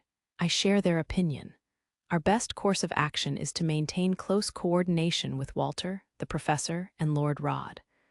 Walter and I have already written to His Majesty, and we will speak to him and our fellow dukes in good time. The discussion had turned serious. Does suppressing information mean that Alan won't get any credit? My dear sister asked, obviously disgruntled. Yes, it does, as with his past achievements. He seconded the request and asked that any public credit go to you. My dear mother took up the thread of the conversation. But accolades can wait. We have no choice but to accept Alan's suggestion until everything is settled. My dear sister began sulking and muttered, unbelievable, simply unbelievable, that utter dolt. I felt no happier than she did. Nonetheless, our dear mother continued, eyeing us. This is a matter for us adults to deal with now. At Alan's recommendation, we conducted a hasty survey of the military stores in the possession of the ducal house of Algren, its vassals, and its forces conducting maneuvers near the royal capital, our dear father added. But none were provisioned for more than 3 months of peacetime activity, hardly enough to mount a major campaign. The next battle will be a political affair, fought in the back rooms of the palace. You've both done well. Rest easy during your stay here. My dear brother suspected the ducal house of Algren. His fears must have been unfounded this time. 3 months of peacetime supplies was simply too little to support real military action. My own house would have stocked at least a year's worth of material, and I was sure that the Howards would have done the same. Be that as it may, I couldn't believe what he had been getting up to during his hospital stay. I felt just a bit miffed. Beside me, my dear sister was in the throes of out-and-out displeasure. Lydia, our mother said, you weren't thinking of trying to make Alan take responsibility for this business with the great spells, by any chance? My dear sister's eyes widened. I was not, she finally replied. Truly? Oh, of course. Oh, he offered to in his letter, you know. This last revelation plunged my dear sister into the depths of confusion. Huh, what? What? She cried, all traces of her usual dignified manner vanishing as she fretted like any other teenage girl. Our dear mother took a long look at her before saying, But if you don't want him to, then I suppose that won't be necessary. You won't mind if I send him a refusal on your— No, my dear sister yelled. An instant later, she flushed bright red from the neck up, let out an extended groan, and cowered on the spot, hiding her face in her hands. Then she started shaking her head in denial. What a charmingly naive reaction. Although I'm hardly an unbiased observer, one word from my dear brother left her in shambles. I doubted that I could have been anywhere near as adorable had I been in her shoes. Wait, but knowing my dear brother, wouldn't he have written the same thing to Tina? I asked. My dear sister froze. Our dear mother gave a strained grin and waved her right hand. Lynn, there's such a thing as being too quick on the uptake. Anna, did you manage to record that? Yes, mistress, the head maid crowed, brandishing a video orb. I captured every last detail. I could only muster a hollow laugh, while my dear father took care to remain aloof. At last, my dear sister, who was through being cuteness personified, looked up and returned to her feet. She was sulking, although the nape of her neck was still flushed. Motherer, she growled. Where's the harm? Our dear mother responded, chuckling. Forgive me for putting you on the spot, Anna. Well done, merely a maid's duty, Anna replied with an elegant bob of her head. Romy, I read your evaluation of the trainees. You may proceed. I'm certain that it will be a good experience for Lynn as well. Liam, I trust you have no objections. Yes, mistress, Romy said, overlapping with a naturally from my dear father, an experience for me. While I pondered, my dear mother approached the former number 3. Welcome back, Maya. And this must be little Linnea. She's simply precious. Mistress, I'm unworthy of your concern, Maya said, and thank you so much for giving your blessing to my choice of name. Don't mention it. But are you certain it was a good idea to name her after Lydia and Lynn? I hope she doesn't grow into a little ruffian. What? Mother, my dear sister protested. I couldn't help echoing her with a shout of dear mother. WHY am I included? What a thing to say. Unlike my dear sister, I didn't go indiscriminately slashing and burning everything in sight. The two of us were united in the incensed glares we turned on our mother, but she was utterly unmoved. How mortifying. By the way, Anna, my dear mother said, ignoring us, I take it that you raised the question of our number 3? Yes, mistress, the head maid replied. Lady Lydia refused as expected. I see. Romy, will Etna and Zana run smoothly without her? Yes, mistress, the second in command answered. Maya stabilized Etna during her time there, and it now measures up to the rest of the Duchy of Leinster both socially and economically. Zana still lags behind in terms of commerce, but we have firmly established public order. Then we'll proceed as planned. Liam. I've already spoken with the parties involved, my dear father said. We ought to employ personnel where they'll do the most good. My parents exchanged nods. Then my dear mother turned to us. We'll transfer the Maid Corps' number 3, Lily, to the royal capital at the end of the summer. You too, Anna, Romy. We'll need more people in the royal capital from now on if we want to keep up with other houses. Select the rest of your staff as soon as possible. Yes, mistress. The 2 highest-ranking officers of the Leinster Maid Corps responded in enthusiastic unison. What? My dear sister and I cried, shaken. Reassigning Anna and Romy was enough of a shock, but Lily in the royal capital. I felt most uneasy. After all, she got along so well with my dear brother. Mistress, Maya interjected after a glance at us. I know it's no longer my place, but would you permit me to speak? Maya, you devoted years of service to our house, my dear mother said. I'd like to think that I'm not too full of myself to value your questions. Speak freely. Yes, mistress. I regret that I never had the opportunity to meet Mr. Allen myself, but given your decision to assign the head maid, her second in command, and even Lady Lily to the royal capital, may I take it that you've chosen to place your house's future in his hands? A tense silence filled the air. My dear sister took out her pocket watch, a gift from my dear brother, and ran her fingers over its surface. A faint blush colored her cheeks. Naturally, when Maya referred to our house's future, she meant my dear sister. But I was every bit as much a Leinster as she was. Maya, you're laboring under a mistaken assumption, Lisa Leinster, the former Lady of the Sword, replied, sweeping her scarlet tresses aside with one hand. She bent down and gently stroked the sleeping Linia's little head, while she gave my dear sister and me a look that seemed to say, "You girls understand, don't you?" Then my dear mother rose calmly to her full height and declared, "The Leinsters won't choose that boy. That decision rests with him, with Alan. He's destined for greatness, and no ordinary girl will be able to keep a place at his side. If we rest on our laurels, some other house's daughter is certain to snap him up." Lightning Day arrived before I knew it. The first 4 days since our return to the southern capital had been tranquility itself. But after spending the past few months in almost daily contact with Tina, Ellie, and my beloved, dear brother, I found my vacation rather dull, with the sole exception of the morning duty that my dear mother had assigned to me. "I can do this," I told myself. Then, after a deep breath in and out, I rapped deliberately on my dear sister's bedroom door. Once again, my knock went unanswered. I attempted to open the door, but it wouldn't budge. Locked. "And these spells are uncalled for, no matter how much she wants to sleep in," I grumbled, racking my brain for a countermeasure. Should I force my way in using magic? No, that wouldn't work. Her defenses seemed resilient enough to repel even my Firebird. My sword, then, even less feasible. I might even break my blade in the attempt. Laughter cut my worries short. "Good morning, Lady Lynn," came a cheerful voice, followed by a nervous good morning. "Anna, Sita," I replied slowly as the head maid walked down the corridor toward me.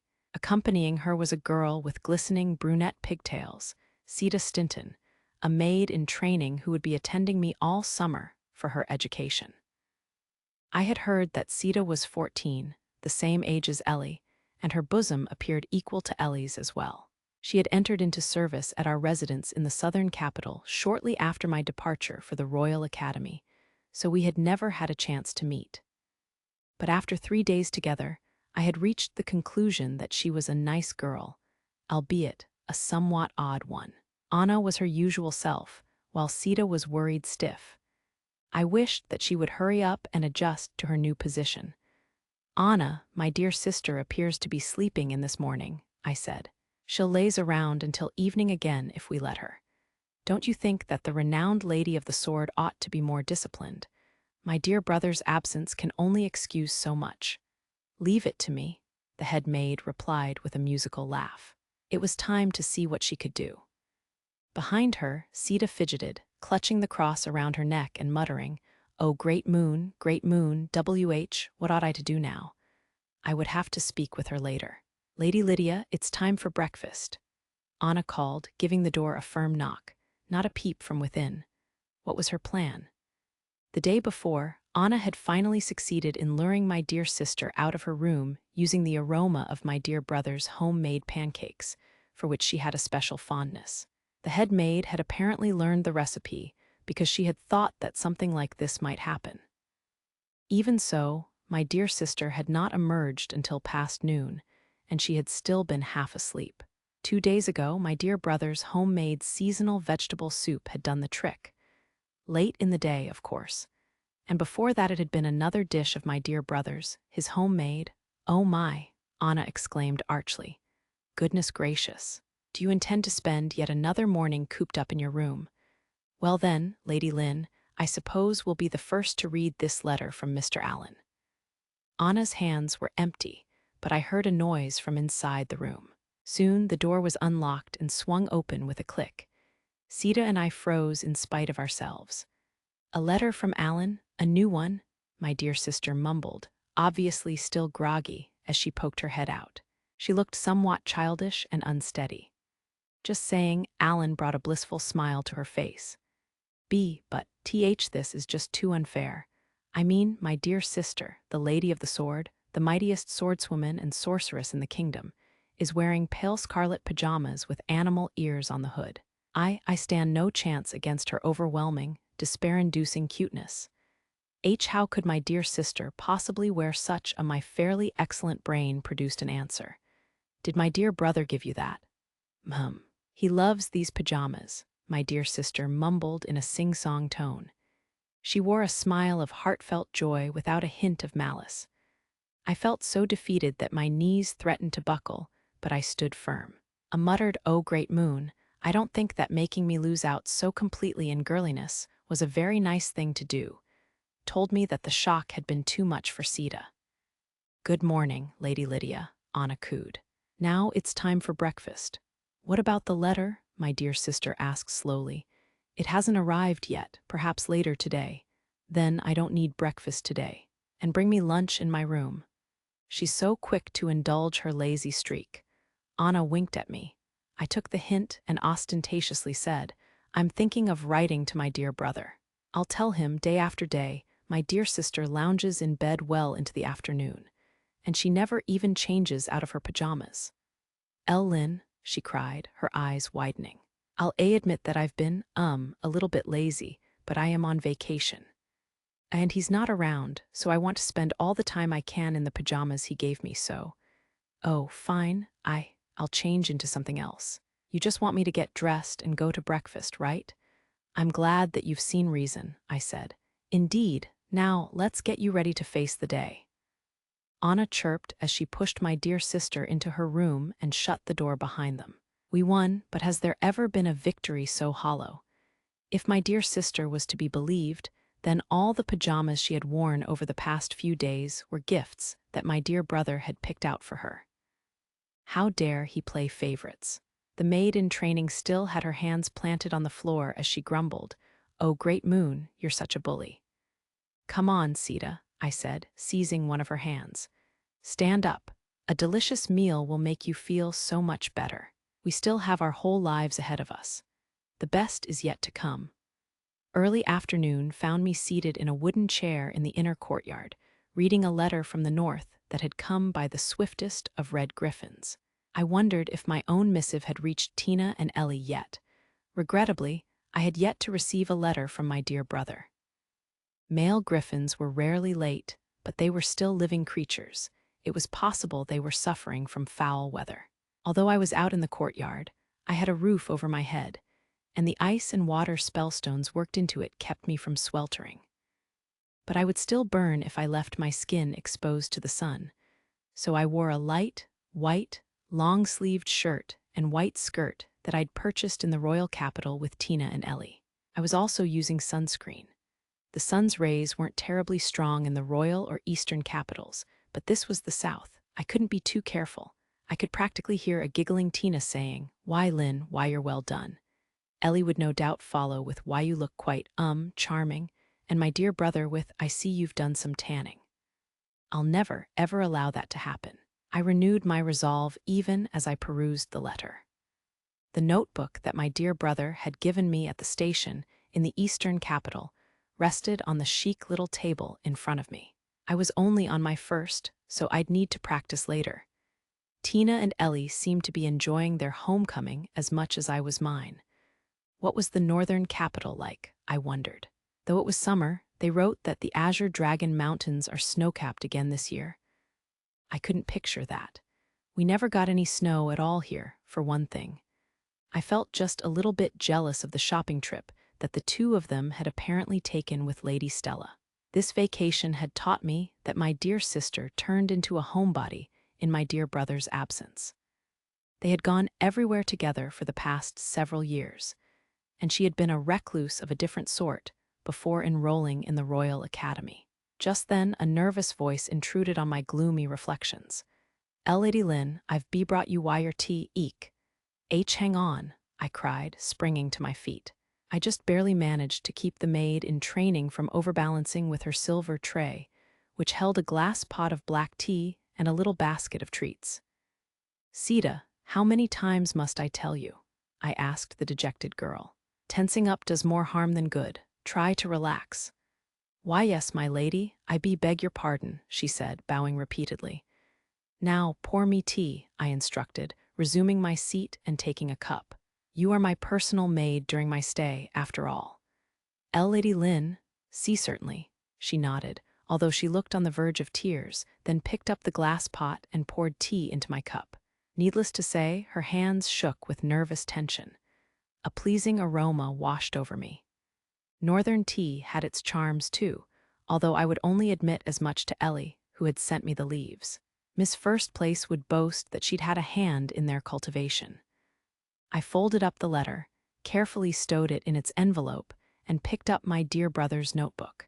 To the girl who was now trying to stand by, relieved that she had managed to pour my tea without incident, I said, "We went over this yesterday. Have a seat. Tea tastes better when drunk in company." "Why, yes, my lady." The maid in training took the seat across from me.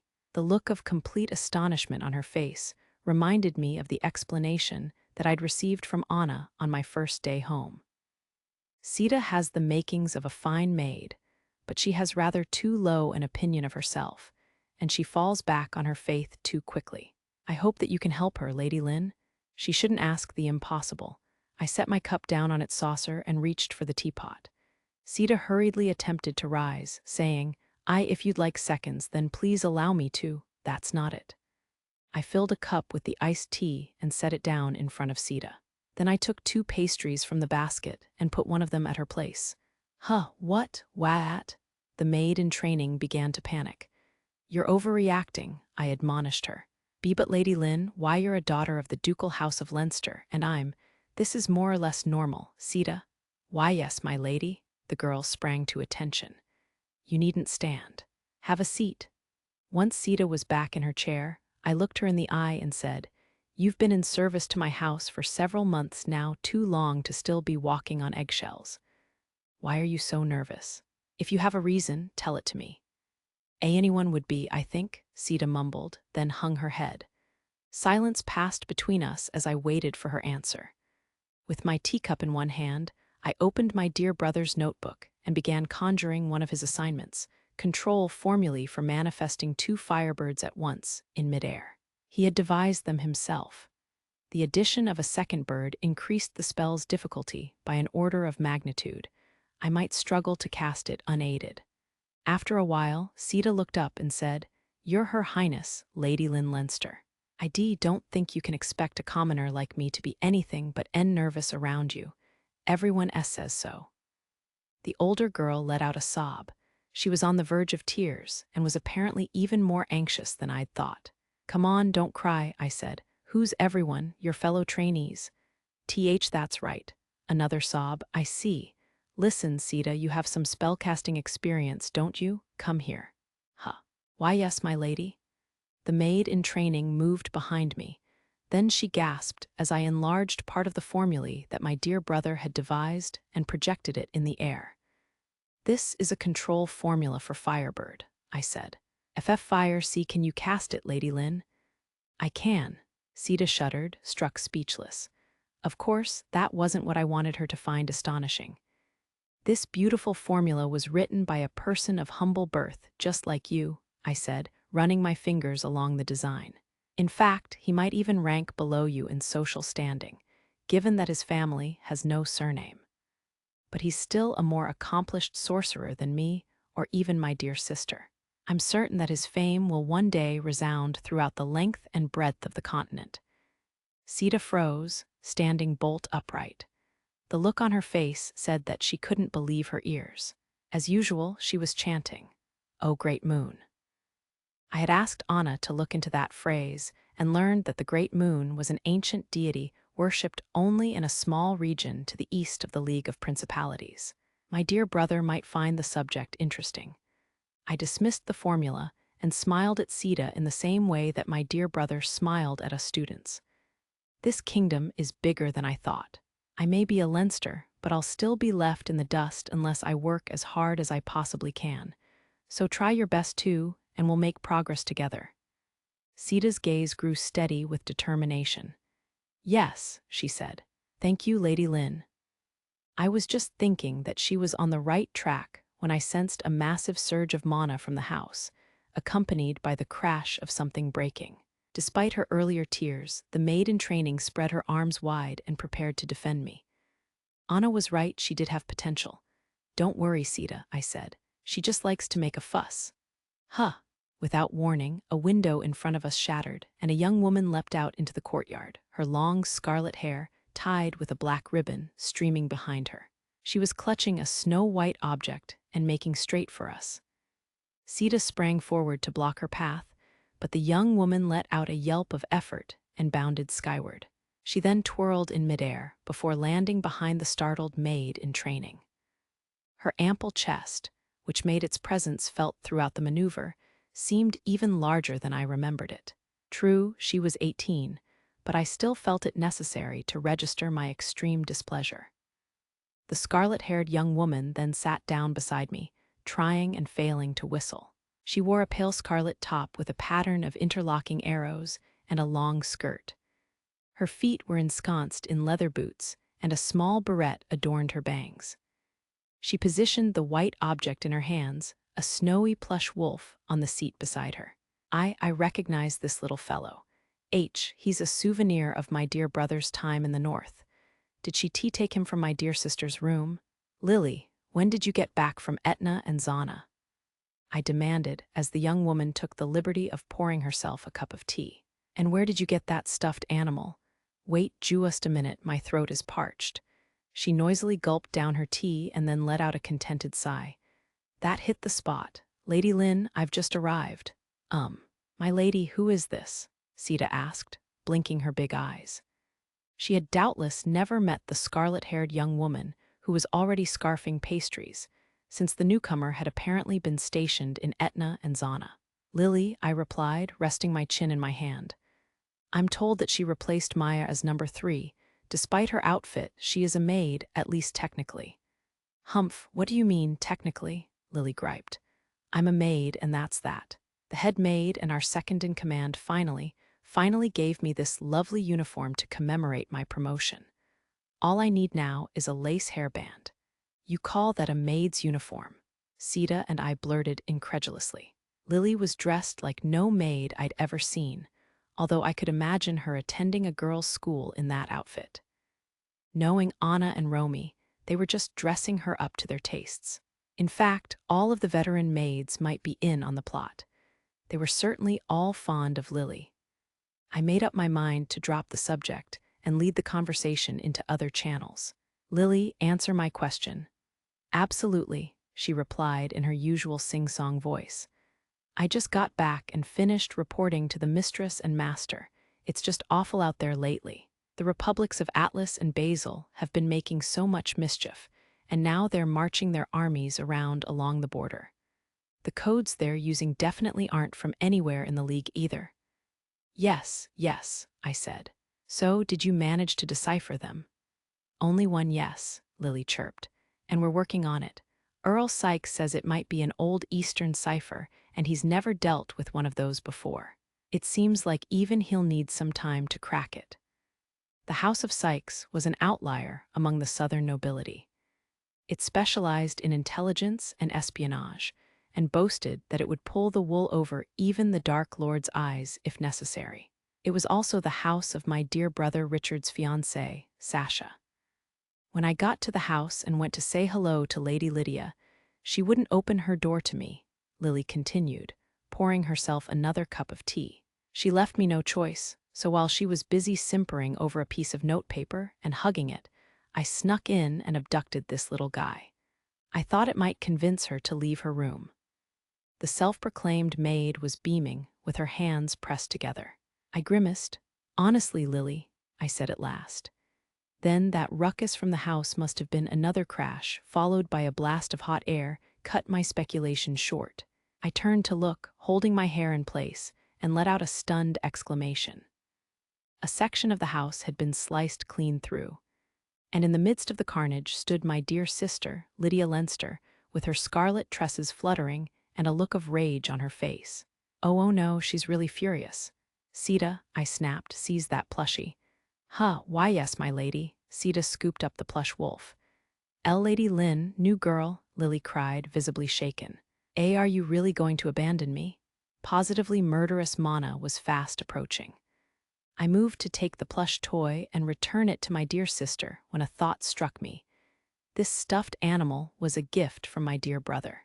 I glanced at my dear sister, who was coming ever closer, and then listened to her roar my name as I hugged the plush creature tight. How dare you, my dear sister bellowed in surprise, while Lily followed another failed attempt at whistling with a cheerful, nice going, Lady Lynn. Sita babbled incoherently. "Dear sister," I said, "we were in the middle of tea. Would you care to join us?" After a long pause, she replied, "I suppose I've got no choice. But first, give Alan back to—" Silence fell over us all. I don't think we were meant to hear that bit of information." "Wow, Lady Lydia," Lily exclaimed, pressing her hands together. "You named your toy Alan. It sounds like you love him as much as ever. Doesn't this self-proclaimed maid value her life?"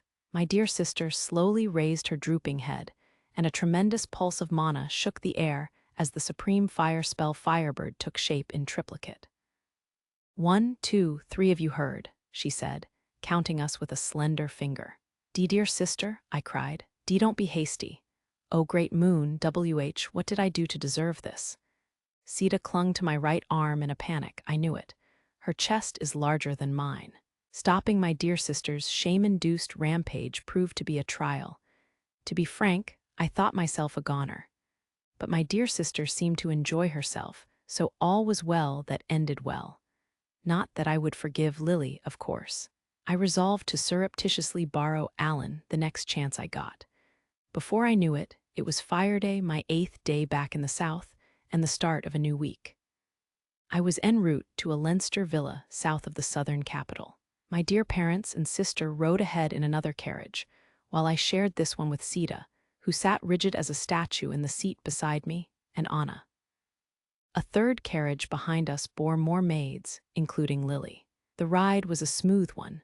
My dear father kept the duchy's roads in good repair, and I spent it chatting with Anna. The carriage hardly swayed at all, but the same could not be said for my maid in training's pretty brown pigtails as she squeezed her eyes shut, clutched her cross, and murmured prayers. "Oh, great moon, don't you think this is all too sudden? I mean, the likes of me going to visit the former Duke's estate. My heart can't take it. But Lady Lynn looks so charming in her uniform. Thank you so much. She's unflappable, after her fashion. And cut out to be a Leinster maid, I thought as I carried on expostulating to Anna. So you see, Tina simply insists on getting in my way. Ellie is nice enough, but she has a bad habit of fawning on my dear brother whenever we're not looking. Karen clings to him like glue, although she seems displeased that he treats her so much like a child. And I think that Lady Stella has gotten simply gorgeous lately. I appreciate that my dear brother is kind, but there can be too much of a good thing. And on top of that, I haven't gotten a letter from him. Is the weather over the royal capital really that awful? Regarding Griffin Mail, that seems to be the official explanation, the head maid replied. I'm looking into the particulars, but those postal services guard their secrets. Please be patient a little while longer. And Lady Lynn, she flashed a knowing smile, you might consider being more honest with your feelings. I had a bad feeling about the turn our conversation was taking. Experience had taught me that Anna could be exceptionally mean at times like this. For instance, she continued, how do you explain your search for dresses to match Lady Tina's? My eyes widened. Or your orders for the same ribbons that Miss Walker always wears? Alarm set in. Or your friendly exchanges with the two of them about eateries you'd like to visit with Mr. Allen? Panic took hold. Oh, friendship between young ladies is such a beautiful thing, Anna cooed. I simply adore it, I groaned. All my efforts at secrecy wasted. Your countenance has softened considerably in these few months at the Royal Academy, my lady, the head maid continued cheerfully. As one who has watched over you and Lady Lydia, I must thank Mr. Allen for that, and for the changes he's wrought in her. I reflected on that for a moment. I don't think that my dear brother believes that he's done anything at all to us. I recalled his smile, gentle and serene. The memory alone was enough to warm my heart, which meant that I must be enough of that. I shook my head to dispel the errant thought. I've made up my mind to challenge my dear sister, true, but it's still, well, too soon for that sort of thing. Fortunately, no, there's nothing fortunate about it. My dear brother holds no title, so there's precious little chance of his being spoken for any time soon. I should still have plenty of time. Anna, what's that smirk for? Sita, still stiff as a board, made a noise from her seat beside me. Yes, I responded, though Anna followed me not even a beat later with a peppy Sita, speak clearly when you ask a question. Why, yes, ma'am. Sita sprang to her feet at Anna's warning, struck her head on the carriage ceiling, and sat down again with tears in her eyes.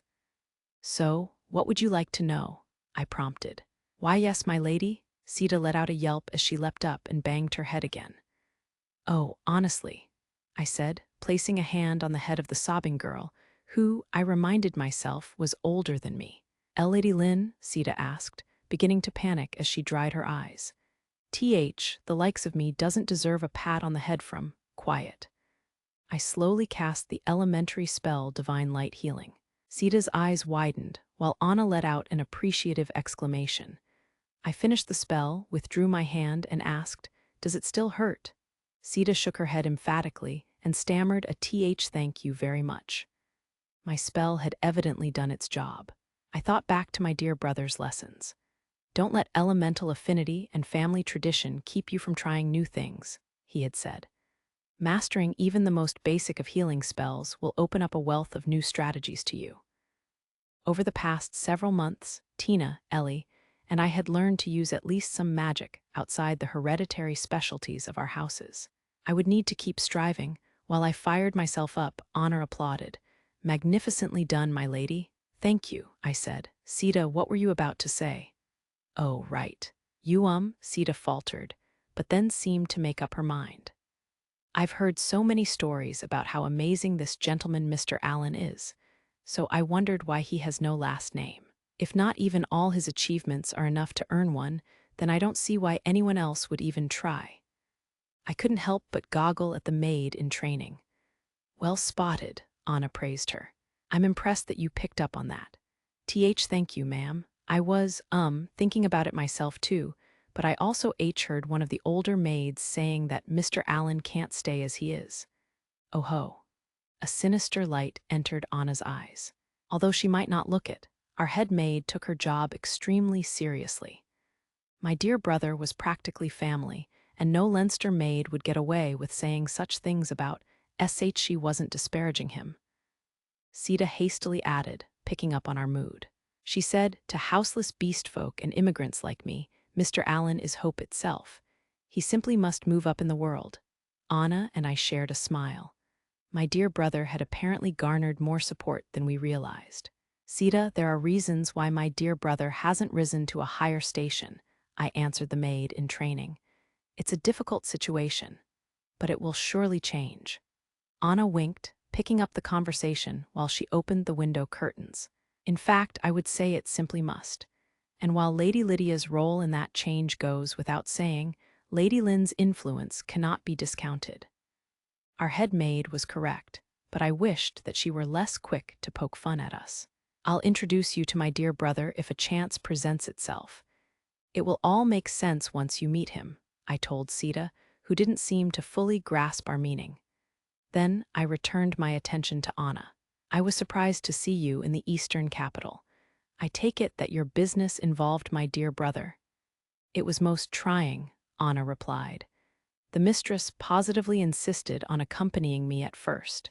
I hadn't seen her so distraught since Lady Lydia and Mr. Allen battled that black dragon. I see. A black dragon? Exclaimed the maid in training as her eyes widened still further.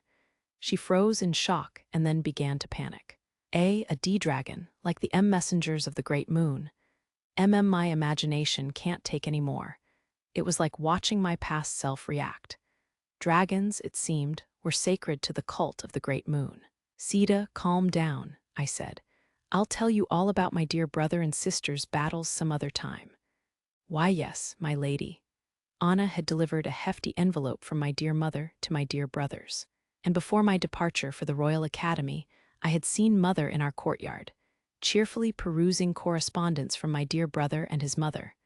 So, suddenly, a thought struck me. Is it safe for my dear mother and sister to ride in the same carriage? I asked the head maid. My dear sister has been in a dreadful mood. She's still waiting to hear from my dear brother. Her pocket watch suddenly stopped working yesterday, and she's been constantly touching the back of her right hand since this morning. If the two of them fight, only my dear brother could put a stop to it. Not to worry, Anna said, laughing pleasantly despite my fears. "The master is with them. Do you think he'll deter them? It would be just like my dear mother to needle her at a time like this." My house's head maid answered my worried look with a sinister one. So my dear mother knew exactly what she was doing, and my fears about the conversation in the lead carriage were founded. I pictured my dear sister flushing crimson as she drew her weapon and wove a firebird. She had set off with a second sword at her waist in addition to her favored weapon. "That doesn't seem nice of her," I remarked. "The mistress acts out of motherly love," Anna responded. "Lady Lydia ought to be more open with her feelings. She's known Mr. Allen for more than 4 years now. In that time, she has distinguished herself with so many feats of arms and other accomplishments that the Lady of the Sword now boasts not merely a national but a continental reputation. And Mr. Allen supported her through all of it. Only his public standing is lacking now.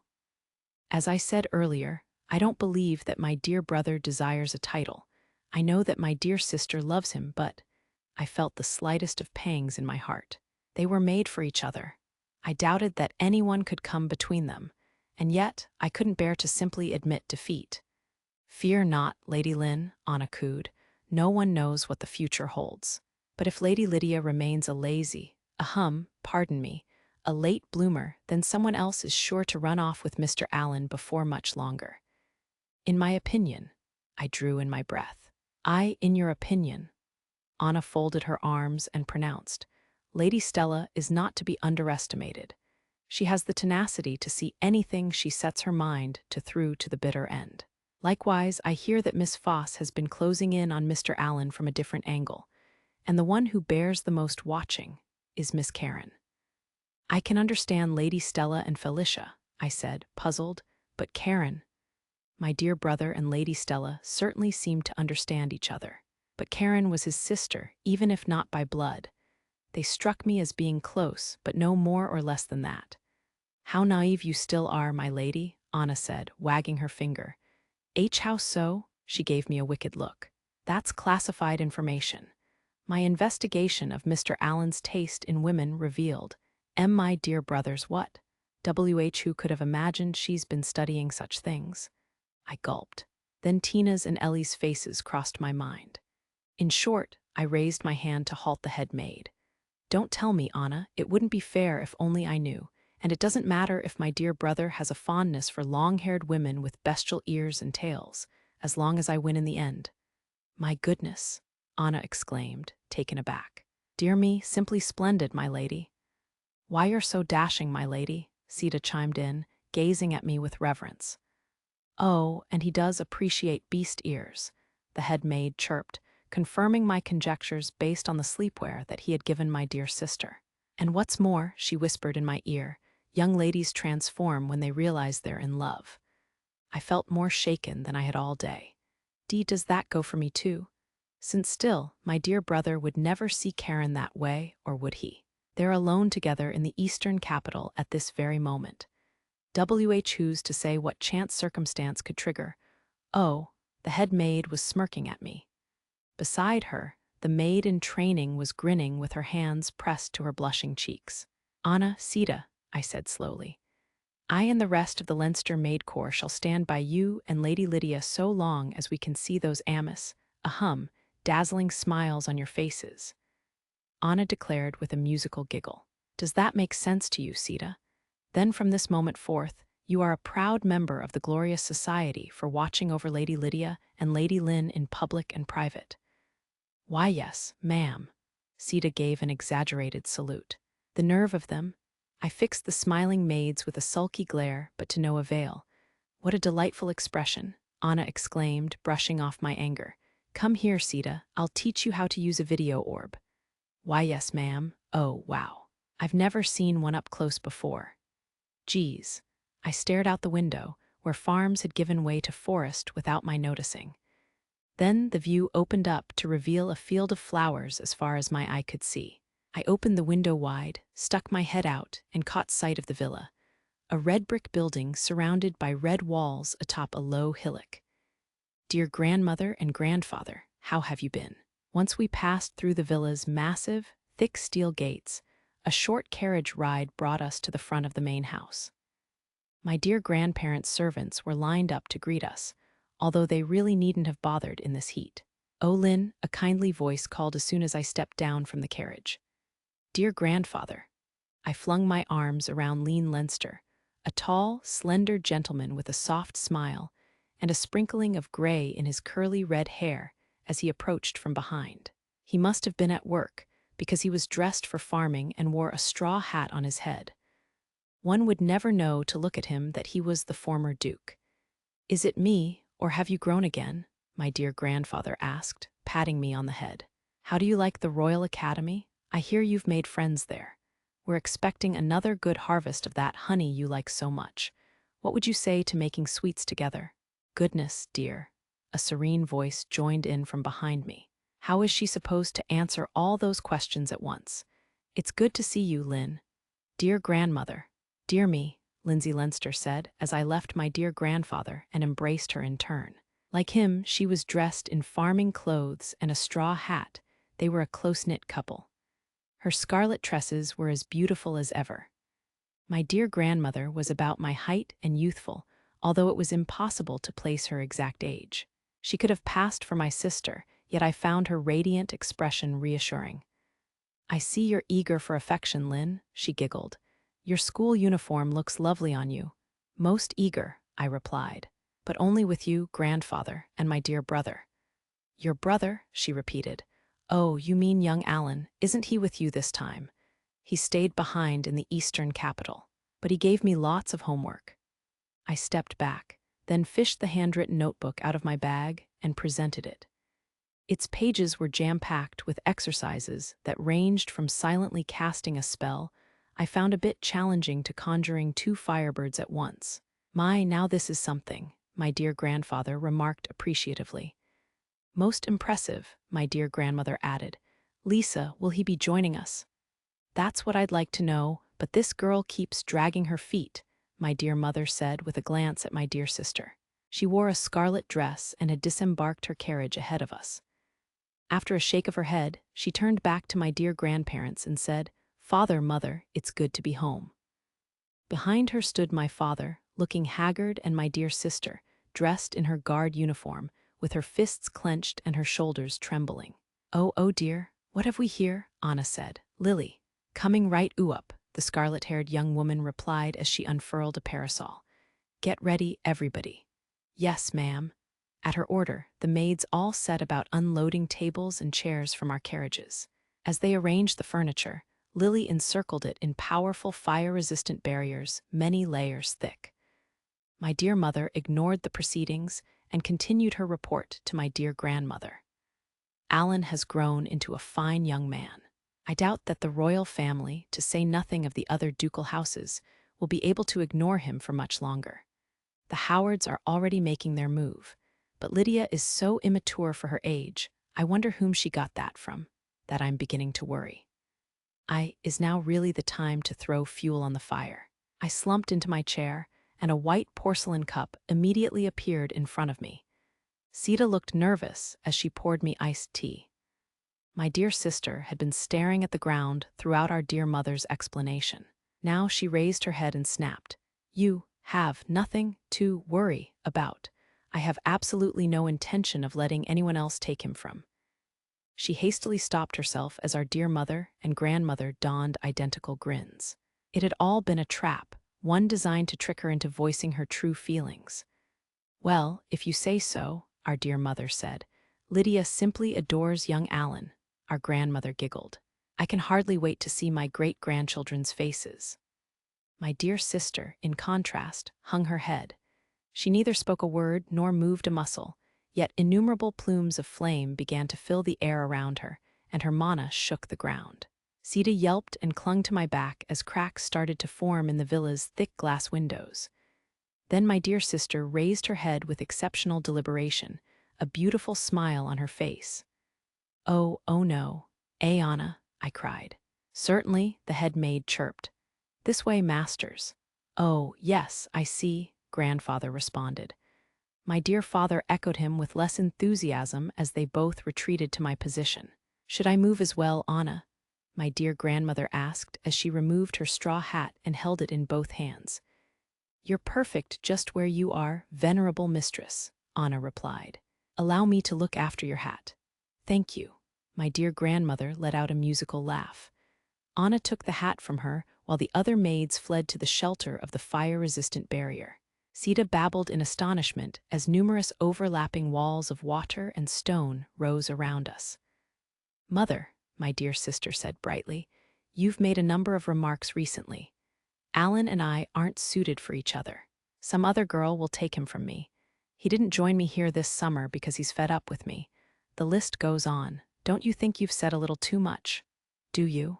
Our dear mother replied, cheerfully scathing.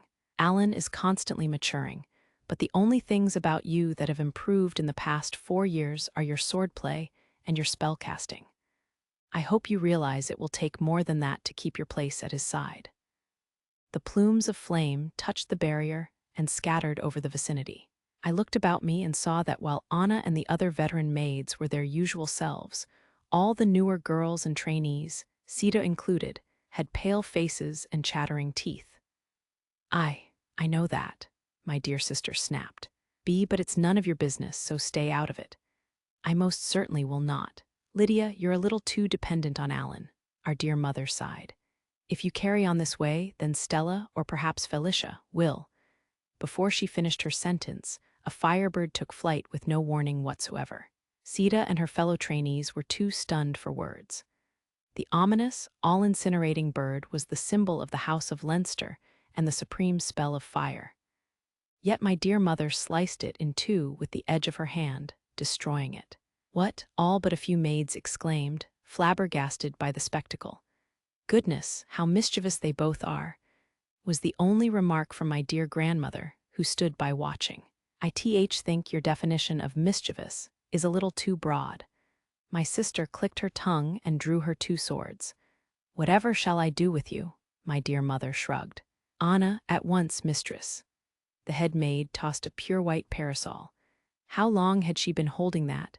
With a beautiful gesture, my mother caught the parasol and leveled its tip at my sister. I would have used a sword if Alan were here, but this will do for you alone. Fine by me. My sister readied her swords for a charge, while our dear mother stood ready for her with a complacent smile. I couldn't suppress a sigh. Why must they always do this? Will you join in, Lily? I asked the self-proclaimed maid, who was sitting in front of me, although I hadn't noticed her arrival. What? No way, she replied in her usual sing-song tone.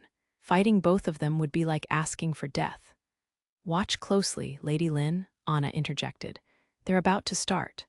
I looked up just as my dear sister lunged forward at incredible speed. A firebird appeared above our mother, diving straight down at her. She unfurled her parasol in the path of the avian terror, which disintegrated in the collision. My sister leapt and twirled, bringing her swords down diagonally at the end of one full rotation. Have it you? Is that any way to speak to your own mother? Our dear mother reclosed her parasol and blocked both blades. The weight of the blow sank the ground, and the shock wave demolished several walls of water and stone. My sister's assault continued, but her flurry of astonishingly quick strikes was stopped with ease.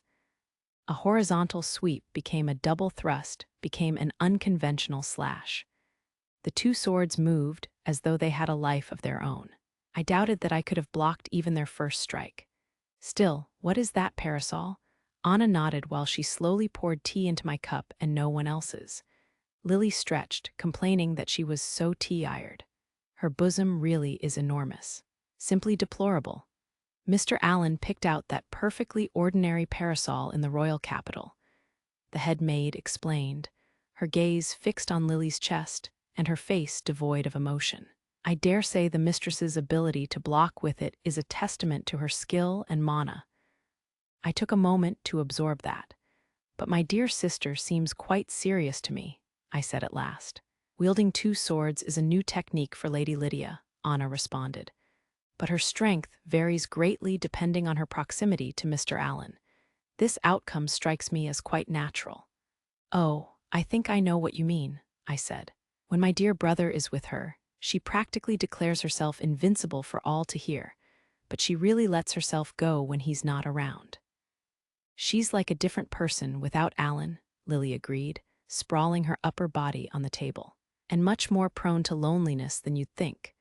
Just the other day, I caught her face down on her desk over a sheet of notepaper, moaning, "I miss you." Wow, was all that I could manage. And my image of my dear sister is taking quite a beating. I mean, this is all charming, but still. Of course, she remained a force to be reckoned with even when my dear brother wasn't around. Yet a skilled opponent like our mother threw the difference he made into stark relief. My dear sister fell back, perhaps realizing that she was making no headway. Our mother once again unfurled her parasol, apparently content to wait. The maids, being fast workers, took the opportunity to reinforce their walls of stone and water. "Goodness, you two seem to be enjoying yourselves," said my dear, smiling grandmother, who continued to watch from the sidelines. "Would you mind if I joined you?" Yikes. Even she's fired up now. "Oh, dear brother, how I wish you were here." My dear sister glanced at our grandmother, then shifted her swords into a defensive stance and fixed our mother with a glare. "I have my own ideas," she said. "Don't tell me what to do, mother. You realize I was 16 when I abducted Liam, and Richard was born just." Another firebird cut our dear mother's words short, but she crushed its head with her bare hand. Sita was teetering behind me, evidently too shocked to speak. The other new maids seemed in equal danger of fainting. The veterans, in contrast, were crying out in excitement. "How dashing Lady Lydia looks. And the mistresses, too. We may never get another chance like this. Record away."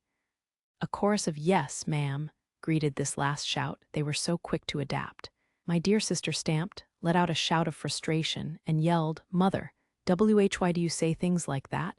You're the Duchess Leinster, so try to act like it." "I do, that's why I say such things. Don't pretend that you don't get your hopes up whenever you spend a night at Alan's lodgings," our dear mother replied. "Oh, but just so you know, he won't try anything. I was quite clear with him on that point." My dear sister ground her teeth. One seldom saw Lydia Leinster, the Lady of the Sword, at such a disadvantage. And by try anything, did she mean? It's too soon for that. I think I was 16 myself when I carried off Lean, my dear grandmother interjected, hefting a nearby broom and twirling it. "Do you have something against that young man, Lydia?" "Of course not," my sister shouted, swinging her swords in alarm.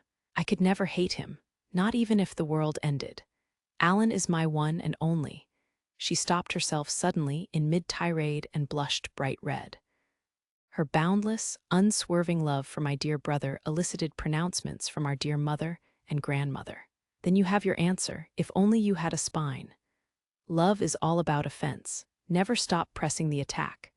My dear sister groaned, hung her head, and trembled in shame. Without my dear brother, these two were more than a match for her even in an argument, which meant that what came next would be.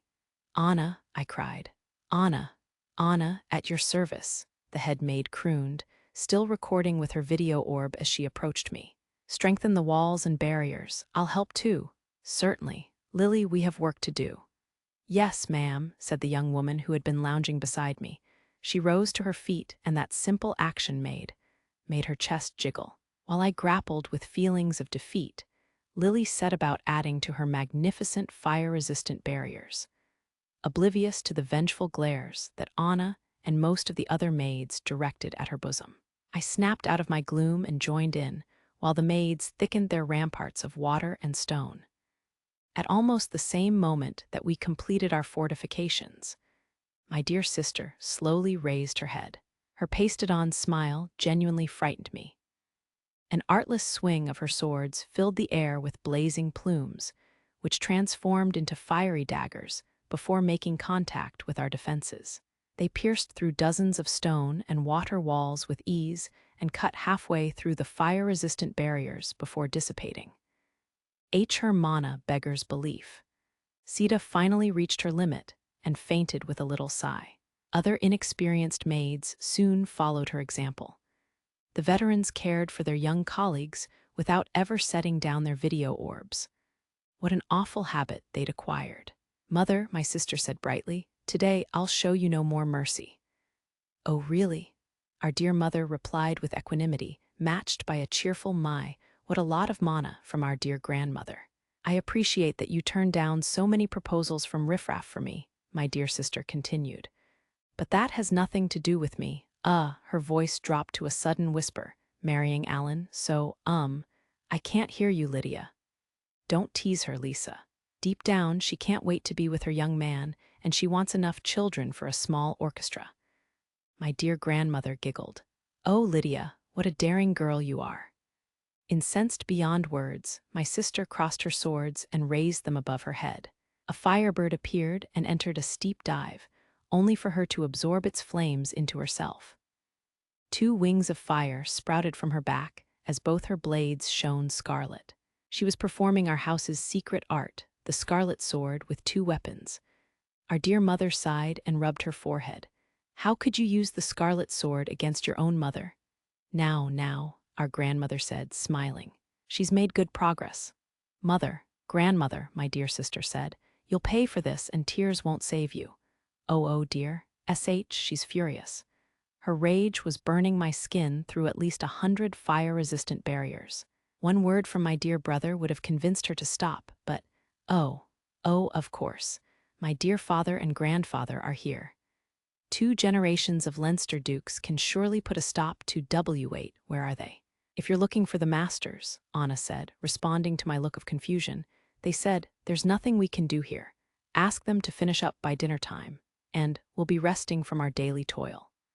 Generations of Leinster gentlemen have been content to sit back and watch over the ladies of their house, a wise decision that we must strive to emulate. The head maid's ideas were as baffling as ever. At that point, a maid with pale blue hair emerged from the house and said something to Lily, who replied, "What?" from Emma. "Yes, ma'am, please come at once." The startled young woman raced indoors with her long, scarlet hair fluttering behind her. Had something happened in the royal capital? Emma, our maid corps number 4, was assisting Felicia there.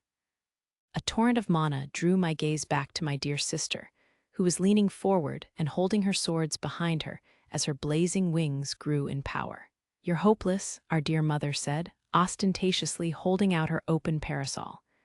"Still, are you certain?"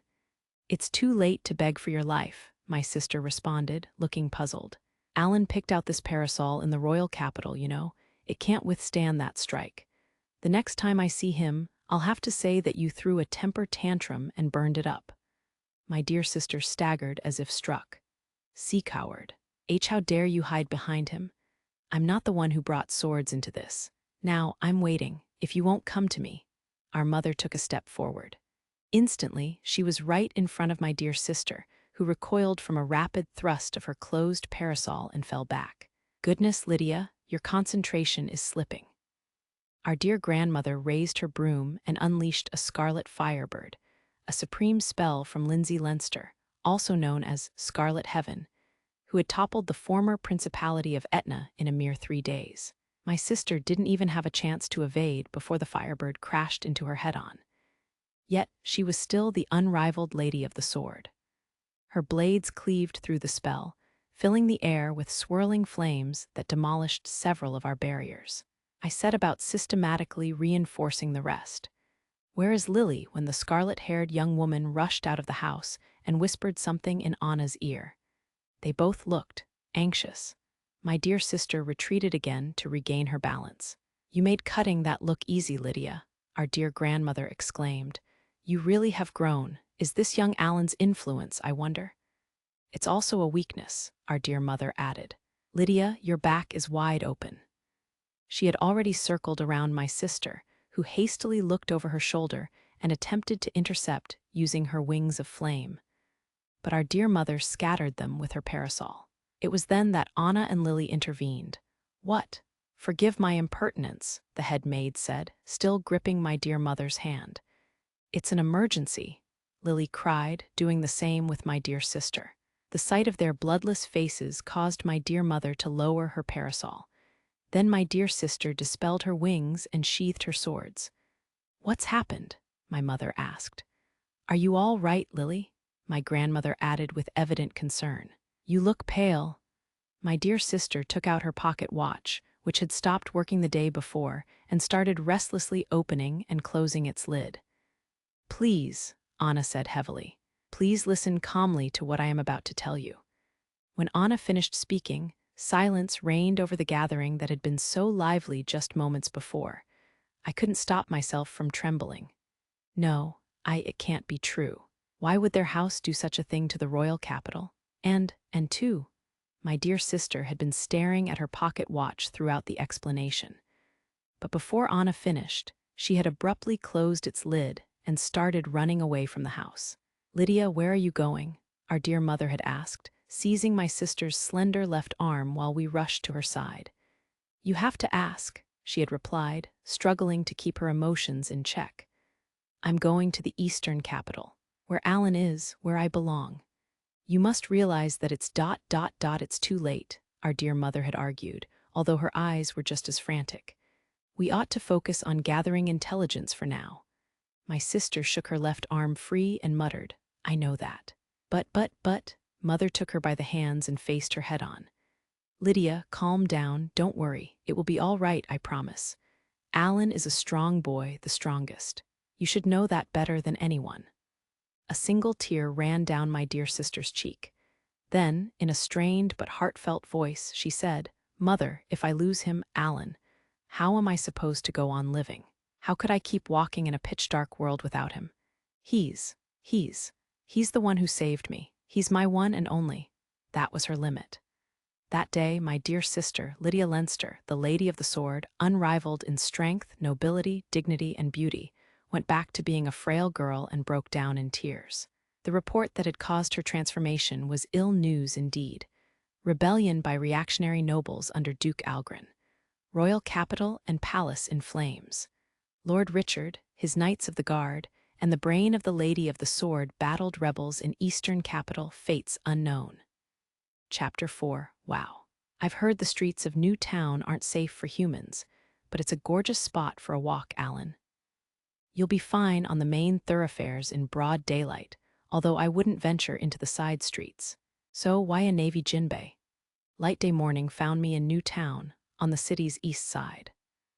I had time before the spirit sending that evening, and His Highness, Lord Richard Leinster, the Albatross's elder brother and a vice-commander of the Knights of the Royal Guard, wanted to visit the Beastfolk district during his leave in the Eastern capital. "Don't I look good in it?" the red-haired knight asked, doing a twirl. He seemed fully recovered from his injuries. I considered a deep scarlet, but my subordinates were dead set against it. "I see," I replied.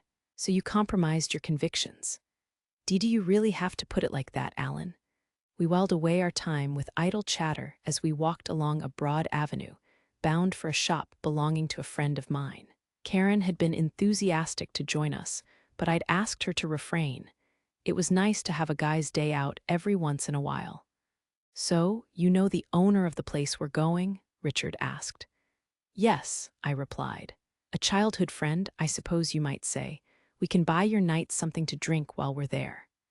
Oh ho, so Lydia's got yet another rival in love, and a childhood friend. I'm impressed. "He's a man," I informed the nobleman before he took the conversation any further in that unwelcome direction. "What?" the red-haired knight reeled, and two little girls who were walking ahead of us, being led by a Fox Clan woman, turned to watch and mimic him. I gave them a little wave, which they returned. How old is he?" Richard demanded. "You know the way you have with younger people. If he's younger than you, he's 19, I said.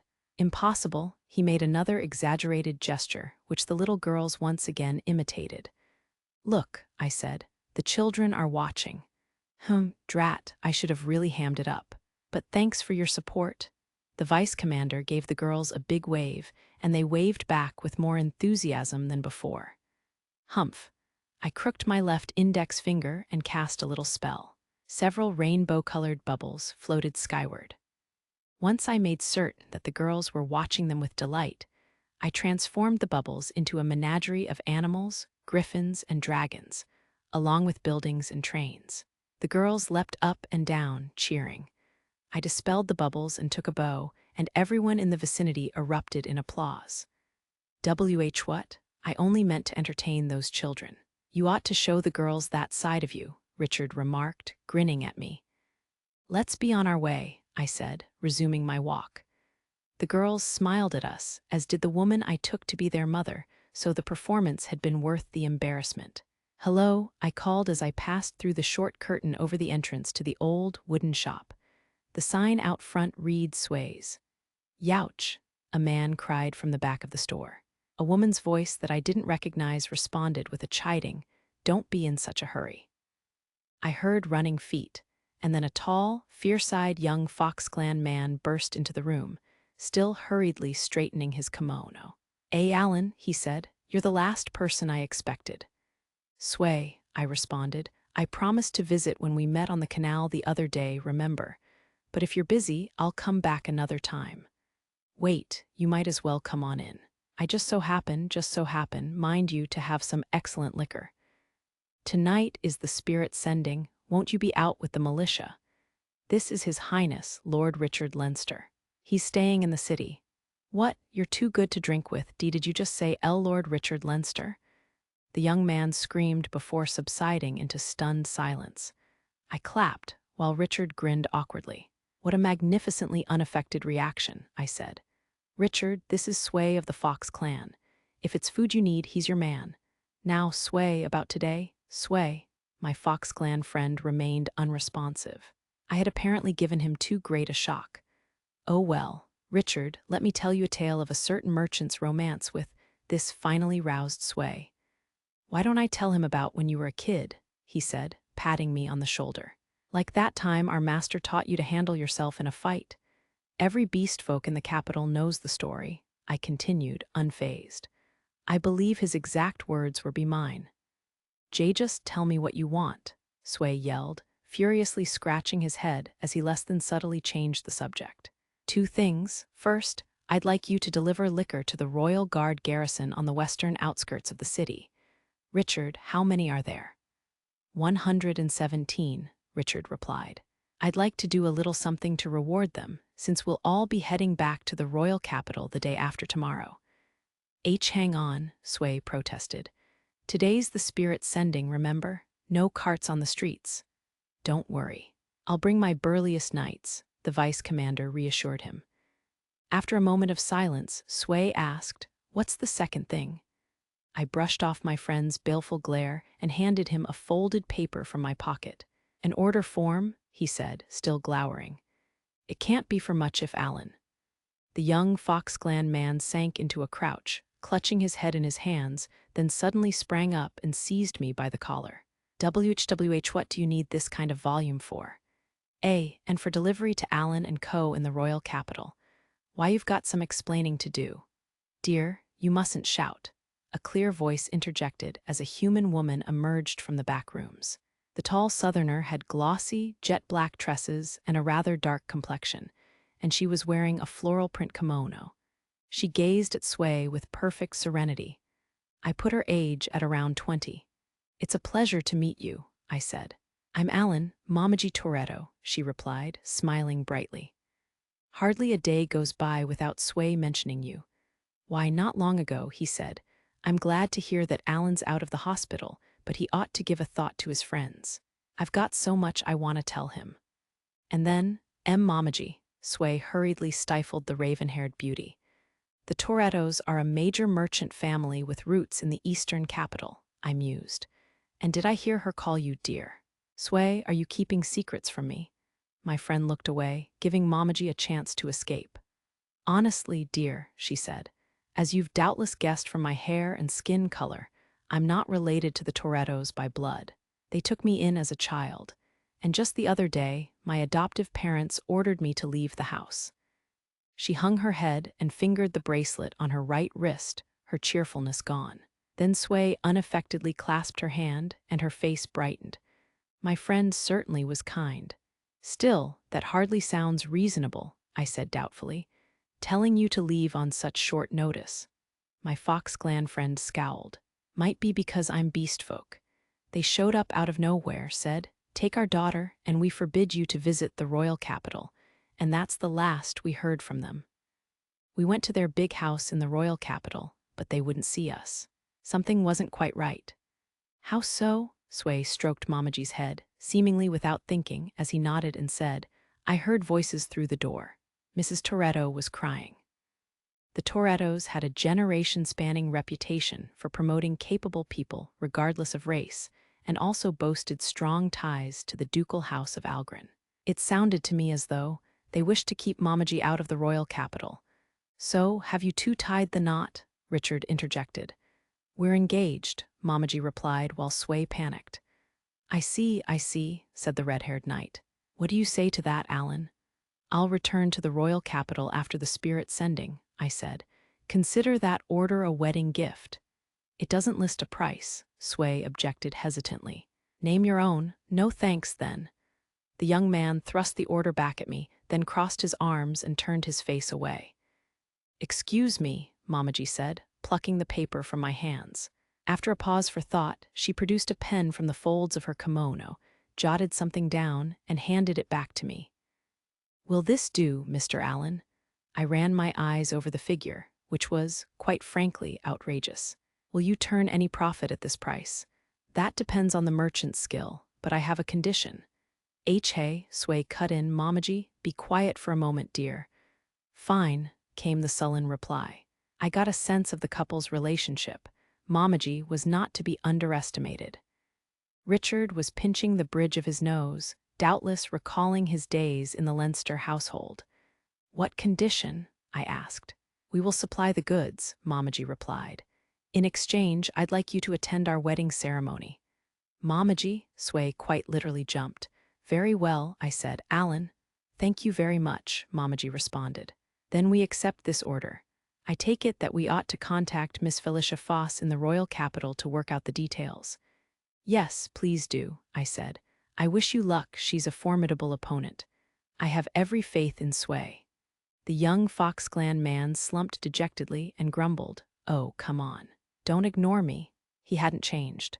The raven-haired beauty and I exchanged looks and laughed. Mamaji slipped behind Sway and embraced him. I'm sorry, dear. Will you forgive me? She asked. When my friend ignored her, a sadistic look flashed across her face. Mr. Allen, Sway truly admires you. Why, not long ago, he was poring over an old tome, saying, Allen read this book. Did you know that red signal flares mean? Don't tell him, Sway shouted, blushing furiously as he covered his bride-to-be's mouth again. If you're done here, then get going. See you, I said with a wave. Richard, let's be on our way. Sway folded his arms and clicked his tongue in annoyance, but his tail drooped lonesomely. Just before I left the shop, I turned and said, Oh, I almost forgot. Why, yeah? My friend asked with a start. His sparkling eyes and wagging tail made it difficult to believe that he was older than me. I withdrew a small notebook, scribbled off a memo, then tore out the page and levitated it over to Sway. That's my address in the royal capital. Stop by on your honeymoon, I'll show you around the city. Alan, my friend stammered. Mamaji, I added, please take good care of my junior fellow disciple. I will, she replied firmly. I'll stake my life on it. I felt a powerful sense of déjà vu. Someone had once told me much the same, I reflected as I set off after Richard. We still had several more shops to visit, since a certain shy, bespectacled head clerk had come down singularly hard on me. Then again, I had burdened her with a variety of requests myself, so we were more or less even. I wonder if she's found any leads yet. Aren't you ready yet, Alan? Karen asked impatiently from outside my room. Am I? I wondered as I surveyed myself in the full-length mirror. Get ready, I'm coming in, she declared. And with that, my yukata-clad sister barged through the door uninvited. Silence ensued. You look great. Victory is mine. Total victory, she exclaimed in a sudden fit of passion, bounding onto my bed and rolling back and forth with a pillow in her arms. I hadn't been able to wear a yukata to the summer festival, but I had one on now. The slightly faded black garment was a hand-me-down of my dad's, which my mom had burnt the midnight oil to tailor for me just a few days ago. Wonderful, my mom crooned, laughing as she poked her head into the room, a video orb clutched in one hand. What a handsome son I have. You ought to look your best for the spirit sending. I scratched my cheek and said, Thank you. Karen was still rolling around, giggling and singing. Alan's yucata's a sight just for me. To Tal Victory, don't make up strange songs, I chided as I took her hand and helped her up. Then I checked my pocket watch. It was almost evening. Mom, are you certain that you and Dad won't be going to the Great Tree Plaza?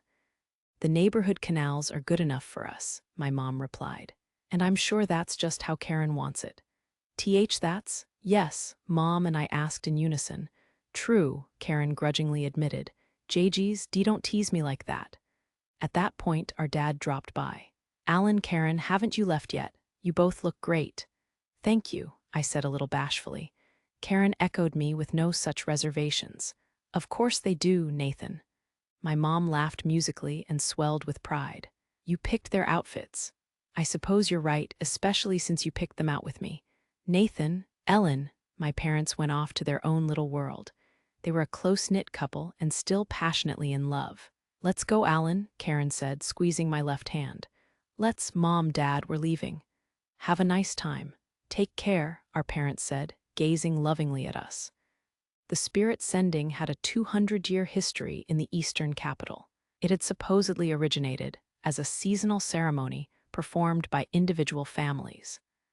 Participants had simply released paper lanterns containing lit candles into the nearest waterway. So how had it become one of the biggest events on the local Beastfolk calendar, rivaling the Autumn Harvest Festival? Put simply, because the Beastfolk had lost their great hero, Shooting Star, and many other brave warriors besides in the Battle of Blood River, which had ended the War of the Dark Lord.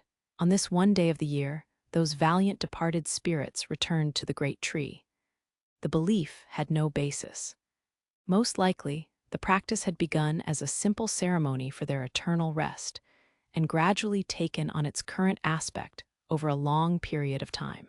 But in my opinion, that was beside the point. People needed something to believe in unconditionally.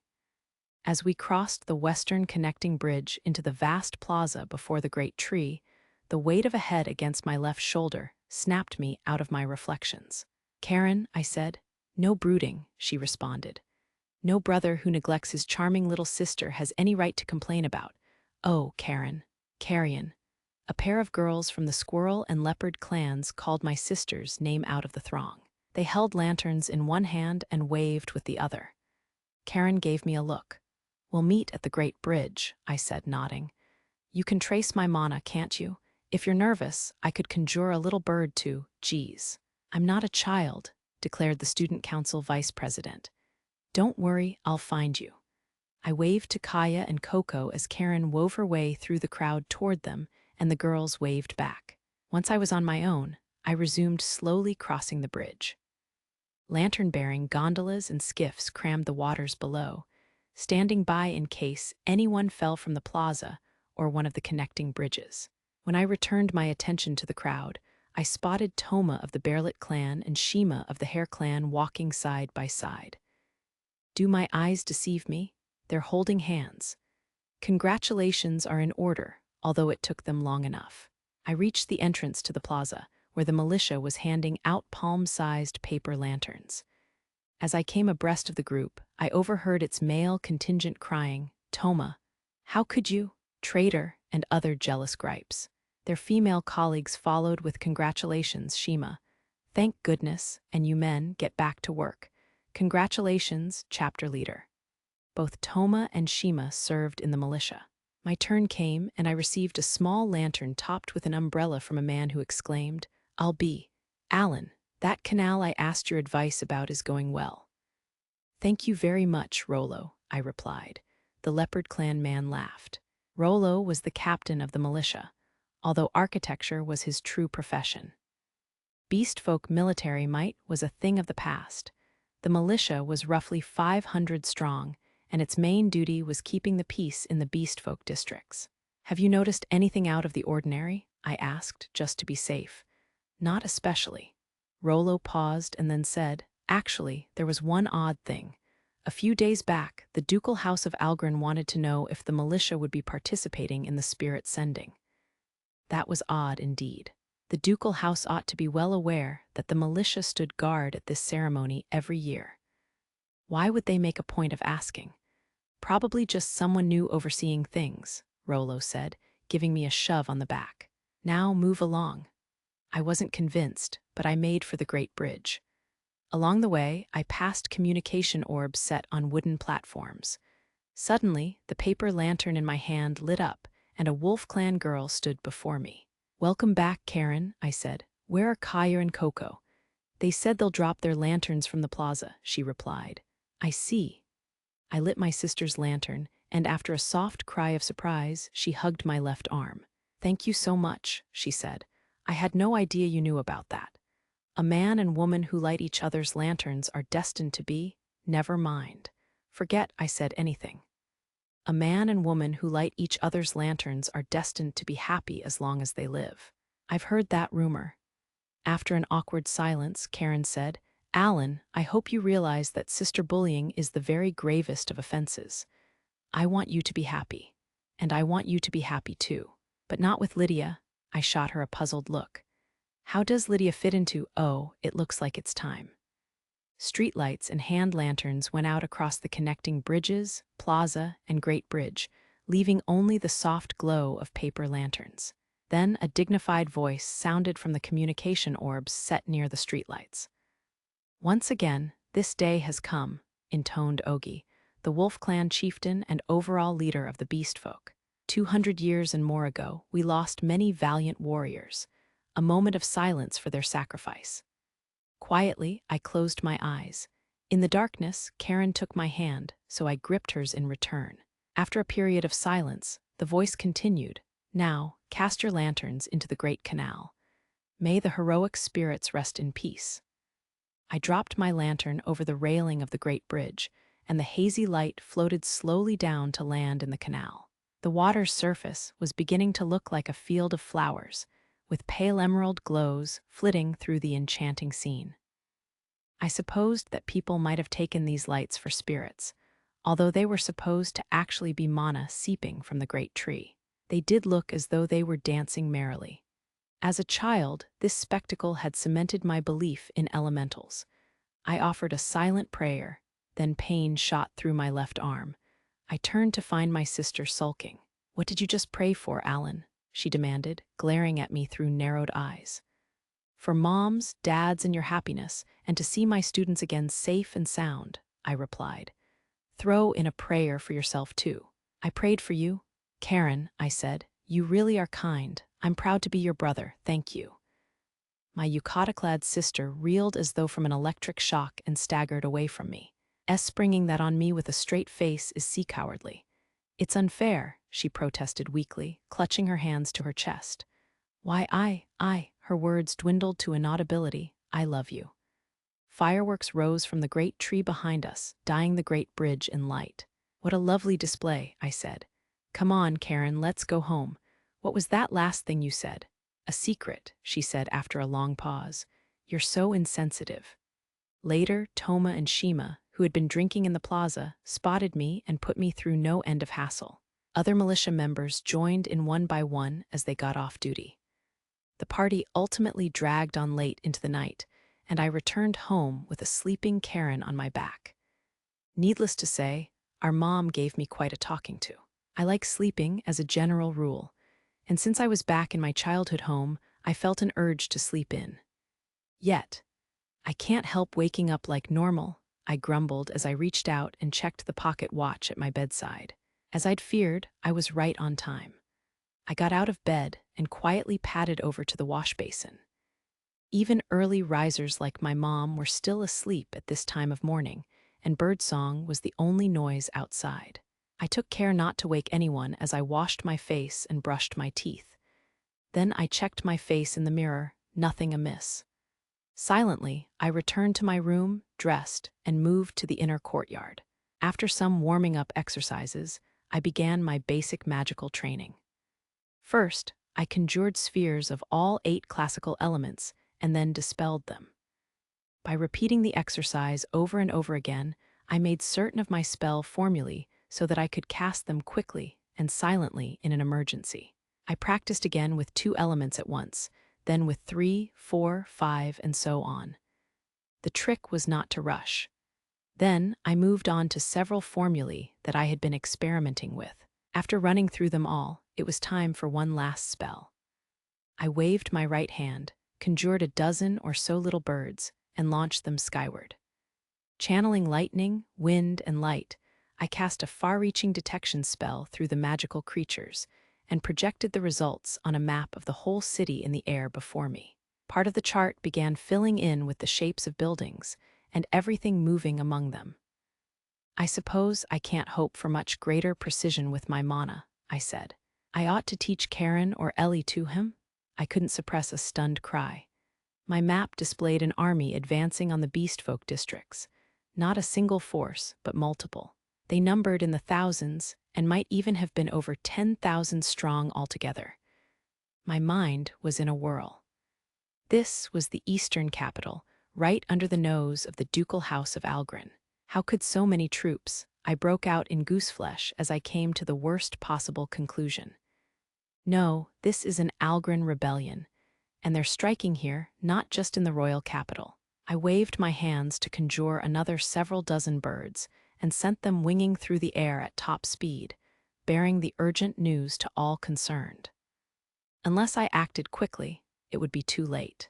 I turned back to the house to wake my family, then sprang to one side as several chains and single-edged daggers flew from before and behind me, gouging furrows in the earth. 5 sorcerers clad in hooded gray robes appeared in the air before me. Strange spell formulae enabled them to conjure chains from thin air and use the constructs as footholds. I sensed more behind me and another 4 on the roof. So I was surrounded. "Are you certain you have the right person?" I asked, knocking the dust off my hands. "My name is the Mock Beast, the brain of the Lady of the Sword. Come with us, our leader desires you." The foremost man, who seemed to be in command, readied his dagger, and his subordinates did the same. All carried identical weapons and wore matching robes. Stealthy, gray-clad assassins who conjure magical chains, I mused, recalling books I had once read. Inquisitors, the dark side of the Church of the Holy Spirit. So, the Church has a hand in this rebellion, and I suppose you supplied Gerard with great spells, arms, and funds. In fact, you were probably in contact with him from an earlier. Silence him. The commander barked coldly, and a storm of chains and daggers bore down on me from all sides. I cast the elementary spell Divine Wind Wave from overhead, slamming the daggers into the ground while I dismantled the chains spell formulae. That shook the robed figures, although I couldn't see their faces. "I'm still waiting for your answer," I told their commander. "Still his tongue at once," the man bellowed. As his subordinates charged, I activated the elementary spells that I'd been preparing. Divine lightning shots struck the robed figures from their blind spots, robbing them of consciousness, while divine darkness threads bound them. I immediately dispelled the Inquisitor's chains and struck their commander to the ground. He landed on his feet as 8 other sorcerers thudded into the courtyard. The man's hood slipped as he backed away, revealing an eastern face marked with strange designs on the cheeks. "I didn't sense your casting," he said, trembling as he retreated farther. "And you undid our magic, monster." "How rude," I responded. "Now tell me what brings you here." The tense silence that followed was broken by a stunned Alan. My mother, Ellen, was awake and on the veranda. "Mom," I cried as the man hurled a dagger at her without hesitation. It took all my agility to intercept the projectile. By the time I looked back, the man was running away along chains he conjured in midair. "So he got away," thunder roared as a bolt of lightning smote the Inquisitor back to earth. Karen stood beside me in her nightgown, her hair bristling with electricity from the sudden spell. "Alan, what's going on?" she asked, shocked. I took a moment to compose myself. "Mom, wake Dad, and hurry, there's no time." Oh, right, I understand." Our mom snapped out of her daze and rushed off, leaving Karen and me in the courtyard with the 8 unconscious sorcerers and their fallen commander. "As I was saying, what brings you here?" I asked again. The man raised his face from the dirt and let out a low, derisive laugh. Then, laboriously, he said, "You expect me to answer that?" "What? He's still conscious after my lightning spell?" Karen cried, nervously seizing my left arm. Brain of the Lady of the Sword, the commander continued, you are a threat. I can see why our leader takes an interest in you. Thus, die, Karen, I shouted. Raise the strongest barrier you can muster. Oh, on it. The man and his unconscious comrades began to shine with a baleful light. Mana swelled as they floated off the ground. Were they planning to go out in a blaze of glory? I tried to interfere with their spell, but the formulae were heavily encrypted, and each one with a different cipher.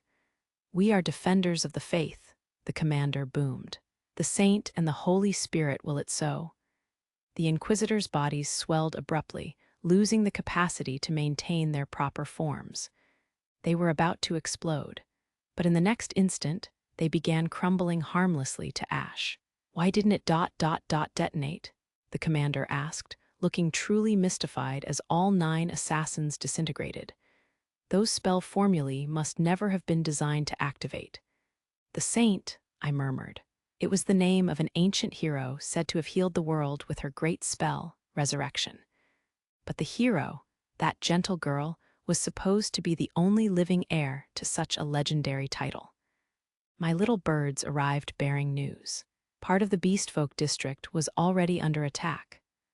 Unlike its counterpart in our kingdom, the Orthodox Church of the Holy Spirit preached that beastfolk were animals and didn't regard them as people. A tug on my left sleeve snapped me back to the present. Alan, my sister said, looking nervously up at me. I placed a hand on her head and then sensed more mana from inside the house. Alan, Karen, come quick, our mom screamed. Nathan is. We both raced inside. Goodbye, Mom, Dad, I said, turning to my parents in the entryway. Alan, my mom called. My dad, who limped slightly on his right leg, said nothing. He had spotted another gray-robed inquisitor sneaking in through the back door, and had overcome the assassin using one of his handmade magical devices for self-defense. But the intruder had slashed his leg with a hidden dagger when he had gone to restrain the man. Then, the trussed-up inquisitor had turned to ash before my dad's eyes, and all while I was at home. I had cast a healing spell on the wound, but neither Karen nor I could effect an instant recovery. Linking mana with her would probably solve that problem, but she would assuredly come with me if I tried that. So, while I felt sorry for my dad, he would need to make do. As it was, my sister stood beside our mom. She had changed into her Royal Academy uniform for the magical defense it offered. Karen, I said, take care of Mom and Dad for me. I'll see you at the great tree. Alan, she replied, I really think you should come with us, or if you do go, take me with you. I can save a lot of people if I act now. I can't overlook them, and you can't come with me. My destination is a battlefield. You're always like this, Alan. You always treat me like, Dad has an injured leg, I reminded her. Karen, please. She stopped shouting and looked at the worry on our mom's face and the cold sweat on our dad's. Fine, she said at last. I freed the court sorcerer's staff that Lydia had left me from its cloth covering. The scarlet and azure ribbons tied to its tip gleamed in the morning sun. Alan, my mom cried from behind me, overcome with worry. I raised my hand, waved, and set off to war. I ran single-mindedly through the backstreets, employing botanical magic to speed my progress. The eastern capital, the forest capital, was in flames. Black smoke rose all over Old Town, accompanied by the stench of burning and the clangor of alarm bells. One after another, my birds returned with information. Only the Beastfolk districts were under assault. The human quarters were silent, but the massive clock at Central Station chimed incessantly. The Knights of the Royal Guard and most of the Beastfolk militia had avoided a surprise attack, and a group of militia members was constructing an impromptu camp in the plaza before the great tree. Their leader was Shima, everyone's reliable big sister. Richard's knights and the main force of the militia, under Rollo's command, were rescuing the residents of Old Town. Another militia chapter was guiding the people of New Town to the eastern connecting bridge. Sway's message said, "Count on me." None of the chieftains replied. Were they struggling to sift through information? In contrast, Former chieftains and deputies, such as Deg and Dag, were quick to respond. They reported that the Otter clan was organizing gondoliers and boatmen to evacuate people by water. A plant brought me up to a rooftop, from which I could see ceaseless volleys of signal flares roaring up from the great tree.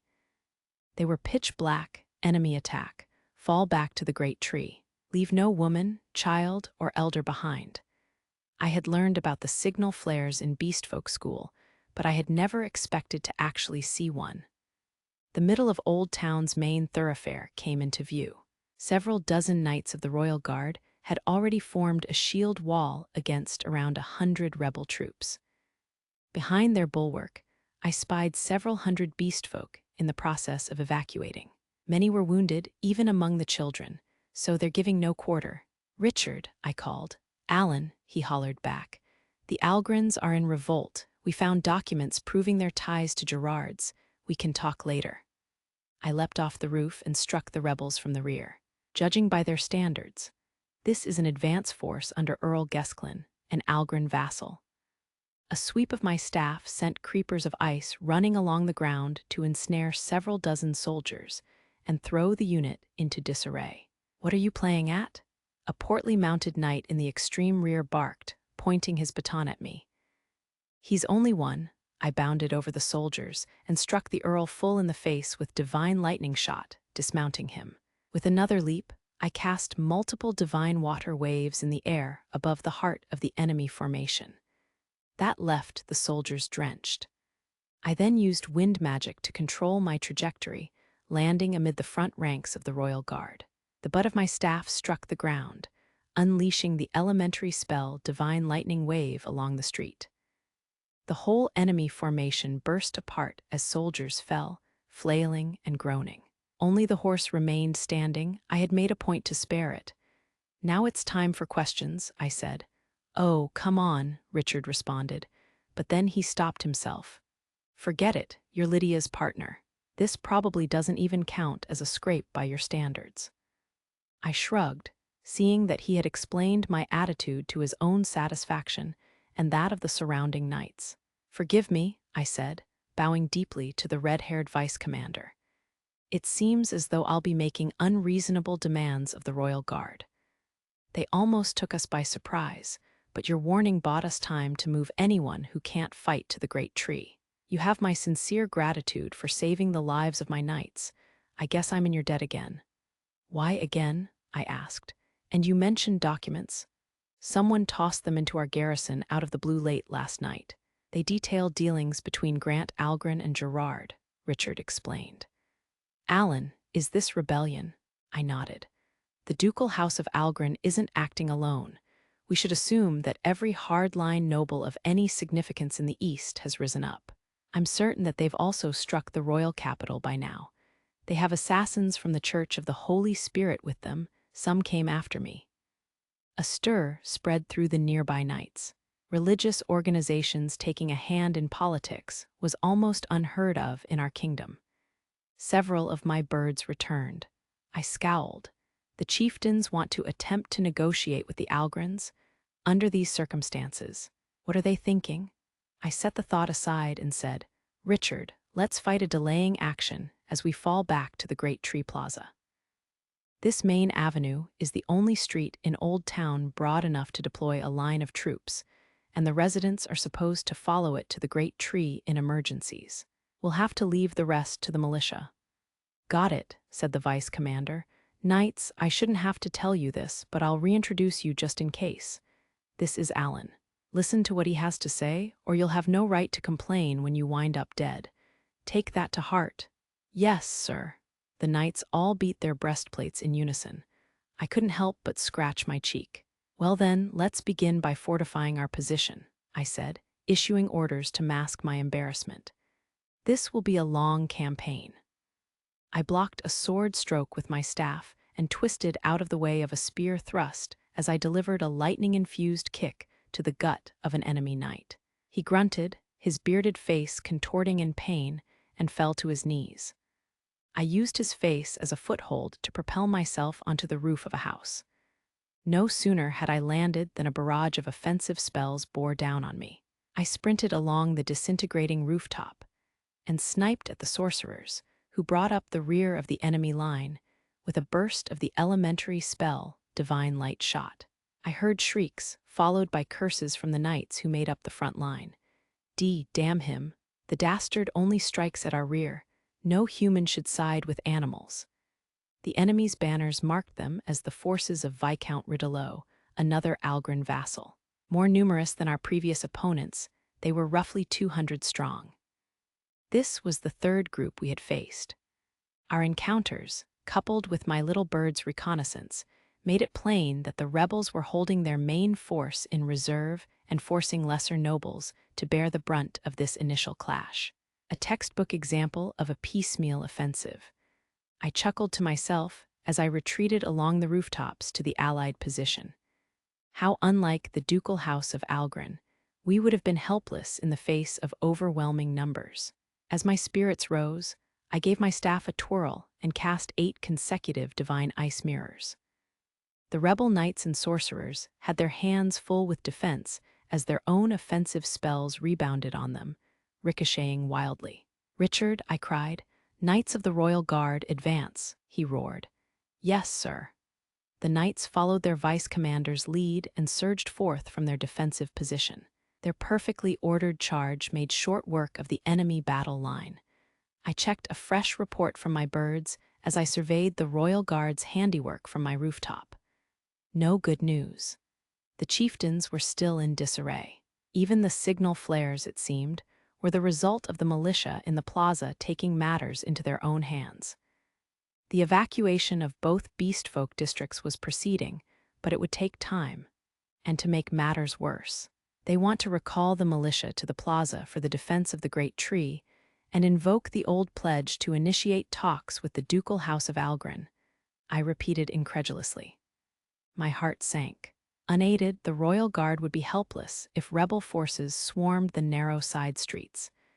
And at this stage, a call to negotiate based on the old pledge was beyond absurd. Down on the street, the knights raised a victory cheer. An indiscriminate rebel army before us, and a council that refuses to face reality at our backs, I muttered.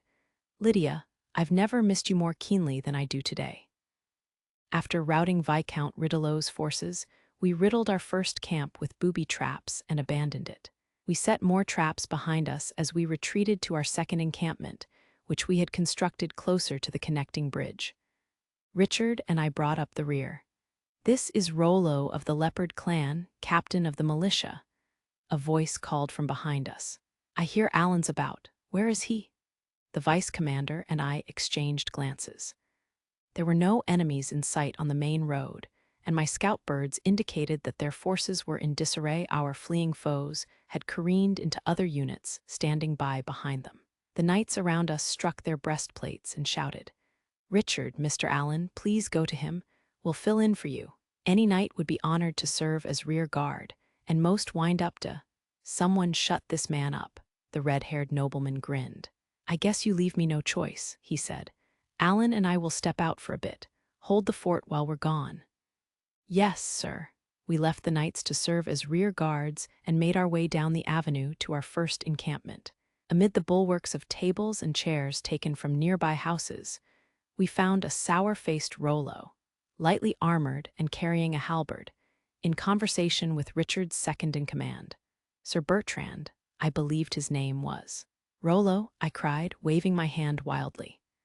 "Alan," his voice carried well, and several other nearby beastfolk raised their hands in my direction, so I waved to them too. "I'm so glad you're safe," I said as we drew closer to the builder moonlighting as a commander. "Only thanks to your warning," he responded. "I take it you've heard the chieftain's orders." "Yes. Rollo, this is His Highness, Lord Richard Leinster. He serves as vice-commander of the Royal Guard. I'm Rollo of the Leopard clan, captain of the Beastfolk militia." After a pause, he added, "Should I be speaking more formal-like? This is a battlefield. No need to stand on ceremony," the red-haired nobleman reassured him. "I'm Richard. I presume you have urgent news." "Thanks," Rollo said after a slight hesitation. "I have my people standing watch on every street and alleyway. We shouldn't have to worry about infiltrators." Richard and I silently nodded our assent. I shot a look at Sir Bertrand, and the veteran knight repeated the gesture. We then relocated to a nearby house. I cast spells against eavesdropping the moment my feet crossed the threshold. "Rollo, Richard, it's safe to speak now," I said. "Is this about the order for the militia to retreat?" "Yes," the captain answered heavily. "They wasted no time in telling us to fall back and make it quick." "But it doesn't look like you've finished evacuating the district," Richard pointed out. The indomitable Rollo grimaced. "There are still people in Old and New Town, but the chieftains remain holed up in their council room in the great tree, arguing away. They're all together because of the spirit sending last night, but they won't issue a single decent order." Unbelievable. The chieftains are actually exacerbating the chaos. "Please have the militia retreat to the plaza as ordered, defending the remaining residents as they go," I said, letting out a sigh. "Richard, can you spare any of your knights? That should improve security and do a little to speed up the evacuation." "What?" Rollo exclaimed. "Sounds like a plan," Richard said at almost the same moment. "Alan," the captain cried again, "are you trying to get yourself killed?" "I'm doing no such thing. This isn't my place to die," I interrupted, seizing Rollo by the shoulders and staying his outburst. "I promised my 4 charming students, a shy, bespectacled head clerk, and the ever-demanding albatross around my neck, that we would meet again in the royal capital. And I promised to meet my sister at the great tree, so I can't afford to die." After a long silence, Rollo stood up straight and then bowed so low that he almost formed a right angle. "I understand," he said. "Your Highness, Lord Richard Leinster, I realize that I've no business asking you for a favor like this at our first meeting. But please, please look out for Alan. He has it in him to change the future of the Wolf clan, no, of all beast folk. A ridiculous farce like this can't." Rollo said no more. He only went on making fresh tear stains on the entryway floor as he shook from head to toe. Then I heard the sound of a breastplate being struck. "Mr. Rollo, trust me," said the vice commander. "I swear on my honor as Richard Leinster that I will never let Alan die. Lord Richard." The captain of the militia raised his head and then lowered it in another deep bow. When he raised it again, he placed a hand on my shoulder and squeezed it with painful intensity. "Don't die on me, Alan. I'll be back for you as soon as I get everybody out." "That's a promise. Thank you very much," I said to the red-eyed Leopard Clan architect. "Don't worry, I'll manage." A little bird flitted through the doorway. Break time, it seemed, was at an end. We exchanged nods, and Rollo raced out to rejoin the other militia members. "What did you say that for?" I demanded of Richard. "I mean, really, you'll never let me die. We could never have talked him into this otherwise. And anyway, I meant it. Now, let's move, we have work to do." The red-haired nobleman stepped outside, and despite my misgivings, I followed him. "Sir, Mr. Allen," Sir Bertrand called, rushing out to meet us when we arrived back at the second camp. "Bertrand, form a squad of younger knights," Richard commanded. "They're to join the militia's retreat to the great tree." "Yes, sir, I already have them picked out, but none of them are happy about it, especially not Ryan." "Alan, I'll have a word with them," the vice commander said, then strode off toward the young knights. "Won't you fall back, Mr. Allen?" "Just Alan, please, Sir Bertrand," I said. "Someone needs to stay behind." "Call me just Bertrand, then, and must you be among the remainder?" "Just between us, my father once told me, never forsake a friend, even if your friends forsake you," I replied with a wink. "And despite the difference in our social standing, I consider Lord Richard Leinster a friend. I refuse to lose him on this senseless battlefield." "In the midst of all this fighting, your concern is for Richard?" the knight exclaimed, shocked. "Bertrand, I'd like you to prepare to construct these," I said, handing him a sheet of notepaper outlining sites for additional fortifications on the main thoroughfare. After a moment of stunned silence, the veteran saluted and barked, "At once." He then raced off and began gathering other knights. Fluttering rebel banners were massing on the street before us. The main armies of earls and greater nobles were apparently entering the fray. The real battle was about to begin, I thought as I recalled the militia captain's words. "Don't die." I couldn't suppress a smile. You're asking the impossible, Rollo. I won't lose hope, but even if we make it through this, worse is sure to follow. Even so, I swept my staff sideways, mowing down the throng of banners with a divine wind wave. I'll risk my life if it will help my friends, my family, and the children to escape. The rebels brandished their thicket of swords and spears at me from behind stone walls and great shields. What an overblown response to a mere private tutor. And the knights of the guard were giving me odd looks as well. I hoped they realized that I was a paper tiger. Richard returned, looking tired. "Did Lydia teach you that one, Alan?" he said. "I talked the youngsters into leaving." "Well done." "I asked Sir Bertrand to build extra bulwarks for us," I replied. "And wouldn't most people call us youngsters too? You've got me there." "Oh, I think it's about time. Do you have a plan?" The battle line ahead of us seethed with hostility. These foes were obviously of a different caliber than our previous opponents. "Not a one," I replied, shaking my head. "We'll simply need to fight bravely until the evacuation is complete. Now that's what I call valor. It's time to win glory, and that really gets my blood pumping. Let's make this a fight to remember." In a whisper, I added, "If worse comes to worst, retreat. I'll stay behind." The vice commander of the Royal Guard made no reply as he studied the rebel army. Then he whipped out a cigarette, lit it with a breathtakingly stylish gesture, breathed in a puff of smoke, and exhaled. A moment of silence followed.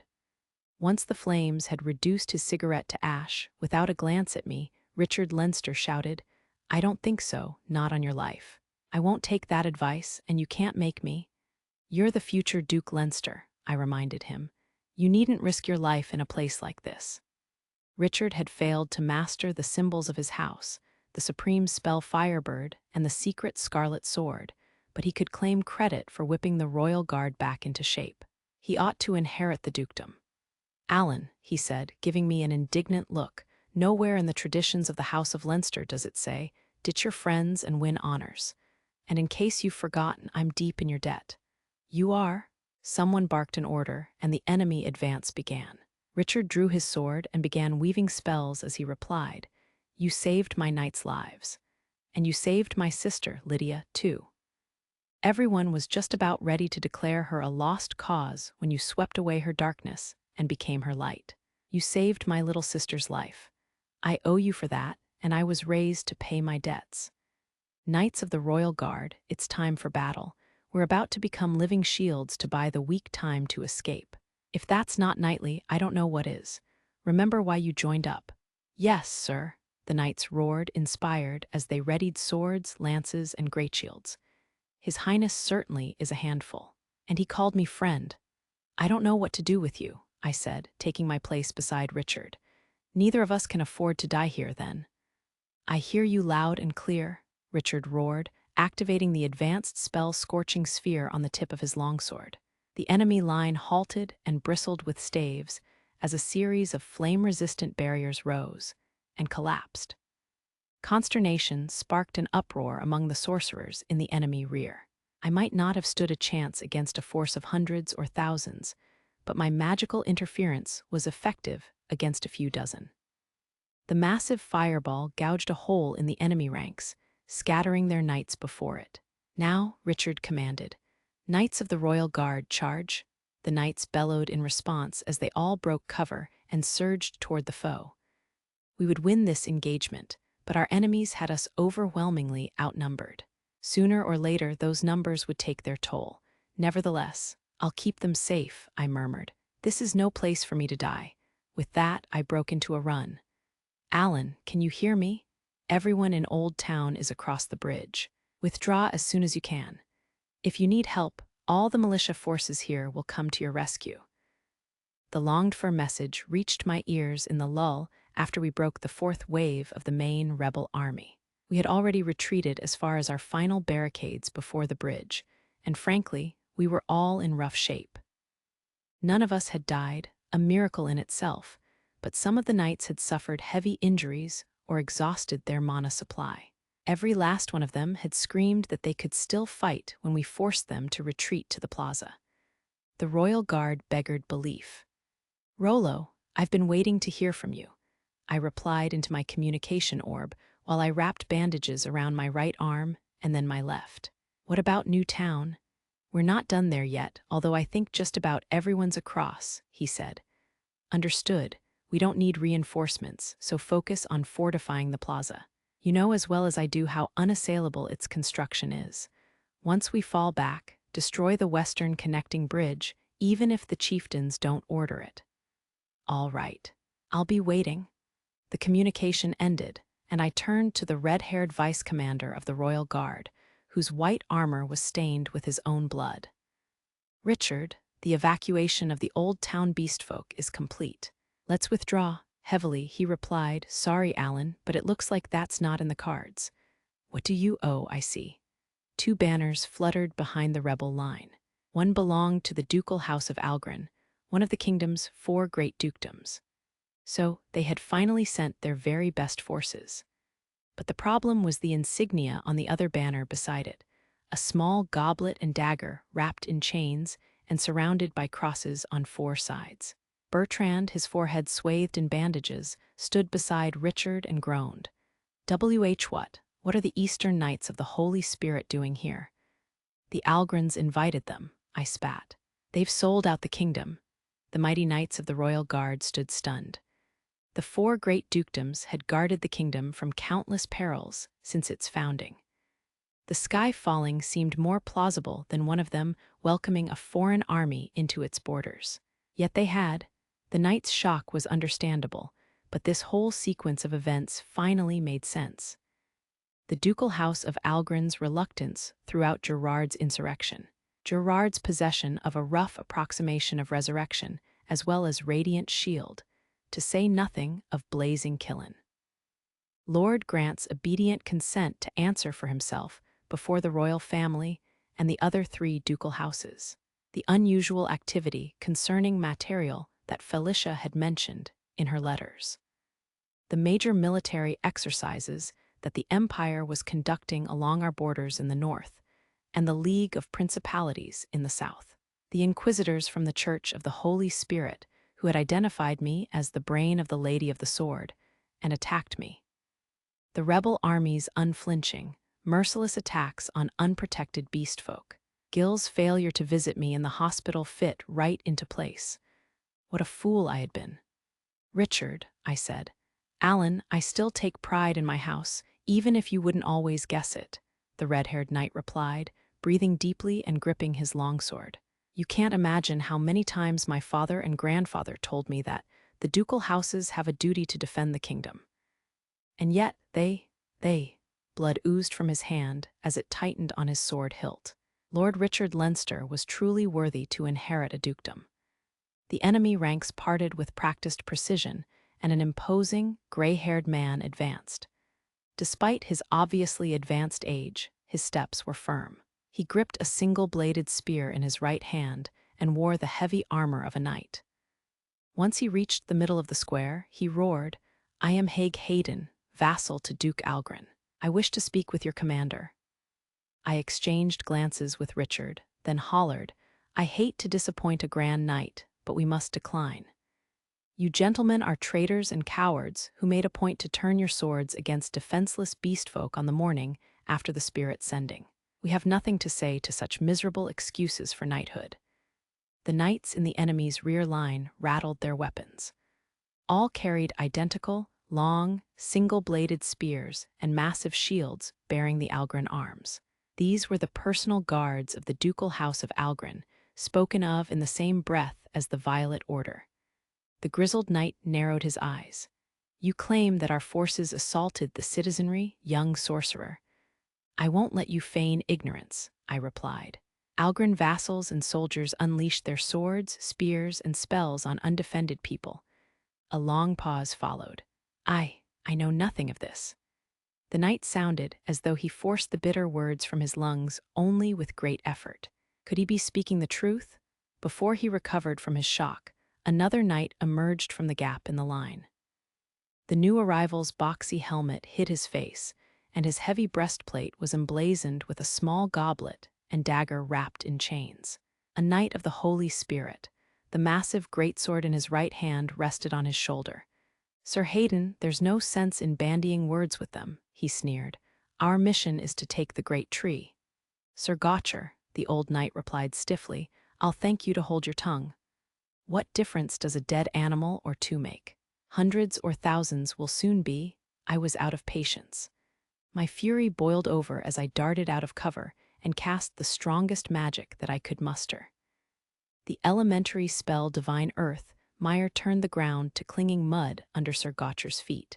Once he was immobilized, I fired the intermediate spells Divine Fire Spear and Divine Ice Spear into the gaps in his armor, while conjuring a spearhead of lightning on the tip of my staff.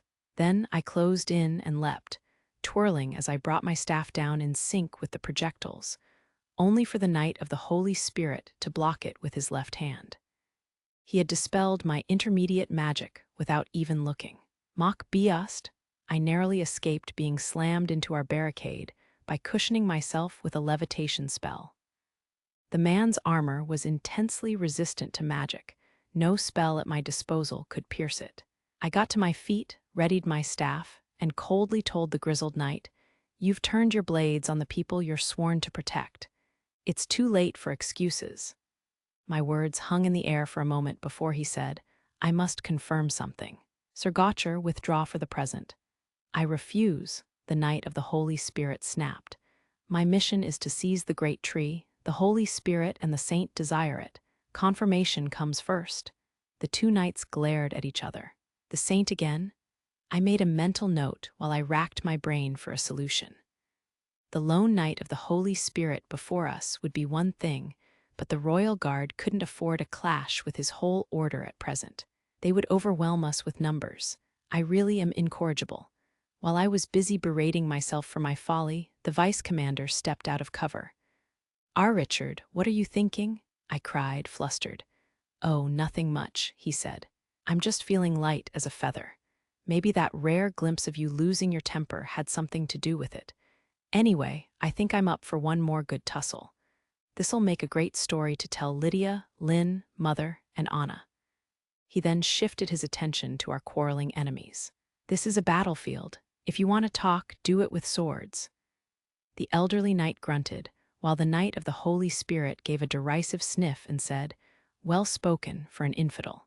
I, Gotcher, commander of the Fourth Order of the Knights of the Holy Spirit, shall be your opponent. He turned to his knights and barked, Do not interfere. Yes, sir, they responded in unison. They were frightfully disciplined, which would make them difficult to handle. By all means, leave the field, Gotcher said to the grizzled knight. We shall scatter this rabble and seize the great tree. I doubt you can, Hayden replied.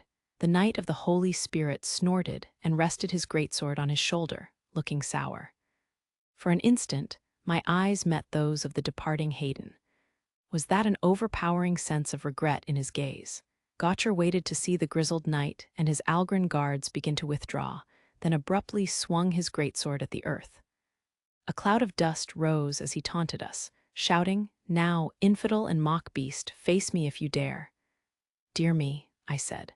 He can certainly move, Richard remarked. Without stopping to confer, we plunged into the dust cloud from opposite sides. I bound the enemy knight's left arm with divine darkness threads and cast divine ice thorns at his feet. Peepaltroon, Gotcher bellowed. Interference from his armor made short work of both spells, but the momentary restraints still left him wide open.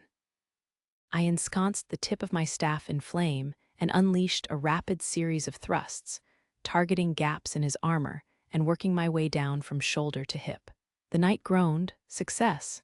Richard's blade flashed in from the right, showcasing his exceptional swordplay. Like me, he aimed at gaps in Gotcher's armor, but his strikes bit far deeper. How like a Leinster. Chew on this, the vice commander shouted, conjuring a scorching sphere on his sword point. Gotcher grunted sharply and fell back, taking the brunt of the point-blank fireball on his greatsword. The insignia on his armor glowed. So that's the source of his magical defenses. That's one mystery solved. The other question is, why don't Gotcher's wounds seem to slow him down? Richard, did you feel your blows strike home? I asked the red-haired knight, who stood beside me with his sword at the ready. All clean hits, he replied. He shouldn't be able to stand after that. With a shout of exertion and a crushing sound, the massive fireball vanished. A surprise attack is a coward's tactic, the Knight of the Holy Spirit shouted, thrusting his greatsword at us. Have you no shame? You're carrying out a surprise attack of your own as we speak, I reminded him. So your insults don't carry much weight, Richard agreed. Gotcher harumphed. Ours is a holy war, one you infidels could never comprehend. He raised his greatsword in both hands, then flew forward like a bolt from a ballista. Were those chains sprouting from his feet? Richard and I threw up magical barriers for all we were worth, while the royal guard launched offensive spells. Gotcher roared with laughter. That won't save Yao. Interference weakened our barriers and deflected the barrage of spells. It would seriously drain my mana, but ice spells from the ground might. Mock Biast, the Knight of the Holy Spirit roared triumphantly. For the Holy Spirit and the Saint, I will now. Who are you calling a mock beast? Don't you dare insult my brother. A flash of light shot between us, followed by a peal of thunder. Dust billowed as nearby streetlights shattered from the shock. The advanced spell Imperial Lightning Dance tore through the sky to smite Gotcher from high above. He had shrugged off Richard's and my attacks, but this bolt smashed him to the ground. His chains were vanishing, shredded by a sudden gust. Richard and I fell back almost to our barricades. Thank you, Karen, I said without turning around. Still, I wish you hadn't come. Splendid work, the vice commander added. Ever considered a career in the Royal Guard? Not interested, my sister replied. She was supposed to have evacuated to the great tree, but here she was, swooping in to save us just in the nick of time. Alan, she said icily, closing the distance between us in the blink of an eye. Her ears and tail were bristling. You bit off more than you can chew, didn't you? All on your own. Oh, well, I fumbled for a response. Why, you know how it is. I really tried, but that's not the point, geez. I felt my pain recede as Karen bombarded me with healing spells. Wow, Richard exclaimed as she showered more curative magic on him and his knights. Now I definitely want you for the guard. Battle-hardened knights heaped more praises on her. She can cast intermediate healing spells on this many people. I guess the genius's sister is brilliant in her own right. I can hardly believe it. I'm glad to see my sister appreciated. But even so, I'm all right now, I said. My wounds are all, stay put, Karen snapped, evidently furious. There was no reasoning with her, so I let her have her way and Karen, I cried, sensing baleful mana. She let out a yelp as I tackled her and knocked Richard and his knights to the ground with a wind spell. A beam of gray light shot through the space where our heads had just been. The blast tore through every wooden structure in its path, leaving only ashes. It had come from Gotcher. The knight's armor was charred and his helmet missing, revealing the face beneath shorn-off lips, a crushed nose, and what looked like burn scars where his hair should have been.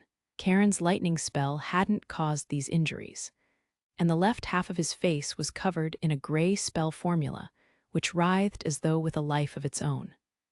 Just like Gerard, I said, has the Church of the Holy Spirit already reconstructed the great spell resurrection? Gotcher's intact right eye focused on me, while mana gathered in his cloudy left one. Richard, I shouted, leave it to me? The dependable vice commander conjured a 4-layered barrier of fire right in front of Gotcher. I rose to my feet and cast my experimental 2-element anti-detection spell, Pale Azure Snowflakes, with all the force I could muster. That would stop anyone tracking our mana. I then reflected on my confrontation with Gerard as I racked my brain for countermeasures. Gotcher doesn't have Radiant Shield or Blazing Killen, but Lydia and Tina aren't with me this time. Against the great spell resurrection, Richard and I won't be. Karen, I asked, startled by her grip on my collar. My sister stared intently at me, then lowered her head. I was just about to address her again when many more beams of light fired skyward. Several grazed branches of the great tree, pulverizing them and filling the air with falling leaves. So, it has that much power even at long range. Richard and I shared a look and then nodded to each other. Abandon this position, the vice commander bellowed to his knights. Take Karen and retreat to the plaza. Alan and I will put an end to that freak. If our mana disappears, then Bertrand takes command. You can trust Rollo coordinate with him. Richard, the veteran knight cried, although he had kept his cool throughout the fierce battle. As your superior officer, this is the least I can do, said the scion of the ducal house of Leinster. You're not going to make me say, that's an order, are you? Bertrand bit back a protest and barked, retreat. On the double, the knights began to withdraw. I winked at my older friend, then turned back to my sister. Karen, this is a once-in-a-lifetime request. Please go. No, she said slowly. Karen, no, I crouched down to look her in the eye. But without warning, her right hand seized my collar again and yanked me toward her. She was extremely close, and there were large tears in her eyes. When are you going to look at me? She demanded. I'm always keeping an eye on. You are not, she vehemently interrupted. You still see me as a little girl, but I've gotten stronger. I'm not just someone who needs your help anymore. Look at me. Look at who I am now. Let me stand beside you. Tears ran down her cheeks. Karen, some brother I am. Correction, the vice commander called to his retreating knights. Alan, Karen, and I will bring him down. Richard, I exclaimed. You're not winning this one, Alan, and experience has taught me it's best to admit defeat quickly. But, with a shock, the four-layered fire barrier tore and my snowflakes scattered. Infidels, Gotcher howled, hefting his greatsword. Unlike Gerard, he seemed to still be conscious at this stage. Was their research into resurrection progressing? Richard took a step forward and grinned. I'll hold him off. Talk things out quickly. Then, with a horizontal sweep of his longsword, he cast multiple instances of the advanced spell Crimson Fire Lances. A stream of bright, fiery spears bore down on the Knight of the Holy Spirit, who had by this time relinquished a good deal of his humanity. Child's play ye. Gotcher intercepted or resisted the bombardment, using his greatsword and grey light. Dreadful crashes and gusts of scorching air followed as the wooden square caught fire in the blink of an eye. I looked down at my sister, whom I held in my arms. Karen, I know, she said, I'm being selfish, but you're my brother, not Lydia's or Tina's or Stella's. So, before me, Gotcher was advancing step by step through Richard's barrage. I hugged Karen. I would never have been able to push myself this hard if not for you. Really, she asked hesitantly. Really, I've always thought that I needed to protect you, but from now on, let's move forward together. I paused. That lightning spell was incredible. Alan. I let go of Karen, gave my staff a twirl, and held out my left hand. I think it's high time we took care of him. Will you help me? Her ears perked up and her tail wagged with delight as she seized my hand in both of hers. Why, yes. Yes, definitely. I faintly linked our mana. Karen released my hand and entered lightning apotheosis, then tossed her dagger and formed a spear of lightning with a cross-shaped head. We exchanged nods. Richard stopped casting spells and fell back to join us. Did you work it out? Yes, I said. I have no complaints. Karen added before the word was even out of my mouth. All right then, I'm passing the baton. It looks like I haven't got the firepower to finish him off, the vice commander said with a hint of vexation. Infidels, Gotcher bellowed, shaking free of the flames and brandishing his greatsword. The Holy Spirit and the Saint desire the great tree. Do as I say and relinquish it to assess. Partway through this demand, his speech began to falter, and his greatsword slipped from his grasp to land point down in the ground. Gray radiance burst from his heart, shattering his armor and warping his body into some form of grotesque quadruped. The Church, or the Knights of the Holy Spirit, had succeeded in mass-producing crude replicas of resurrection. But their work, it seemed, was far from perfect and extracted a price from its user. Even under these circumstances, the line of knights remained motionless. In fact, they're using video orbs, I murmured. Gray-robed sorcerers under the knights' protection were recording the thing that Gotcher had become, as if observing an experiment. I felt a chill. With a sweep of my staff, I cast divine light arrows to snipe the orbs out of the sorcerer's hands, destroying them. I also raised a massive wall of ice between Gotcher and his comrades, and reactivated pale azure snowflakes. They would have a difficult time breaking through defenses this thick. The thing that had been Gotcher roared, then shrieked, for the Ho-ly spy Rai-T and the Sa-ant. His gray light was clouding over into pitch blackness. I sensed a deep, dark pulse. Karen was preparing 3 imperial lightning dances on her spearhead. But would ordinary advanced magic have any effect on a great spell? In my 2 previous battles, Lydia's and Tina's overwhelming mana had lent their supreme spells and secret arts the force to transcend the healing power of Radiant Shield and Resurrection. I only had Karen with me this time, and while her mana far outstripped that of the average person, it didn't measure up to those 2. To make matters worse, the Knights of the Holy Spirit were close at hand. We couldn't afford to prolong the battle and wait for Gotcher to wear himself out. We'll need to end this in a single blow, then. Karen looked at me, her cheeks flushed, and her ears and tail stiff with nervous tension. "Alan, a deeper mana link ought to resolve all our difficulties," she said. "So, in concrete terms, here." Karen planted a kiss on my forehead. Her lightning intensified as our mana became more deeply intertwined. "Wow," Richard said, smirking. I glared at him as I struck the butt of my staff on the ground. The experimental advanced spell 8 icicle talons mercilessly ran Gotcher through from above and below, pinning him in place. Perhaps the Knight of the Holy Spirit no longer even felt pain, because he didn't utter so much as a cry as he produced numerous dark gray chains from his body to form a hand, with which he began struggling to wrench the icicles free. "I don't recall raising you to behave like this," I told Karen. "Sisters protect their brothers," she said. "That's the way of the world and my pact with the great tree. Let's go." Karen readied her lightning spear and sped off in a dazzlingly quick charge. I cast the experimental 2-element advanced spell Iced Lightning Sprint on my feet and accompanied her. The thing that had been Gotcher was still trapped in my icicles, but mana was gathering in his left eye. "Animals must die." He screamed as a sinister ray of dark gray light fired at Karen.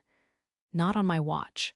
I cast a series of divine ice mirrors, diverting the beam and deflecting it back at Gotcher. He immediately fired a second blast, which canceled out the reflected strike.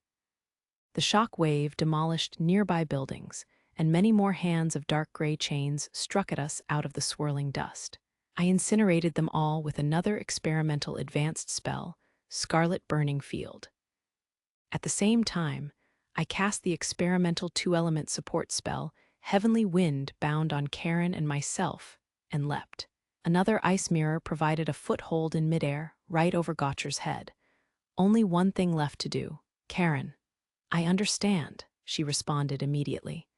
We both gripped her spear, exchanged the briefest of glances, and then kicked off the mirror into a sharp descent. "Become fodder, Fuer Mai, Faith," shrieked the writhing, grotesque remains of Gotcher, giving full vent to his hatred. Mana concentrated in his eye, but then scarlet flames engulfed him, one of Richard's fire spears. Perfectly timed. Even so, Gotcher produced countless dark gray chains from his body to intercept our aerial strike. Karen howled, "Right here, right now, I'm going to prove I'm the one who's invincible with Alan at my side." The 3 imperial lightning dances she'd kept ready on her spearhead blasted away the mass of sinister chains and cleared our path. Gotcher's back was in sight. I held my staff alongside Karen's lightning spear and imbued it with the advanced spells I had been devising for her, Tina, and Ellie. Thunder Fang Spear, 8 icicle talons, and Scattering Gale Moon, a compound of lightning, ice, and wind. Each new element increased the spell's power by an order of magnitude. Karen had already gone this far in her duel with Stella, but the strain was still tremendous. Any more would be. Karen dug her nails into my hand and shot me a look that said, "Keep going." I closed my eyes for the briefest of moments, then continued adding my experimental magic. Scarlet Burning Field, Ruinous Water Blossom, Piercing Earth Hammer, Momentary Flash Ray, Tenebrous Shadow Axe. Advanced spells of all 8 elements combined into a whorl of rainbow brilliance. Karen and I struggled to control the straining lightning spear. Its force now clearly exceeded that of a secret art or supreme spell. My whole body was in agony, but the emotions flowing into me from Karen were nothing but pure joy. Despite our desperate situation, I could barely suppress a smile. "The saint chose me, Gotcher roared, unleashing another wave of dark gray chains from his back. "My faith cannot fall en uo." The chains coalesced into a single lance and collided with our shining spear. Spiraling rainbow and baleful darkness vied for supremacy. Karen's eyes turned an even deeper and richer shade of violet, and her crackling sparks turned to flashes of lightning. Together, we shouted, "Take thee eyes." For an instant, the point of our rainbow spear became a howling lightning wolf, and the balance collapsed. Our desperate strike annihilated the dark gray lance and plunged into the grotesque creature's back, where we unleashed our mana. The next instant, I felt a massive shock. I saw the dagger that had served as our medium shatter under the strain, and the ice wall collapse as fissures ran through the square. I clung to Karen as we were blown back and raised the strongest magical defenses I could manage. We landed in the wreckage of our barricades. "Unbelievable," I muttered as the dust settled. "Even for a freak, this is ridiculous," Richard groaned. We both shuddered. Gotcher still stood there, back in human form and glaring at us. His mouth moved. "Saint, Holy Spirit," was as far as he got before his eyes sunk in, his teeth fell out, and his flesh shriveled, leaving him nothing but skin and bones as he fell. Did we win? The Knights of the Holy Spirit remained utterly silent despite their commander's defeat. Several hulking knights emerged from their ranks, but made no move to attack. They recovered Gotcher's body, and then withdrew in perfect order. Meanwhile, I could just barely make out the gray-robed figures discussing something among themselves. "What are they saying?" I murmured. "Partial success in the blood experiment, key, defective, final." "Alan," Richard said. "Nothing. We should retreat too. We need to demolish that bridge." "I suppose.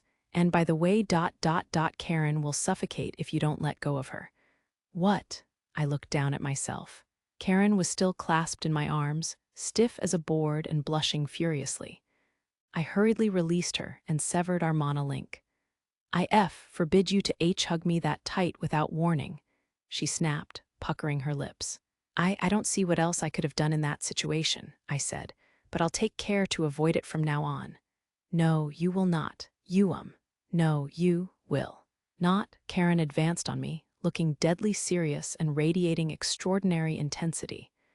I nodded in spite of myself, eliciting a burst of laughter from Richard. "Grrr." "Alan," came a loud cry from the direction of the bridge. I turned to see Rollo, the militia, and even the knights of the Royal Guard, who were supposed to have retreated waving to us. Richard and I looked at each other and then broke into rueful grins. The vice commander strode off toward his knights, shouting, "You're all disobeying orders." What a good officer he is. "Now we'd better move along," and Karen nestled her head against my left shoulder. "Alan," she said, "I helped, didn't I?" "Of course you did. Richard and I couldn't have one without you. Thank you." "I suppose I can't go on treating you like a child." My sister twitched. "In that case," she whispered, "I think I'll grow out my hair again." I stared fixedly at her face in profile. There was maturity there. "I understand that I'm not qualified to walk beside you now, but I won't lose." She touched the scarlet and azure ribbons on my staff, then seized me by the collar and brought her face close to mine. "After all, I was the first to get you to do my hair and the first to tie my ribbon on your staff. Not Lydia, not Tina, not Stella, me. Please never forget that. And when my hair grows out again, you'll still be the only one I let style it for me." She let go and set off for the connecting bridge without even waiting for my answer. After a moment, I murmured, "Oh dear." That made my heart race. While I agonized over having entertained such feelings for my sister, I conjured a little bird. Things had worked out here, but what about Newtown? "Do you realize what you're saying?" Richard roared at the assembled chieftains, who sat around a circular table in their council chamber in the upper reaches of the great tree. The face of my usually mild-mannered friend was a mask of rage, and blood was oozing through the bandages on his forehead. "You can't demolish the Eastern Bridge. because a group of new town residents hasn't managed to evacuate yet. I'll grant you that. But you already know those people and the militia defending them are surrounded. We can't afford to drag our feet with this decision. Having survived Gotcher's onslaught, we had fallen back to the plaza and demolished the western bridge. In the meantime, my birds had scouted New Town and discovered a group of the Fox clan who, for some reason, had holed up on an inland hill rather than evacuating to the Great Tree. Enemy forces hemmed them in on all sides. Richard and I had left command of the plaza to Rollo and raced to the Council of Chieftains with our report. However, yet what do you say? The red-haired knight banged his fists on the table. We will now debate whether to dispatch militia forces to aid the stranded citizens. We won't stop the knights of the Royal Guard or any refugees of other races from attempting their own rescue. Are you mad? The chieftains of Old Town kept silent, anguish and fatigue plain on their faces. The New Town chieftains broke out in a chorus of reproof. What? Why, you may be Duke Leinster's son, but we won't take this lying down. That's right. How dare humans barge into the Great Tree? Who gave you leave? Don't make this fighting any worse. Only the female chieftain of the Fox clan remained unmoved, her face downcast. Richard, I said quietly, I suspect we're wasting our time. After a moment, the vice commander replied, I guess so. We turned our backs on the chieftains and set off for the exit. Alan, wait. What are you going to do? Ogie called. As chieftain of the Wolf clan and head of the council, he sat in the center of the group. I'm going to rescue the people in New Town, I levelly replied, stopping but not turning around. Most of the stragglers are women and children, and there are knights of the Holy Spirit among the forces besieging them. If we don't hurry ... it will be too late. But, Ogie faltered. The shaken New Town chieftains shouted to stop me. Wait. The likes of you has no say in this matter. I'm certain we still have room to negotiate. Remember the old pledge. Besides, you're human. Yes, human. Leave us. Listen, Richard interrupted. Don't you think you've said enough?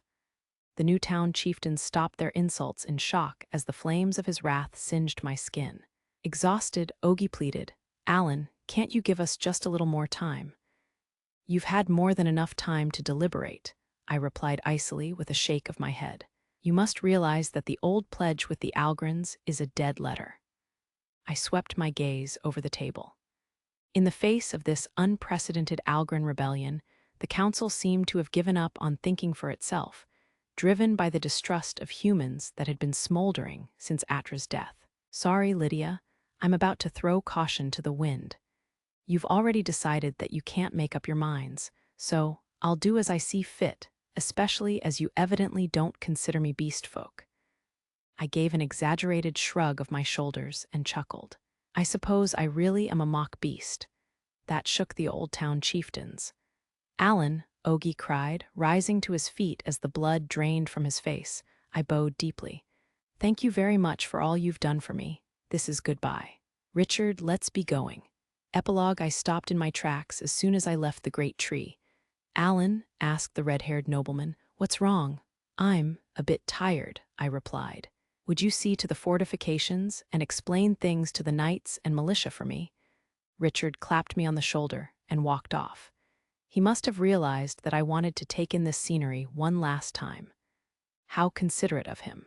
I sat down, still holding my staff, and began removing the bandages from both my arms.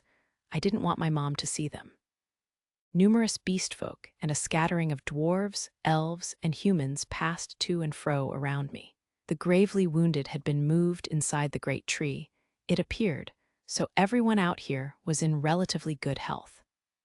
A number of simple tents had already gone up, and people were helping each other regardless of race or clan. There was none of the antagonism between Old and New Town or the anti-human sentiment that I had felt in the council chamber. If only the chieftains would step outside and see this.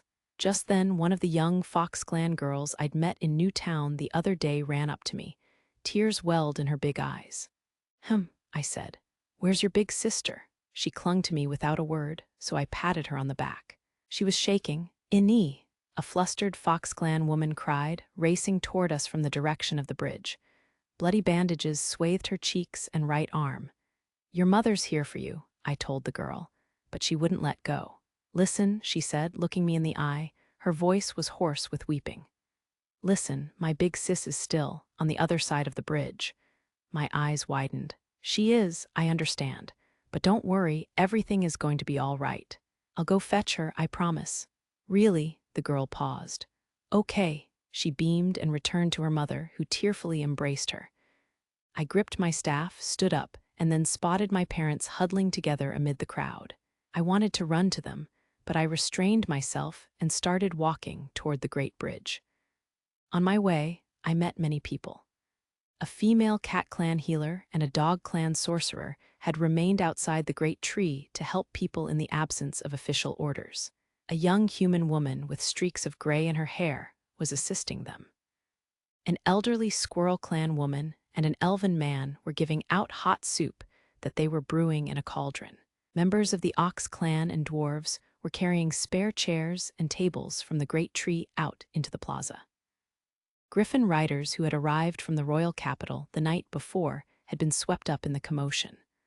Although I thanked my lucky stars that the mail they carried included a letter from Felicia and the item that I'd asked her to procure.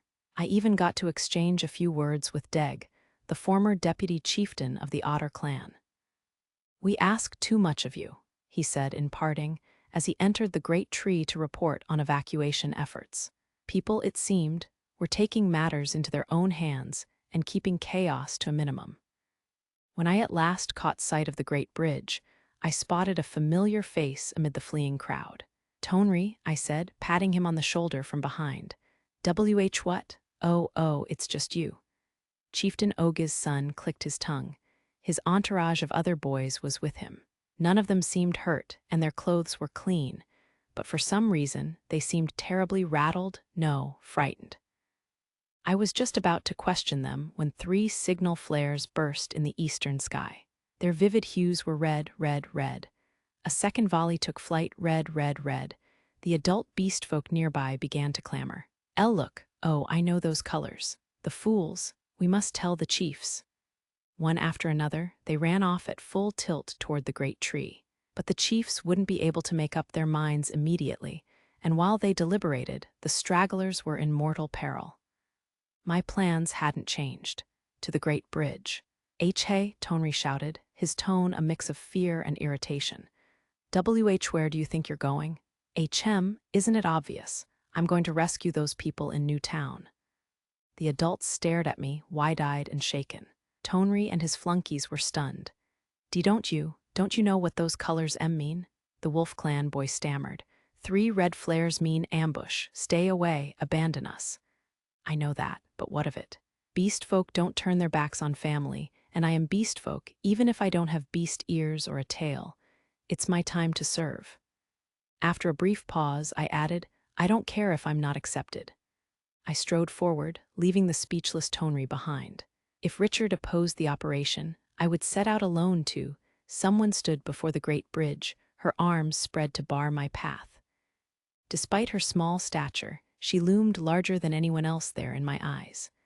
I won't let you go. I won't, not this time. Mom, I had never seen such anguish on my mother Ellen's face. She must have run frantically to get ahead of me. One of her feet was unshod, and blood oozed through her sock. Alan, she said, approaching me with tears in her eyes, you're my and Nathan's only son in the whole wide world. No one can take your place in our hearts. Do you understand what that means? Her words stung me. What an unworthy son I was. Not only had I stayed away from the eastern capital after failing my court sorcerer exam, I had made my mom weep twice in the span of this summer vacation. But even so, I'll be fine, I said, smiling. It won't be too dangerous, just a quick trip there and back. But even my best wasn't good enough to fool my mom. She clung to me and hammered on my chest. Liar, liar, liar. Don't try to do everything yourself. You're still 17, still only a child. We didn't send you to the royal capital because we wanted you to do something like this. Mom. I clasped her hands, so small, yet warmer than anyone else's in both of mine. Thank you so much. Just hearing that from you is enough for me. Alan, my mom stared at me with teary eyes. In the old days, I had done nothing but cry. She and Dad had protected me back then. I've always felt proud to be your and Dad's son from the very bottom of my heart, I continued, smiling. Being your son is what kept me going all this way. And that's why I steadied my nerves as I shared my resolve with the mother I loved and respected. I'm going to save children, friends, and family. You and Dad taught me to never abandon what matters most to me. Alan, no, no, great tears streamed down her cheeks. No, we weren't related by blood. I wasn't even beast folk, yet she still loved me with all her heart. My pent-up emotions burst forth in a flood of tears. When I was little, I sobbed, and I got bullied to tears almost every day, you were always there to hug me, and Dad always gave me a pat on the head. Your warmth and his kindness kept me alive to this day. You can't imagine how much courage it gave me. I never forgot. Back then, I always prayed to the great tree to let me be your son in my next life too. And my feelings haven't changed. Then, don't leave us, my mom pressed, her eyes red from crying. Please, please don't go. Behind me, I sensed familiar, gentle Mana. I'm the luckiest person in the world. I was fortunate to be your son, I said. Truly, truly fortunate. The two of you were the first light that showed me my path and gave me the courage to walk it. And that light never went out. But now it's my turn to light the way. Thank you, I love you, Mom. Alan, with that strangled cry, she crumpled to the ground and began to sob with her face in her hands. I let out a breath, turned, and called, "See you later, Dad." Alan, said my father, Nathan. He had forced himself to come, although his leg must still have pained him, and he was covered in sweat. Don't worry. Remember, I have made a name for myself as the brain of the Lady of the Sword, even if I don't really deserve the honor. He didn't reply immediately, but when he did, his subdued tone was in sharp contrast with my attempt at flippancy. I don't have the strength to race across battlefields like my ancestors did, but I have read many books, and history speaks clearly. It says, never send your son to war. Dad, I'm certain now. I tightened my right hand around Lydia's staff and wiped my tears on my left sleeve. Then, because there was a chance of this being our last meeting, I smiled. I must have become your son so that I could be here today. I'll do my duty. I swear it on this name you gave me. Alan, I'd never heard my dad shout before. My mom's sobs grew louder, but I didn't stop. I began to cross the great bridge. Makeshift bulwarks of tables, chairs, and lumber crossed the middle of the plaza. The Knights of the Royal Guard manned the front line, while militia and volunteer forces stood ready at the rear barricades. Rebel standards already thronged the intact bridge to Newtown. Their arms proclaimed them Algren regulars, and their force was somewhere in the vicinity of 2,000 strong. The bridge limited the width of their vanguard, but they still had us at an extreme disadvantage. How long could we hold out? Alan, Karen shouted, waving as soon as she spotted me. She had been speaking with Richard inside the fallback barricades. As I approached, the nearby knights saluted me one by one. Richard, what's this about? I asked, bewildered, while Karen proudly took up a place at my side. How could they not salute our commander-in-chief? Oh, I'd better join in. Mr. Allen, we await your orders. Richard raised both hands in an exaggerated gesture. The nearby knights snickered. Are you trying to upset me? Just a bit of fun. And you are our commander-in-chief. Isn't that right, Rollo? You bet it is. The militia captain nodded from a short distance away. Several of the subordinates to whom he had been issuing orders, including Toma of the Bearlet clan and Shima of the Hare clan, gave me thumbs-ups. I didn't spot Sway among them. Did you see the signal flares? I asked Richard. Yup, and Karen told me what they mean, he replied. What's the plan, Alan? The whole vicinity went quiet as the knights, militia, and volunteers awaited my response. Apparently, they all understood the flares as well. We're mounting a rescue, I announced, but only a small group of knights and I will participate. For a moment, silence reigned over the encampment. Then, one knight after another began inspecting their equipment. The militia crowded toward me with Toma in the lead, looking furious. Rollo gritted his teeth. Alan, Toma shouted with unfeigned anger. What's the big idea, leaving us out? The chieftains haven't given me permission to deploy the militia, I replied. What, then, what about you? You can't just run off on your own. Don't worry, Karen interrupted. I'll go with him. I glared at her, but she ignored me and calmly said, the council has paralyzed itself into inactivity just when it needs to act most, so I'm taking matters into my own hands. Alan and I can handle anything that comes our way. All right, said Toma. Then, in that case, Alan, take us with you too. No, Toma, I responded. Now is the time for unity. And Karen, you said too much. I exchanged glances and nods with Rollo. The militia began returning to their posts, leaving me alone with my sister, who crossed her arms and sulked. Now for it. Karen, I said. You admitted I was ready earlier, she snapped sullenly. I'm going with you. No, this is a very different situation. I drew a breath. We still had somewhere to fall back to then, but now I have to advance. Retreat isn't an option. And in any case, I pointed to the sheath on Karen's left leg. Your dagger shattered. You're unarmed. Someone in the militia will lend me a weapon. Nothing they have can withstand lightning apotheosis, I replied, shaking my head. My sister was clever, she understood her situation. I can't take you with me. No, Karen shook violently, tears pricking in her eyes. Never, I absolutely refuse to stay behind. Nothing can frighten me when we're together. Even with just my spells, I can watch your back more than well enough to, Karen. I gently embraced my sister. Touching her like this, I felt her depleted mana even more clearly. She acted full of vigor, but she was in no condition to fight. I had pushed her too hard. Alan, she cried, flustered. This is so sudden. It's ... it's not even dark yet. Thank you for everything, I whispered in her ear. I'm happy, truly happy, that I got to be your brother. Thank you for being my sister, for teaching me to love others. You mean more to me than anyone else in the world, Karen. I'm sorry. Look after Mom and Dad for me. What? Al, when Karen was completely off her guard, I linked mana with her, disabled her physical enhancement spells, and struck.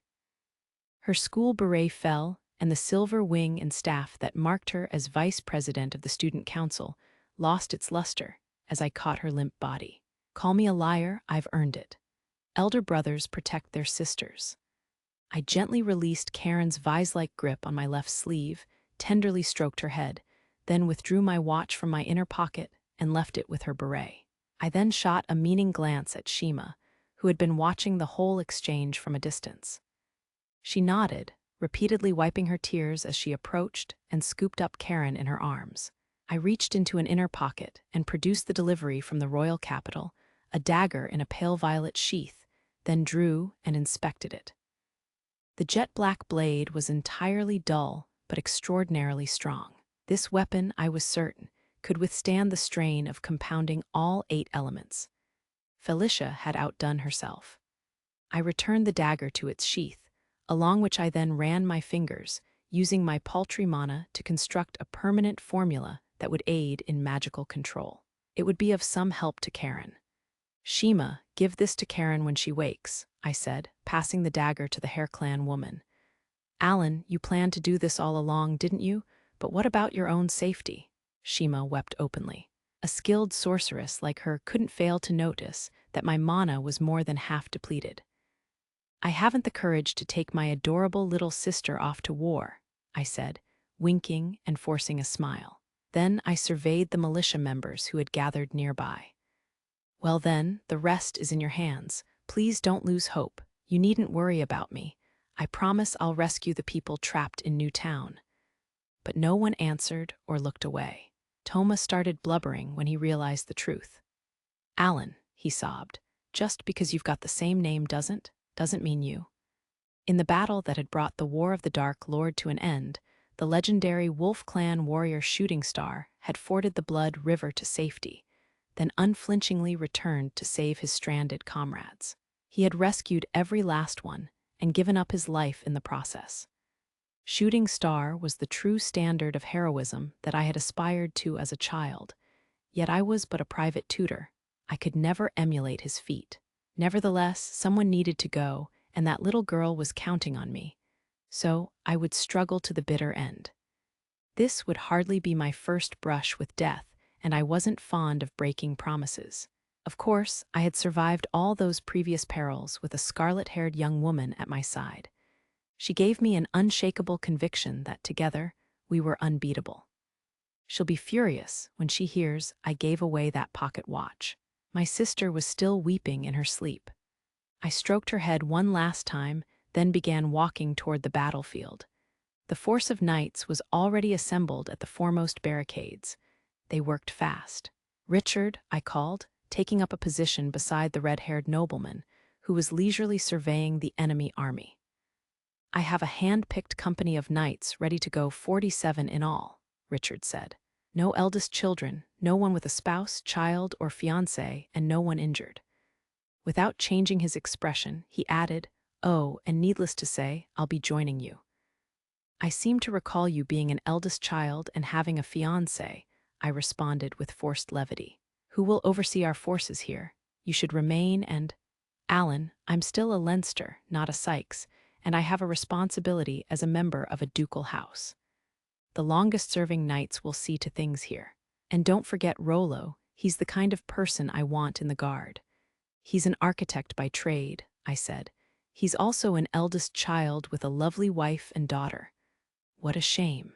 And here I thought I'd found a new potential officer. But that's life, I suppose. I couldn't agree more. We looked at each other and grinned. Ahead of us, the enemy ranks were stirring, evidently preparing to strike. "Alan, you should stay. There's no denying that we're marching into nearly certain death," Richard said, his expression grim. "If I let you go now, I'll have a crying Lydia and Lynn to answer to."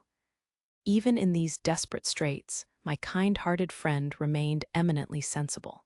"Thank you very much," I replied. "I'm not Alan the shooting star who gave his life to save the human world in the War of the Dark Lord. I can't turn the tide of war with my personal valor. I'm no hero."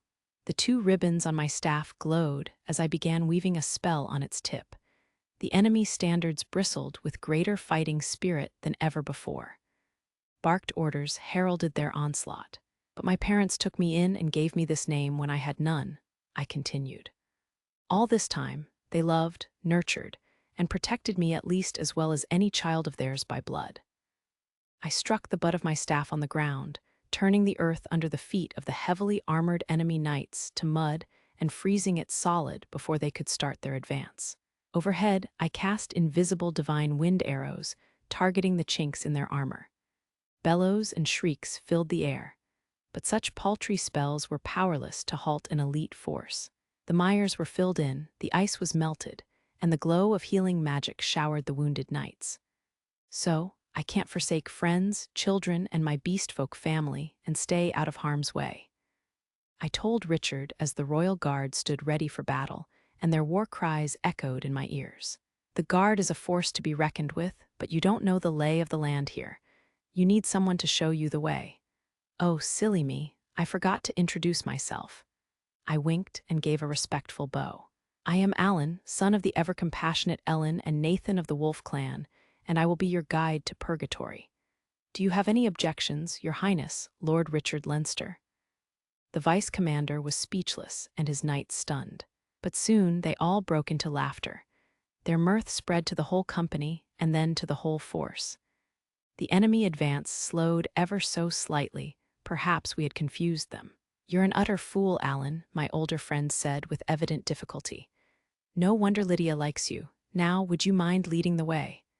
"No, of course not," I replied, smiling. "I'm truly, truly grateful. Knights of the Royal Guard, we are the sword that defends the kingdom. We are the shield that defends the kingdom." The knights chanted, banging on their breastplates in unison as they drew swords, hefted spears, raised shields, and deployed spells on staves. "We are knights who aid the weak, not bad at all." A grin spread across my face unbidden. The red-haired nobleman drew his sword and bellowed, "Now, forward. It's time I showed you what Duke Leinster's eldest son can do." "A firebird right out of the gate, then," I said, nodding sagely. "Be my guest. Don't tease. You know I can't cast it." Richard grinned as he vaulted the makeshift barricade and broke into a run. 4 massive fireballs raced ahead of him. I sprinted toward the rebel line after him, casting spells of my own as I went. The 46 knights chosen for this desperate rescue mission followed. The remaining knights advanced as well, and the militia and volunteers with them, launching a burst of covering fire. Offensive spells tore into the enemy ranks one after another, and fierce winds gusted through the plaza. The scarlet and azure ribbons on my staff gleamed as though to cheer me on.